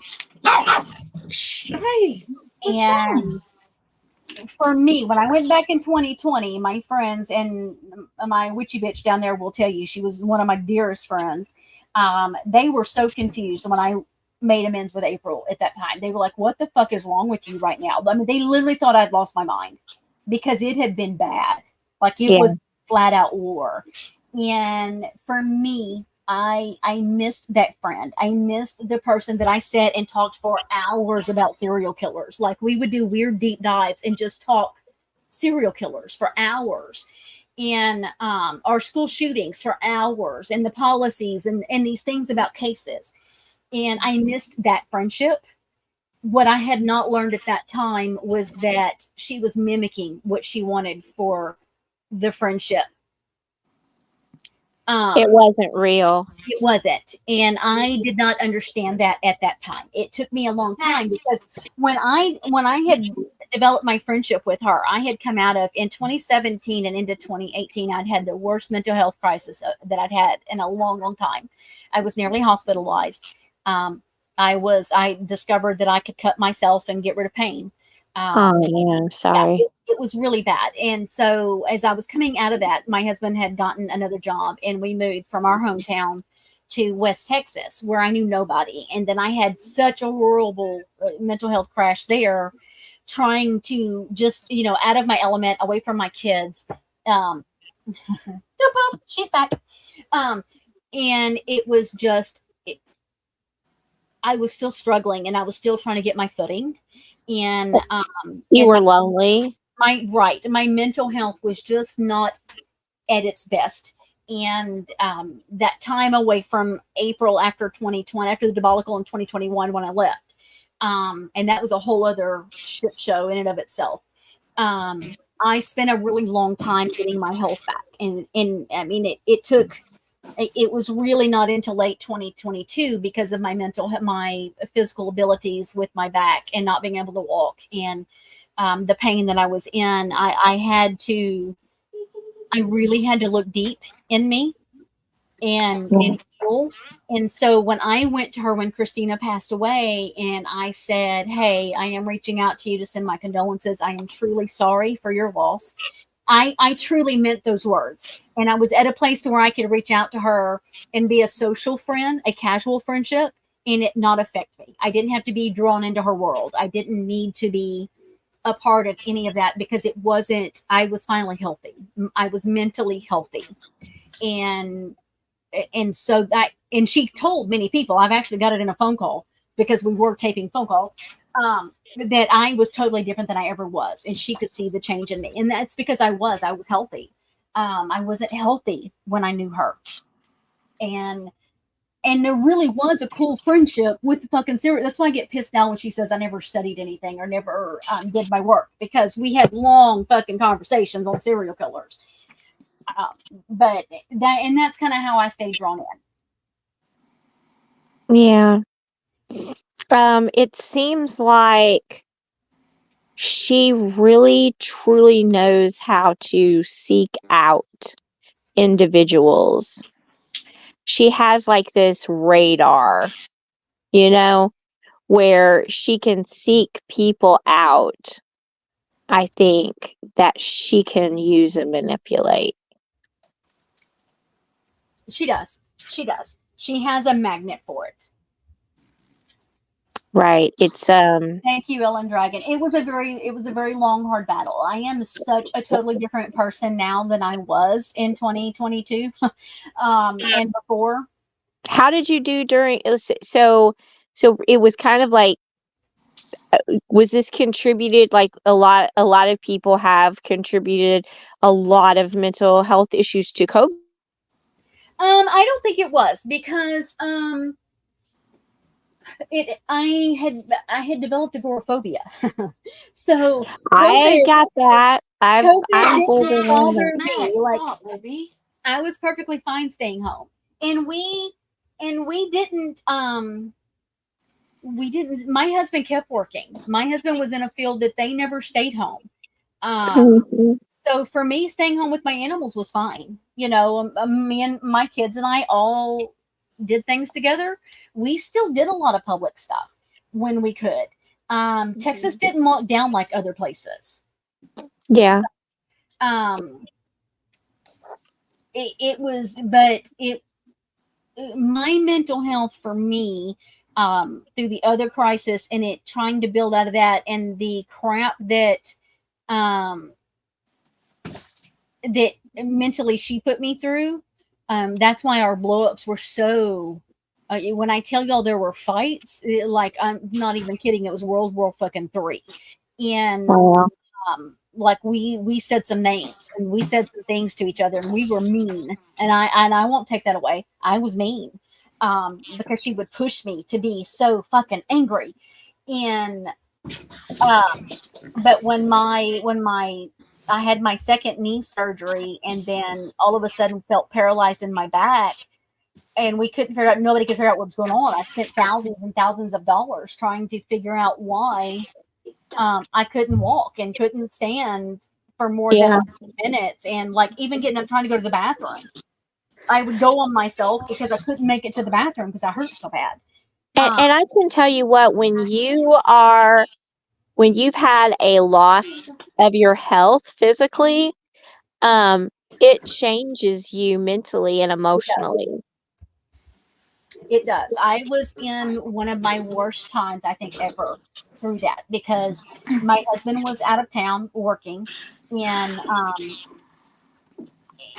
we almost took a job in Indiana, and it was like I was starting to hurt really bad, and I couldn't figure out what was going on. And it was right before my knee blew, and he told his boss, he said, I can't do it. I've got to come back home and I need to find something here. And he transferred. And he was like, I'm kind of worrying. And it was right after that my back was just like, no, it ain't happening, bitch. And I remember not caring if I took too many pain pills. I just wanted things to stop. And so it took a lot of work. Like I shut down on a lot of things. And when I reached out to her, when I say I'm a different person, I was a different person. I could handle her now. Before this fight we've been having for the last year, a little over a year, I don't think I would have handled the same way. I think I would have been on here screaming and acting like she was in the car, because I wouldn't have been healthy. Now I Yeah. can stand up and say, no, bitch, that's not true. And so, but I will tell you, the person that I knew in 2019 that I sat and had long conversations with, even on this case, on the Gypsy case, the conversations we had and the digging and the stuff that we did, we had amazing true crime conversations. Sitting on the phone with her for hours when they made the pages laughing at her private parts and free Craig because Craig was abused and all of those things. Mm. Them bringing out the STD and the affair thing, being terrified that he was fixing to kill her because of his mental illness. I mean, between me and Christina, we were on the phone 24/7. Wow. And we did bond over that. You know what I mean? Yeah. And they did those things to her. I won't take that away. Those things happened and they were awful. And it put her in a really bad place. And I hate when I have to defend her on it, because I don't like to defend her. I just don't. But all of that is true. Now, was she contributing to some of the fighting back and forth with Natasha? Yes, she was. Yes, she was. But in the end, I'm just not the same person I was then. So I can see it differently now. And that's why I know it takes time for those that are pulling away to actually get away, because you have to be at a place of being able to see it. Yeah, because there's just so much toxicity. Mm-hmm. Very much. And she doesn't have the amount of people around her now that she did back then. So it was like I got all of it. I got just the good, the bad, mostly bad, but it was just like it was non-stop, 24 hours a day, something, to the point that, like, my mom is like, there's something wrong with that woman. And first of all, because I went into another room, we were doing a pre-recorded thing, and she was like, for the Daybell case, and she's like, that woman has the foulest mouth on her of anyone I've ever heard. How could you even associate with someone like that? And then she was like, blowing up my phone on my quote unquote time off. And my mom was like, she's absolutely obsessed with you. And I'm just like, no, we're just trying to work on this project and blah, blah, blah, because everything was so urgent and everything was so important. And she was always so manic. And I was trying to bring her back down. And it was just up and down and up and down. And, I don't believe she can help some of that, though. And I hate that to even, because it sounds like I'm taking up for it, but I really don't believe she can control some of that. Some of the very things that we hate, and I'm not talking about the lies and the manipulation. I'm talking about the up and down stuff. Like, I just don't know if she can control that. Wait, Molly Lollipops. Well, I told her that she was completely out of control. And I tried everything I could. But I don't think she's got the ability to understand she's out of control. In her mind, she's not. And like, we see it for what it is, but you're never going to get her to admit it. She's incapable of admitting it because the disorder kicks in and she's just not capable of seeing it. She's also, I feel like she has a huge, like, she's got a huge grudge. Yeah, she's vindictive. It's a complete grudge fest. Yep. Yeah, it's she said herself, and people have never paid attention to her words with this. She said, had Gypsy come out and just lived a normal, quiet life, I would not have ever have said a word. I don't believe that. She wanted to walk that red carpet. And I know this for a fact because we had the conversations of who was holding the Emmy after we won it. Trust me. I've seen pictures of the house that she was going to buy when she had a memory. She had one of those, what do you call it? Dream boards or wish boards or whatever. Yep. She had that on there. And when she found out that Christy contacted News Nation and said, if you have her on, we will not ever support this again. You will not have any more of our interviews. And basically called them off. That set her off. And we showed the proof of who did it because she was blaming without a crystal ball. And that's when I got my cease and desist. I'm like, your cease and desist does not affect what I'm allowed to say about you. My cease and desist was expired a long time ago. So fuck you. Bring it. You know what I mean? And we proved that she was lying about who was involved with things and where things had happened. And she went nuts. She went flat out nuts. Well, that's like the Tasha K. There's interview. There's so much of that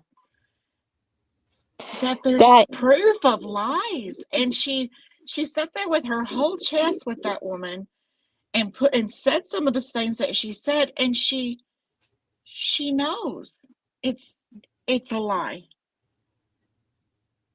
She I'm knows. and she says that Tasha K is going to have her back. Well, Is after Tasha she K going to just have her back after she live streamed it and took $12 from every people that was watching it?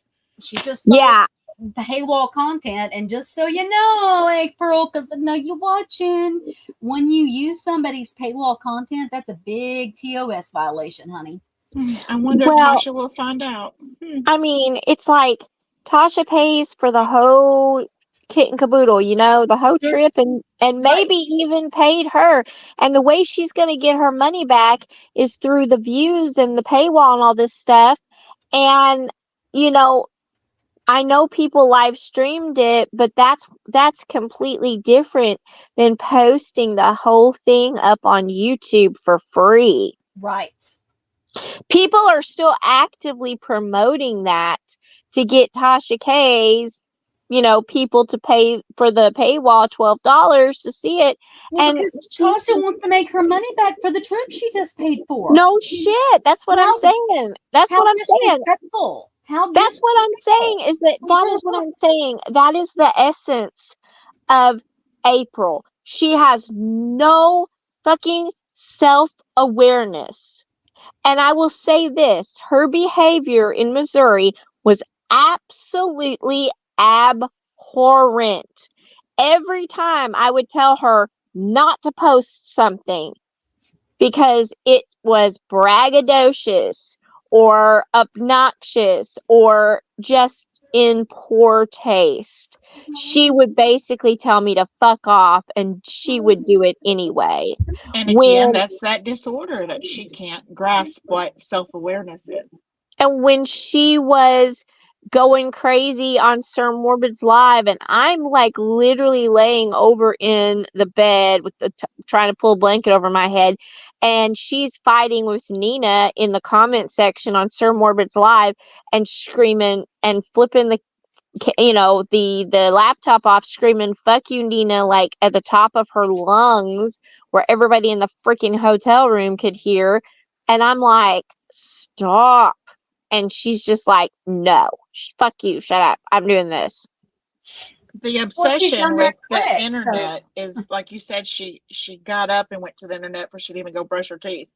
It was the last Well, thing she she did doesn't before even she's like going to bed. So, you I know mean, when you're yeah. obsessed with the internet, when you're every waking hour, your life can't be fulfilled. It can't, I mean, it can't be happy. No, and there's so much family dysfunction, and there's just a lot there. And like I said, I'm not going to go like into anything. I know like earlier people wanted me to get very personal, and I'm not going to do that, because what that wasn't the whole point of me coming on here. The point of me coming on here was just to explain why I left, to address the lies that she's spreading, to address the horrible things that she said about the prosecutor and judge in our case, and to also take accountability and responsibility and apologize for the wrong things that I have done, and for anyone and everyone that I have hurt. And just to let people know that I would love it if people would get the opportunity to know the real me, because she and I are nothing alike, and I had no idea that we were being seen as like one entity.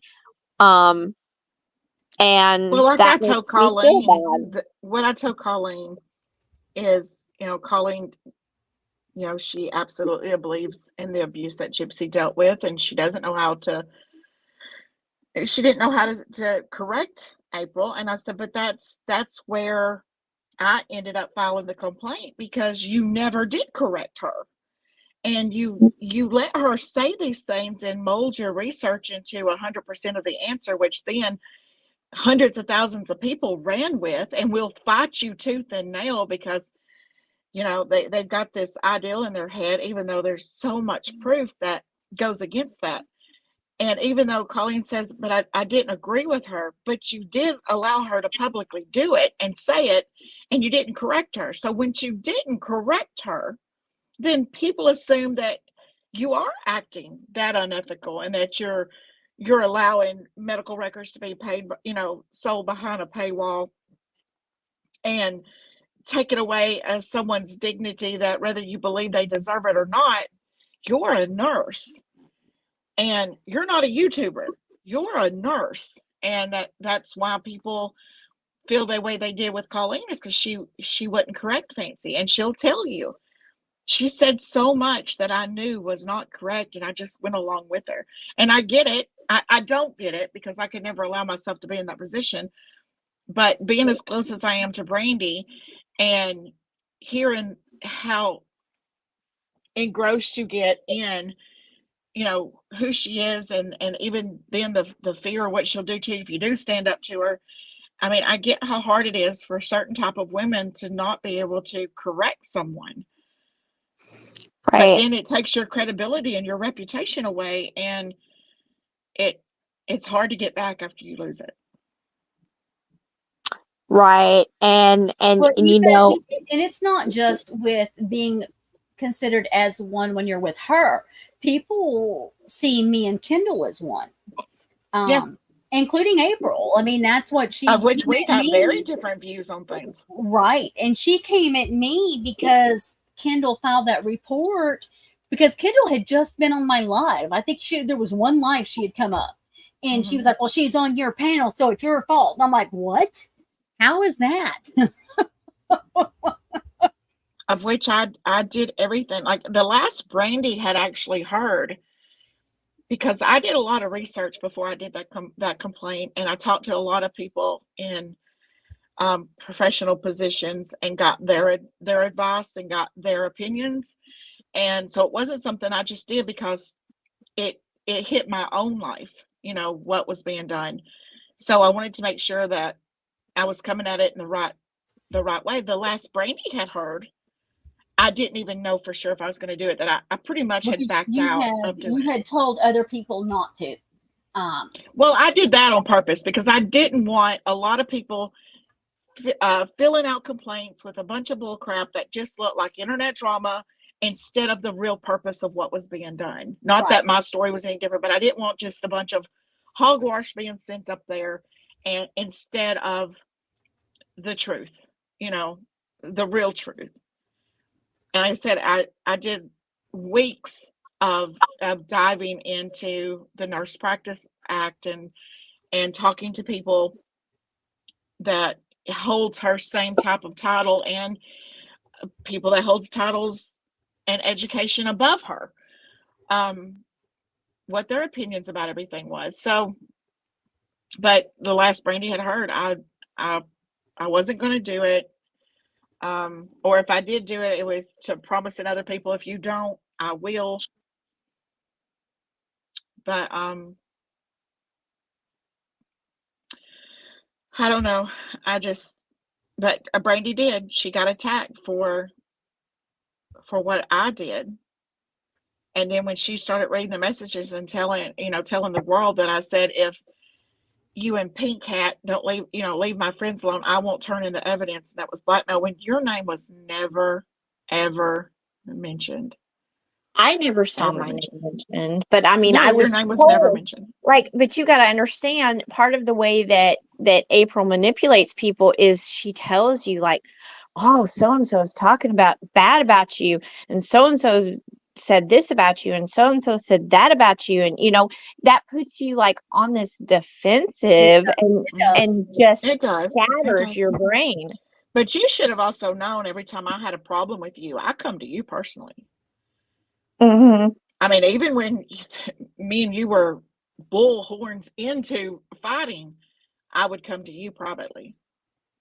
Yeah, and I really appreciated that because, like I said, if it wasn't for you, I wouldn't have known that people, the way that See you people as were a big bully. perceiving Yeah. me. Yeah. I had no idea.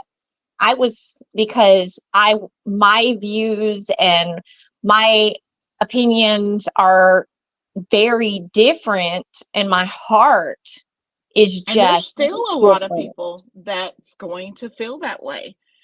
And there's Right. going to be some people whose mind you're not going to change because they've been so hurt by the stuff that she's done, and you've sat there while she's done it, whether you knew it or not. Yeah. Or even whether or not you they're not going realized to get it, over it. because that was kind of the when I was gathering from comments tonight. There's people are like, "But you were there," or, how.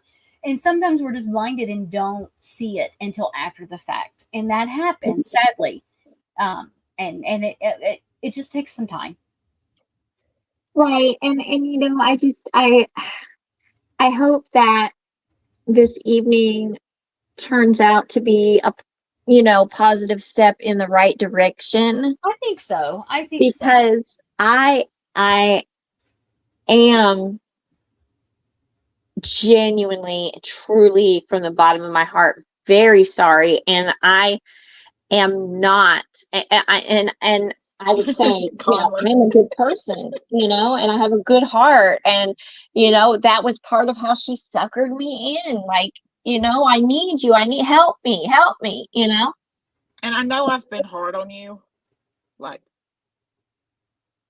very hard on you, but I kept this all under wraps, and mostly up until the last couple of weeks, nobody even knew that we spoke. So it was always just to make you self-aware of how, before you come and speak, that you weren't just completely deflecting, because at that time when we first started speaking, you didn't get it. You didn't get how the world looked at you. No, I didn't. I did not. And I had to get that. I had to get that through to you, and it took a lot of harsh conversations. But I just hope you know that I did it for the reason that I did. Yeah, I do, and you don't know how much I appreciate it, and you don't know how much I appreciate just like sitting me down and telling me, like, hey, this is what's going on. This is the way how you're perceived. This is how you're perceived. Like, knock it off. You fucked up, and you got a lot of accountability to take. I'm sorry. I was just like, and that you fucked up, and you have a lot of accountability to take. Girls, I am getting so sleepy. Yeah. And I, like I said, I will never, I'm not going to be like these other content creators that, spend every single day talking about her. Like, that was not my goal. That's never been my goal. That will never be my goal. And for this was a one and done. This was, let's have Sarah come up and tell her side of things, and then that's it.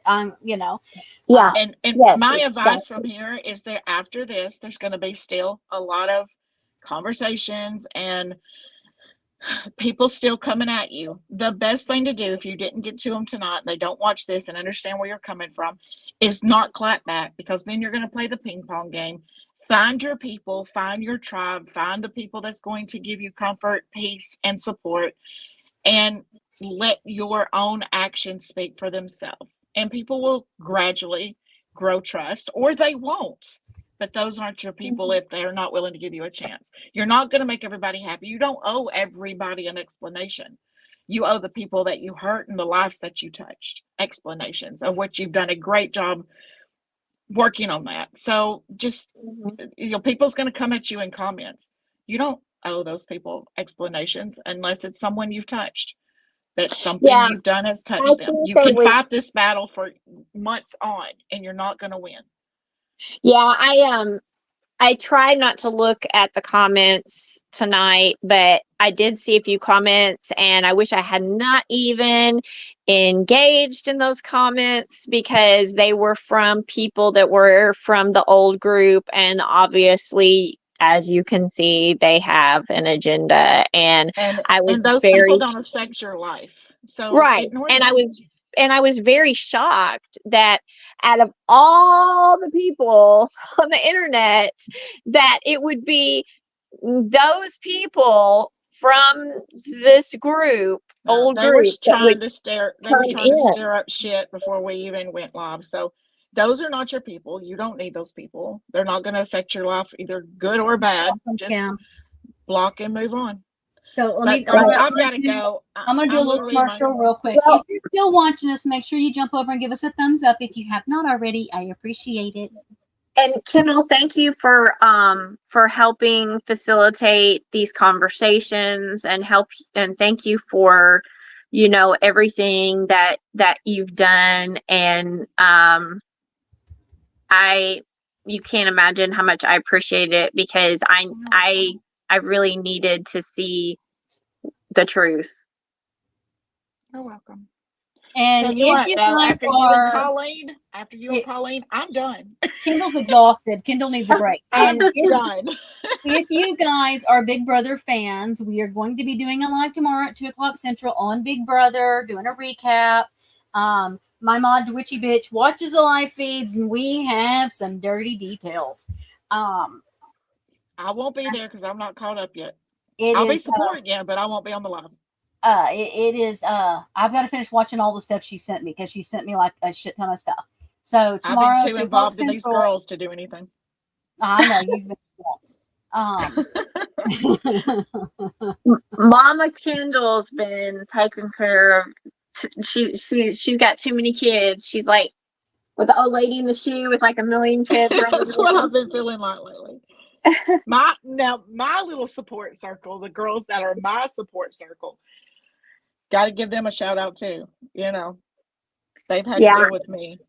And, you know, I still have a long, long road ahead of me. I mean, I still have to deal with this legal case, and you know, I still have these health issues and this huge health battle that I'm facing. And that should be all you're focused on, is your Right. trial and your health, and let internet be internet. Ignore it. You don't need the internet. Come back after you're healthy. Come back after the At court least case get the is court done. case done. Yeah, And we come back. we should have not entertained the one question, because it was borderline on what we could allow and shouldn't. Yeah, and we And, shouldn't have. And as soon as Brandy said we don't need to go there, I'm like, we shouldn't have went there. Too late. Yeah. Yeah, Right. I was trying to get in there, because I was into what was going on and listening, and it's like, oh shit, wait a minute, hold up. Yeah, we can't do this. And and I apologize for allowing that. That We was knew not, better. We actually I did, had a because meeting about it before we I went don't live. want things to be used against y'all in court. I want it to be fair. And Right. Well, so, and like I said, I mean, I really truly appreciate you guys, and even the tough love, I appreciate it. And you do today. man, Kendall, you were rough on me tonight, girl. You were rough on me tonight. Because if I can't back shit up with facts, I have no business defending it. Right. I can't. I know. Because I know. I am in my grandson's bedroom. yeah. I'm going back to my house. I'm up at the big house. So I've got to go. But Good night. I love you both. Thank you, everybody, and mods Thank you for to the mods. Yes, Thank you to everyone mods. that Thank was in you. the live.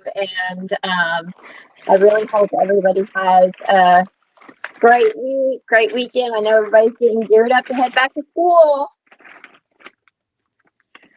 not I me. love you both. I'm going. All right, guys. Good night, guys. Good night, everyone. Bye. Bye.